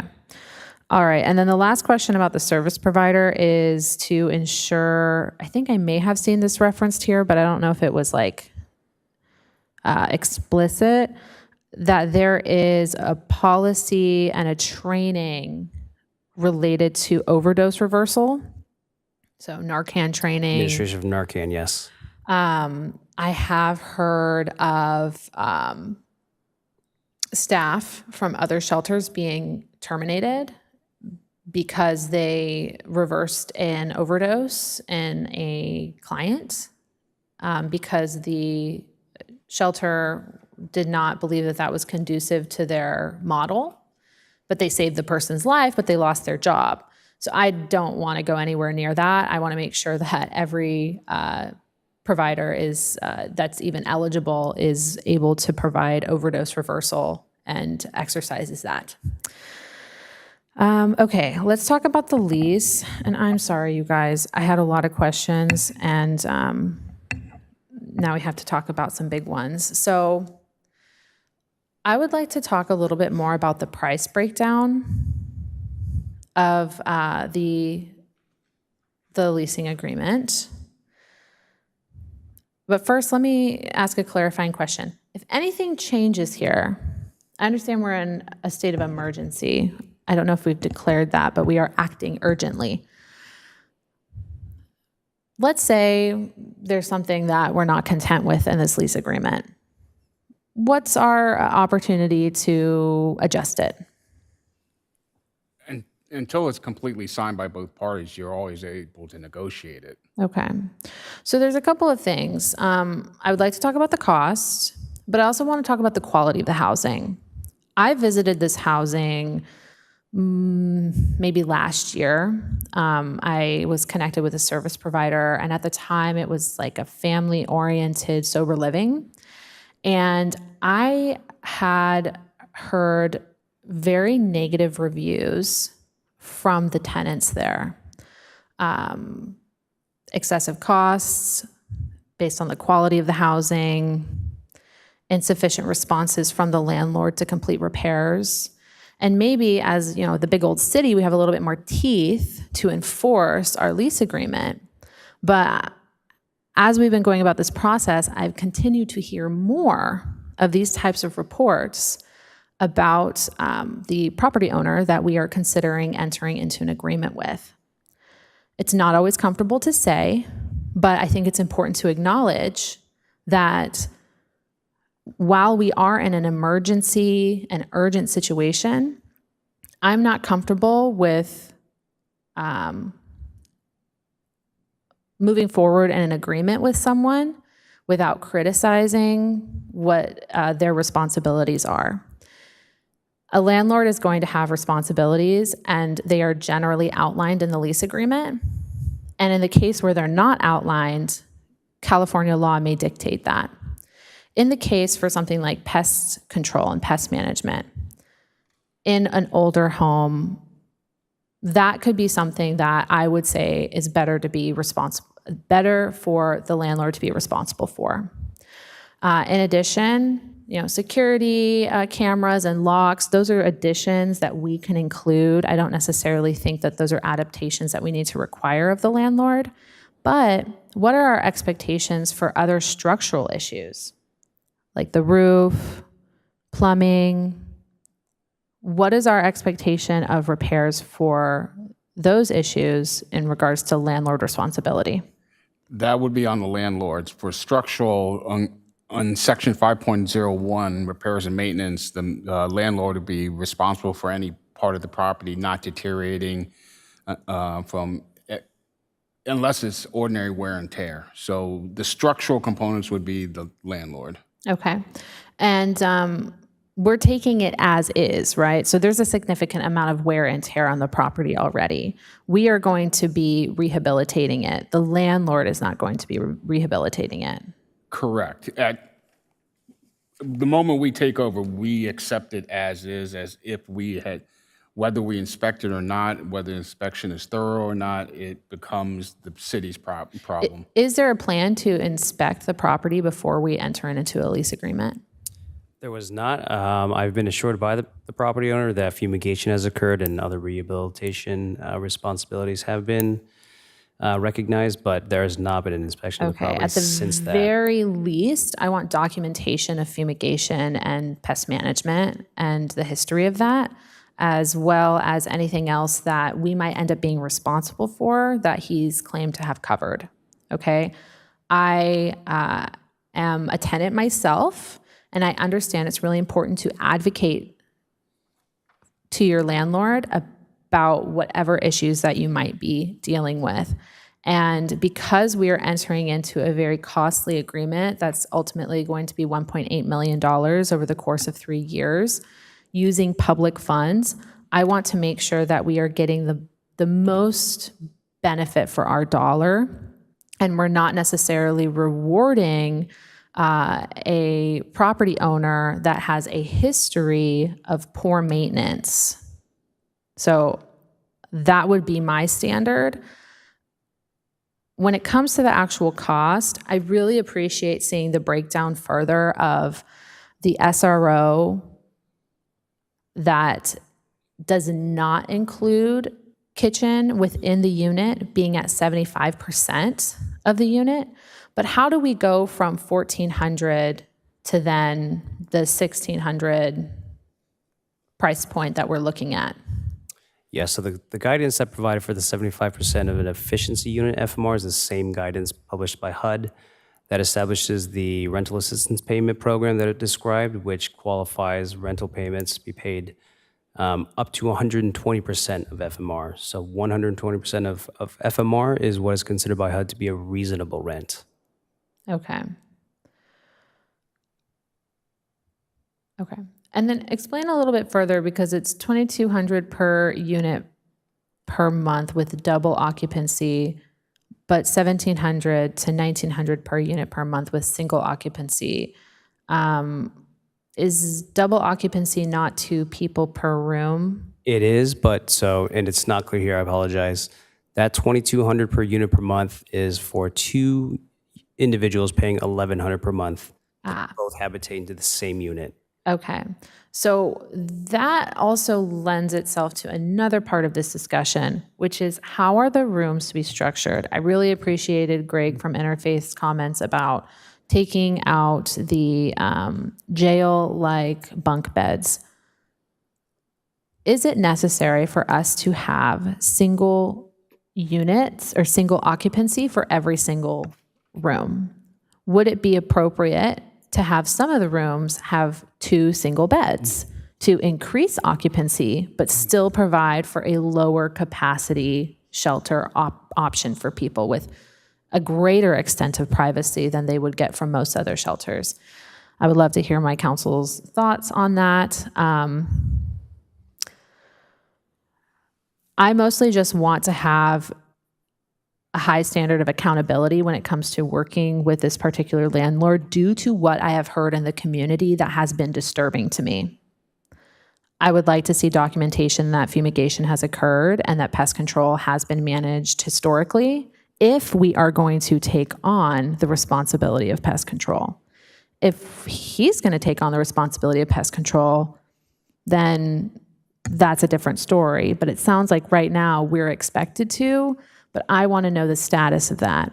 Also, council, do we think it's appropriate to have a little bit more of a thorough inspection, not just documentation, but an inspection before we enter into lease agreement? It's multiple structures. Some of them are going to be for staff, and it's a 3-year agreement.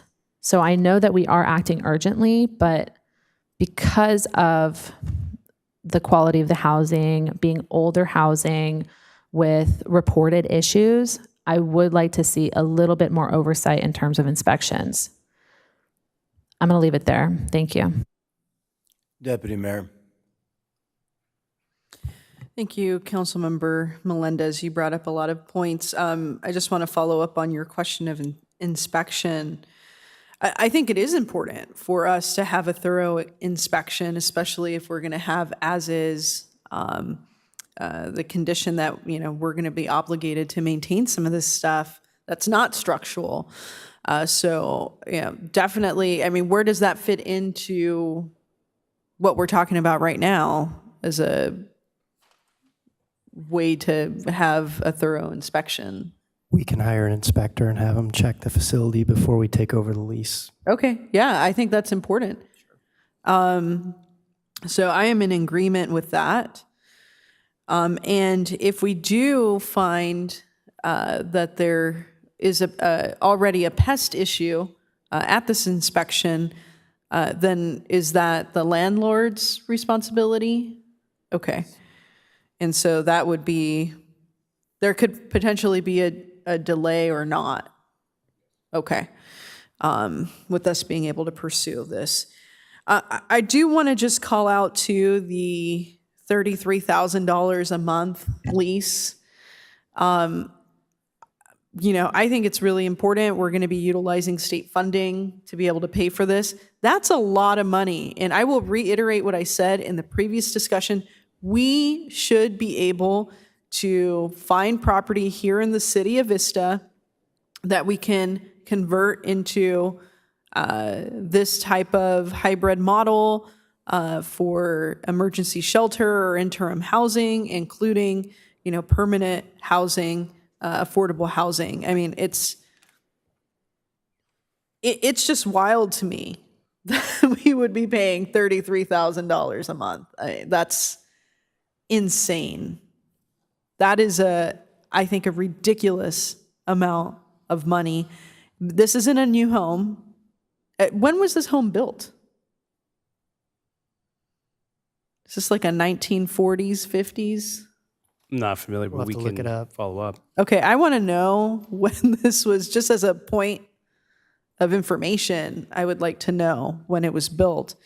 I would even be in favor of having some kind of a contract that allows us to renew, where we have, a 1 year, and then we can have the ability to renew for an additional year, additional 2 years. I don't know what that would look like, but I'm just concerned that we're going to run into certain issues with such an old facility. And yeah, so I mean, how could we do that? I mean, that would have to be a whole rewrite, right? If we were to change it from 3-year to something like, 12 months with, if we're satisfied with it, that we continue. It's not a whole rewrite, but it would change the term section, for example, but it's not a whole rewrite. Okay. Yeah, I'm concerned about a 3-year lease agreement. I don't know. It's a lot of money, and I know we need it, but I don't want to be stuck in a situation where we thought we were getting something and we're not getting it at the end of the day. If it turns out to be that folks that are utilizing this facility have complaints, or there's other issues that come up. I think some of the questions that Councilmember Melendez brought up are important. I mean, when it comes to food, I want to ensure that folks have their nutrition needs met, especially if we're looking at a population that may need to have different dietary restrictions, or provisions for folks that maybe have, insulin resistance or something like that. So I don't know. I think that's important. I just can't, this is going to cost more than the amount of money. This is almost double the amount that we're going to be providing to the Alliance for Regional Solutions, which has, potentially a little bit more oversight than this would have. So it can just be a little bit concerning to have so many unknowns and to have to pay, almost $400,000 a year for, it's not a whole lot of space for that money. So again, I understand it's not ours, and I'm thankful that Senator Blake Spear was able to appropriate this money. But I'm still going to have a hard time telling people that we're spending $33,000 a month on this type of facility. That will be all my comments for now. I'll see what the rest of my council has to say. I just want to jump in here and say, I share a lot of your concerns, both Deputy Mayor, your concerns, and Councilmember Melendez, I share your concerns also. I think when we look at the uniqueness of 2 apartment buildings that are vacant, that will allow us to put people who are coming in off the street, that's a pretty unusual thing. And the term beggars can't be choosers comes to mind in this. No, I look today, I lived in the Shadow Ridge, it's now the Sophie Apartments, when I first moved to Vista many years ago. I actually paid $1,600 for my 1-bedroom apartment. Today it rents for $3,000. It's $4,000 now for a 2-bedroom, 2-bath apartment. Now that's top of the market for apartment home. This is certainly near the bottom of the market in terms of its appeal. But as we look at what other single-room occupancy properties are getting in rent, this is actually pretty typical for 1 room. And yes, it is sharing a kitchen, and there's definitely a premium required here. And I think, I just want to clarify in terms of in a commercial lease, this idea of, they usually call it a triple net lease, where basically, it's more typical in a commercial lease where when you take on a lease, you're responsible for the entire property. And that's kind of what we're signing up for here. We have more obligations and also sort of more rights as tenants. So my understanding is that the property owner is going to essentially be very not involved in the property, which is by design of this lease. Because essentially we want to have full control over the property, and pest control and all these things will be under the purview of our service provider. So, and they'll have to make that part of the contract. I genuinely do share a lot of the concerns that have been raised. I'm also kind of freaking out about,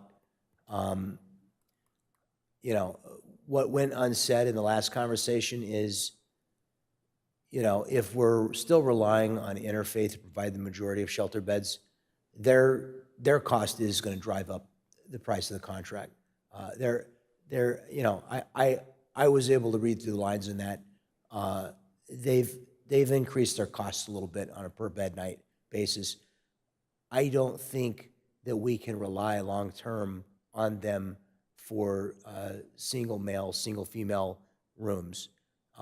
Hopefully we can with the family shelter, but they're having staffing issues. There's too many problems, and we just, they weren't able to staff. They weren't able to provide the services. We hope that we're going to be able to do a better job here through this contract, but we got a massive shelter bed shortage countywide, and in order for the people in Vista to get access to this, I think we're going to have to do something here that, is maybe not perfectly ideal, but I think that and this is the nature of the emergency that we were describing last time,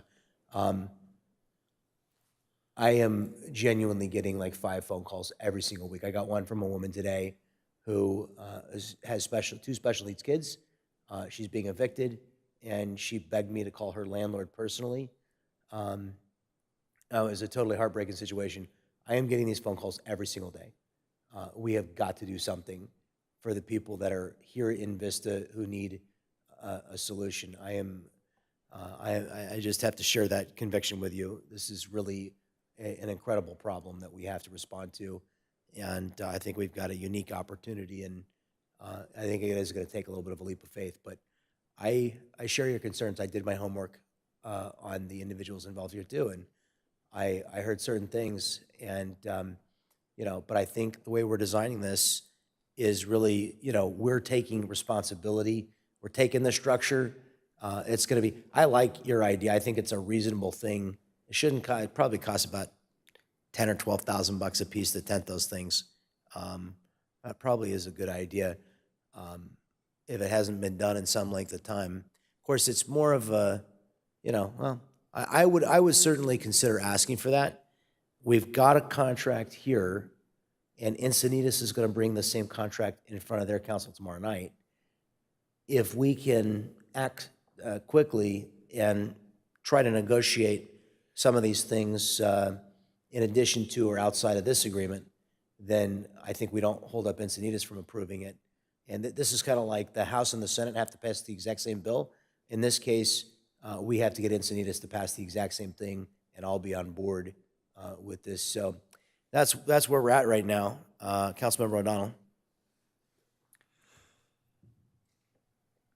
A bunch of great points are being brought up. My largest one, so I just for clarification, because the mayor's touched on it, Deputy Mayor, Councilmember Melendez, once we take this property, what is the role of the individual who owns the property?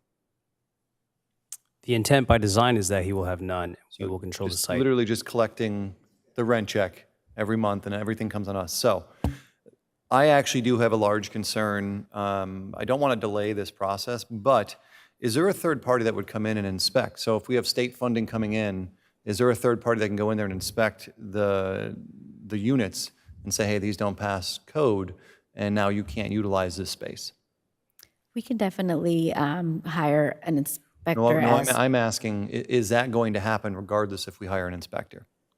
Because this is not a process I'm familiar with in this situation. Councilmember O'Donnell, would you let the city attorney speak to the inability of the landlord to reasonably perform on the contract and what our options would be under that?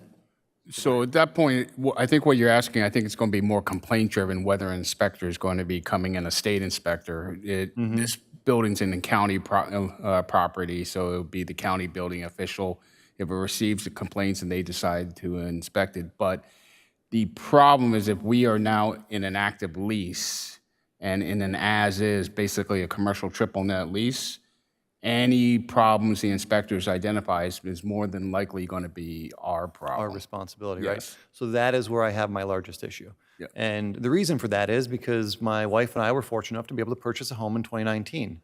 6 months later, we had a giant leak coming from our shower, which we had to gut our kitchen and our master bathroom and a lot of upstairs, and basically made our house unlivable for the most part. So what I don't want to run into is that we end up renting this space or taking over this space through a lease, and then all of a sudden some tragic thing happens where the walls cave in or we need to make repairs and now it's not available to us. So I do not want to delay the process. I mean, we sat here 2 weeks ago and talked about the emergency need for shelter. We also just talked about the fact that we are running out of shelter beds, and we have run out of shelter beds in affordable housing. But I would really want to have a very thorough inspection done of this property so that we don't run into those issues. I would also like to see the payment for any pest control that has been done at the property. I do share in the concerns that if there are any issues with previous tenants, I just want to make sure that we don't run into similar issues once we take over the space. So those would be my biggest issues. I mean, I can get past the price point simply because I realize what's available and what's actually out there, but I would want to make sure that we are not getting a lemon, for lack of a better term. So. Yeah, if I may respond to, I think, some of the concern, it sounds like there's some concern about the previous program that was administered by the property owner directly for clients, and it's because of that, by design, the city would like to have as much control of the property as possible. So it sounds like if I'm understanding. I'd prefer we have total control. I'm completely fine with that. What my concern is that once we take control, we then find out all these issues because we didn't do a proper inspection of the property. So that's my larger concern. It's not the fact that the landlord has, or the owner has no control. It's just once we enter the agreement, I don't want to get hit with a bunch of things that we could have prevented prior to taking over the space. Is that right? Yep. So that's all.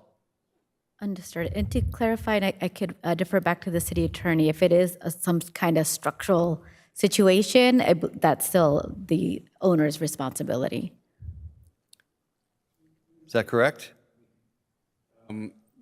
Because based on what you said earlier, that is not the case. That's not the case. The lease is set up that once we accept it with all faults. So the wall falls in, we're paying for it. Right, and then even if it wasn't this case, it would get into an argument of the experts. When did how did the damage occur? When did it occur? Did you cause it? I've dealt with insurance, I understand. So yeah. In the commercial type leases, it's more typical to accept all, tenant accepts all faults, so we walk into it like this. So that's how this landlord has tried to set up the lease. Yeah, so I really want to make sure we do an inspection based on what you just said right there. So in response to that, I just want to clarify, we're not bound by anything yet. We have the opportunity here to perform our inspection and go through any kind of quality assurance that the council wants to enforce before we accept any kind of lease obligation. Yeah, I mean, I share all the same concerns, but that is my biggest hang up, so.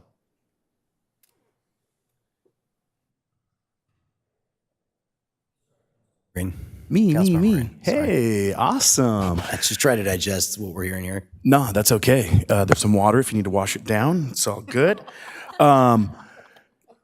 Thank you so much for bringing this forward so promptly. Super excited about the RFP, and I love the discussion. I think it's awesome. And knowing that the current property owner is going to have no oversight over this property does make me feel great. I have leased several commercial buildings. I have signed several commercial leases, for clients that have been privileged enough to open businesses of their own. And kind of like the mayor and the city manager said, a triple net lease does make sure that we do assume all responsibility of the property, the parking lots, the lights in the area and everything, which when you have multiple tenants in a strip mall situation, they all share a portion of that burden. At this point, just like you guys say, we are going to be responsible for the property and the grounds. I would assume, and typically when we do this, what's called a move-in, move-out inspection when you don't actually own the property. And when you're renting a property, you typically don't have a home inspector because you don't have to maintain it. But since we're kind of, taking the master lease over, I definitely appreciate and approve having an actual home inspection on the property. And I would say more importantly than to, get the items fixed per se, it's just kind of to understand what type of condition the property is currently in at this point in time. Additionally, I would expect us to have a very robust insurance policy on this property so that in the event there were any unforeseen problems that were beyond the scope of the inspection, which we can't see through walls, we can't see underneath the foundation, our actual insurance policy would help avoid any financial burden in the event a wall falls down or a pipe leak. So want to make sure that we have insurance, which I know that we will. So that is good.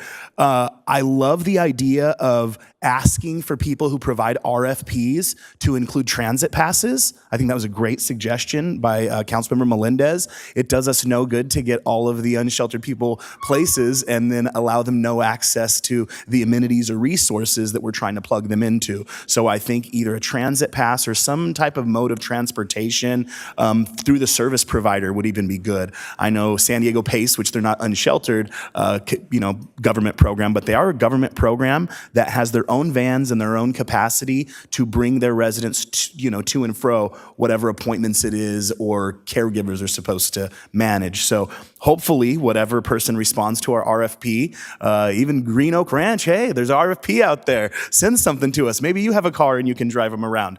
But I do think that transit is a huge thing. I am not for pre-screening and sending people to 2 nights of a hotel before I put them in this structure. I think that's an additional undue cost that we don't need to actually, part, and take if we're going to be putting somebody in this. I would expect the social worker or whoever is working the case of the person to make sure that they're in a reasonably good health. I would hope that there would be a EQ or a training of such to where you don't put somebody who has actively that you can physically tell they're sick in there.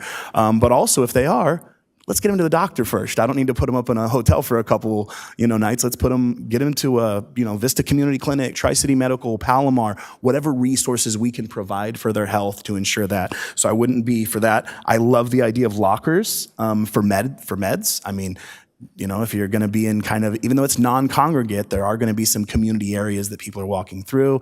And if these are people who are struggling with, addiction, we want to make sure that medications that might be good for one client aren't available to the other client. So the RFP should include definitely transit passes, definitely pre-screening from a, medical spot, but not 2 nights in a hotel first, but pre-screen. And if you're not healthy enough to be here, we're going to get you the help that you need in order to eventually be here, okay?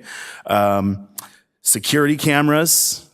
If we don't have security cameras, maybe put in the RFP that we'd like some security cameras. As somebody who's responsible for the building, if somebody throws a thing through the wall or something, it'd be cool to know whether, exterior what's going on with our building, okay? So security cameras should also be part of this.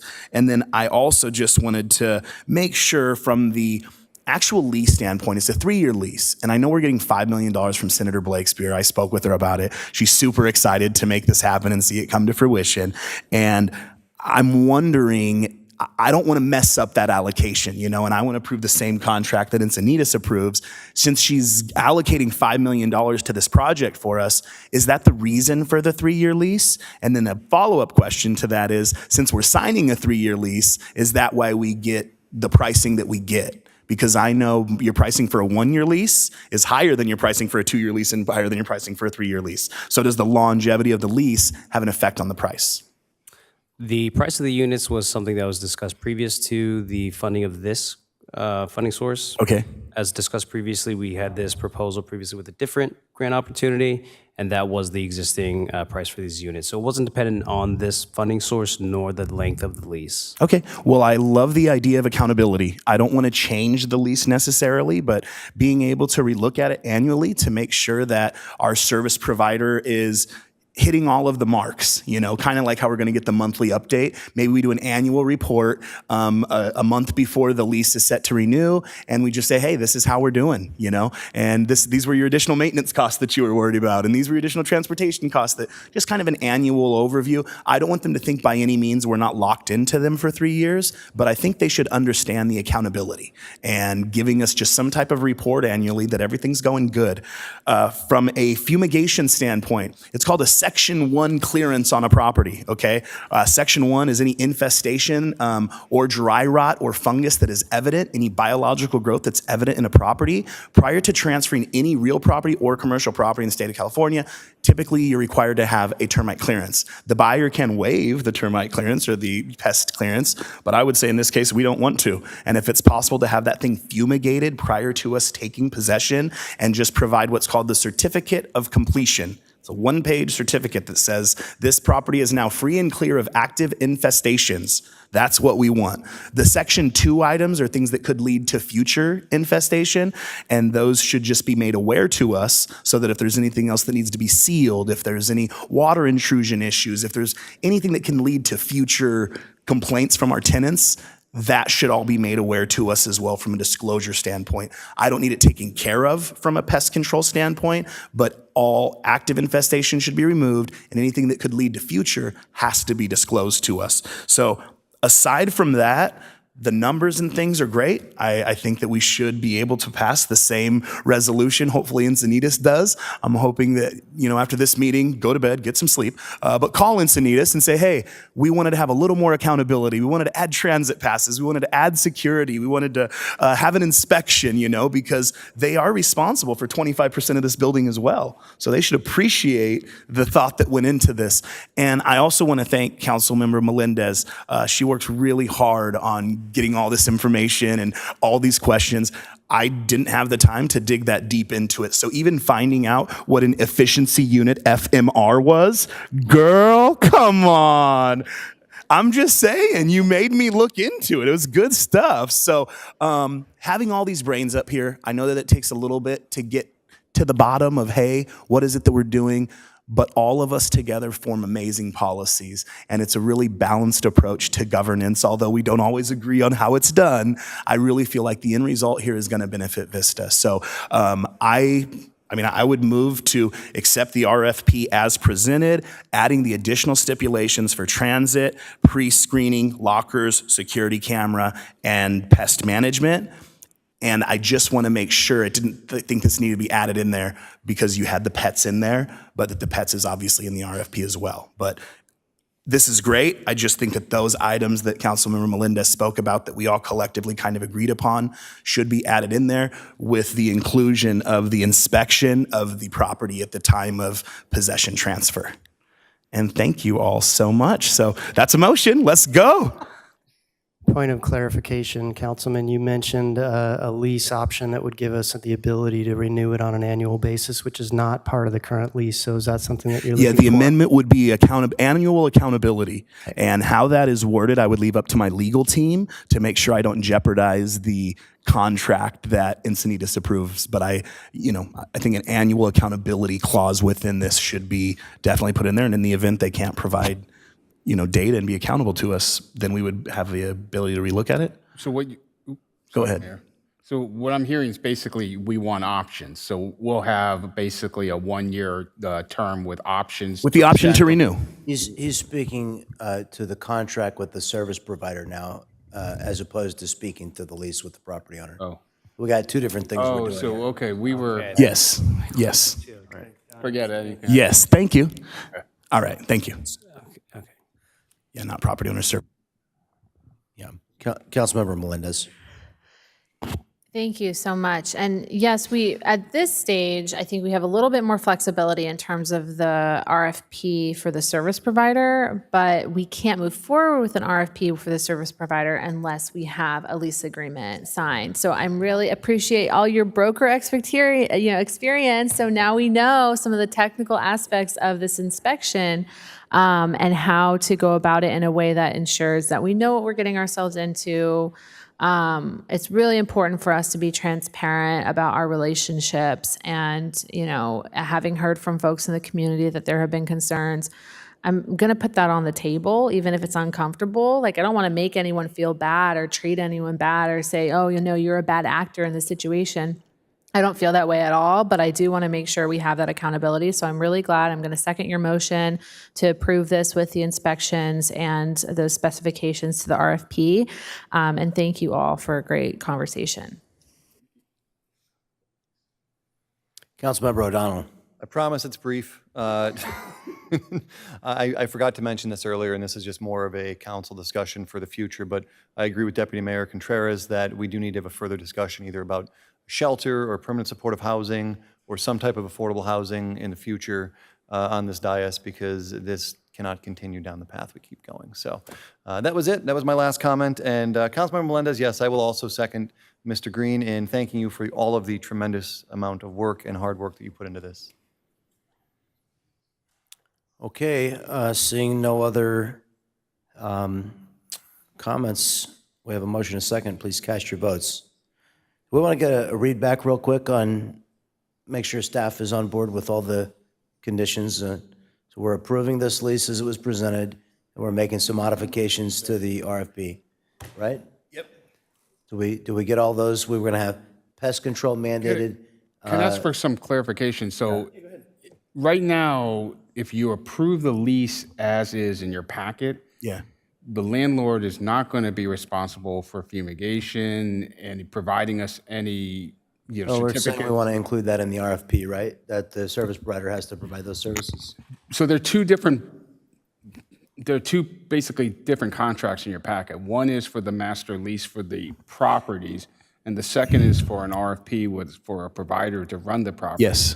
Could I just? So you've given us direction or input, I think good input for both of the two agreements. So I don't think you can approve the master lease as presented to you tonight. Well, didn't you? I apologize. Well, I think what I heard, correct me if I'm wrong, maker of the motion, is that you wanted the service provider to outline how they were going to mitigate and control pests. Is that?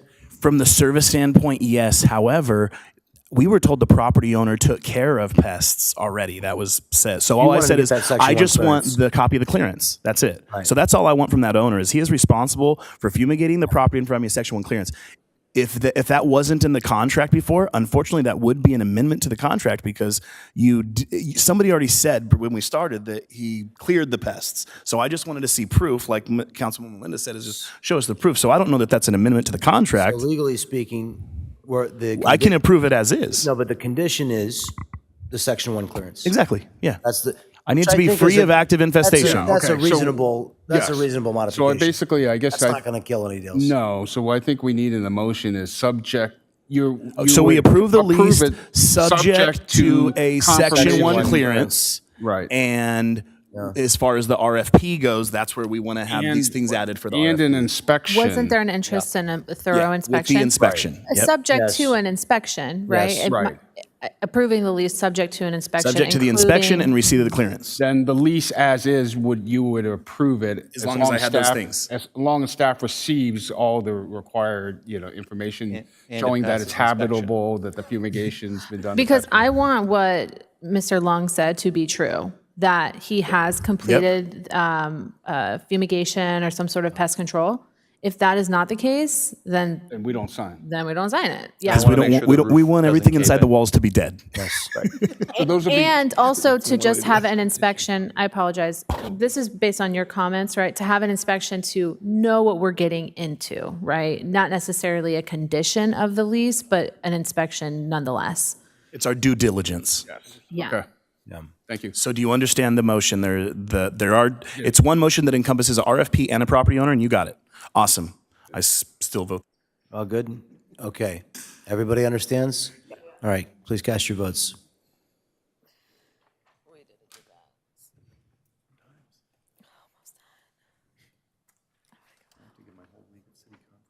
Motion passes unanimously. No. Is Judy Strang on Zoom? No? Okay. Do we have any other oral communications? Okay. How do we have to twist arms to forego lengthy council comments? Okay, everybody gets 1 minute. Is there any member of the staff that has comments that are important tonight? Callison, did you have anything? Okay, seeing none from any of the other staff members. Yes, Mr. Conley. I only want to recognize the two things. One, the promotion of Imelda Huerta to Assistant City Manager. Yes.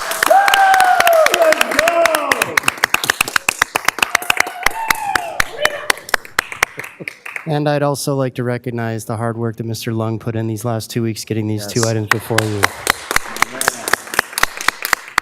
Mayor, I do have a comment.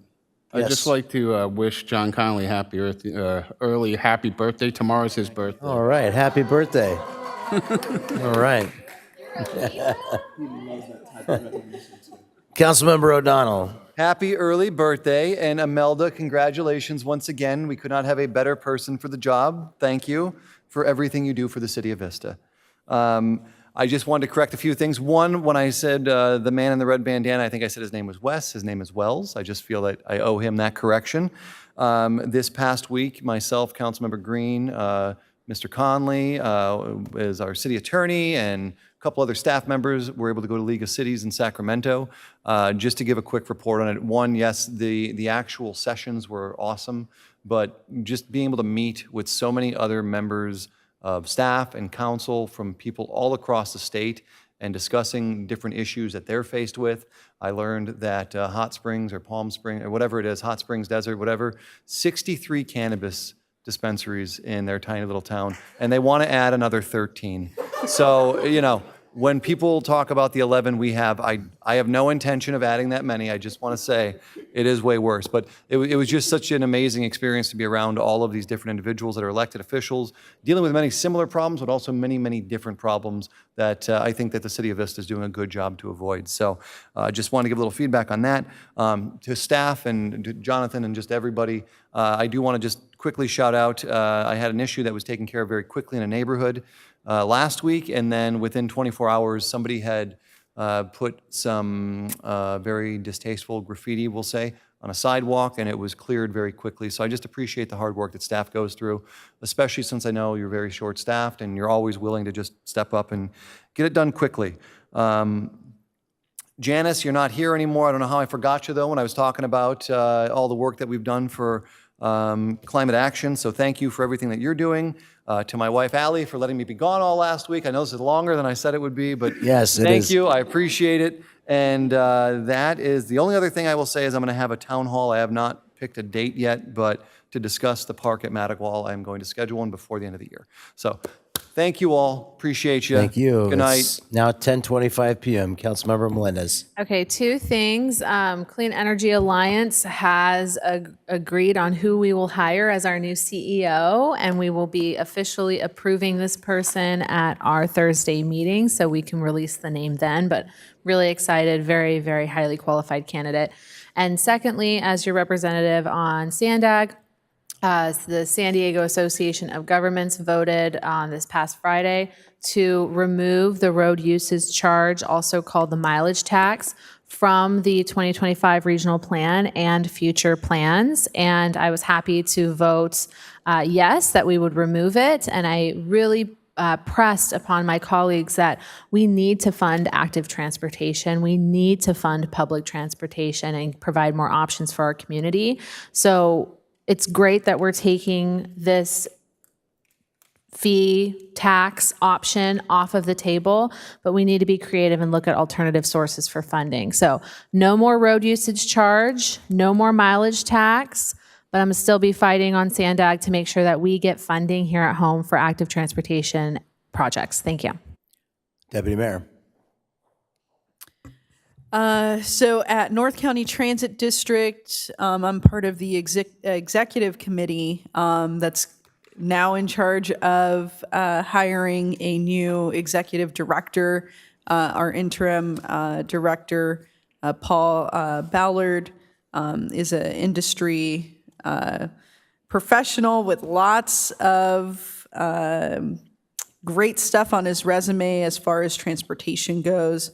But I'm going to be having a lot of meetings so we can figure out who our next executive director is. So I'll keep you all informed. And that's it from me. Have a good one. Councilmember Green. I love Jennifer Green. I love Vista. And I love tacos. Have a great Tuesday. And I will thank my wife also, Shauna. She was a saint she's been asleep for at least an hour now. Good night, everyone.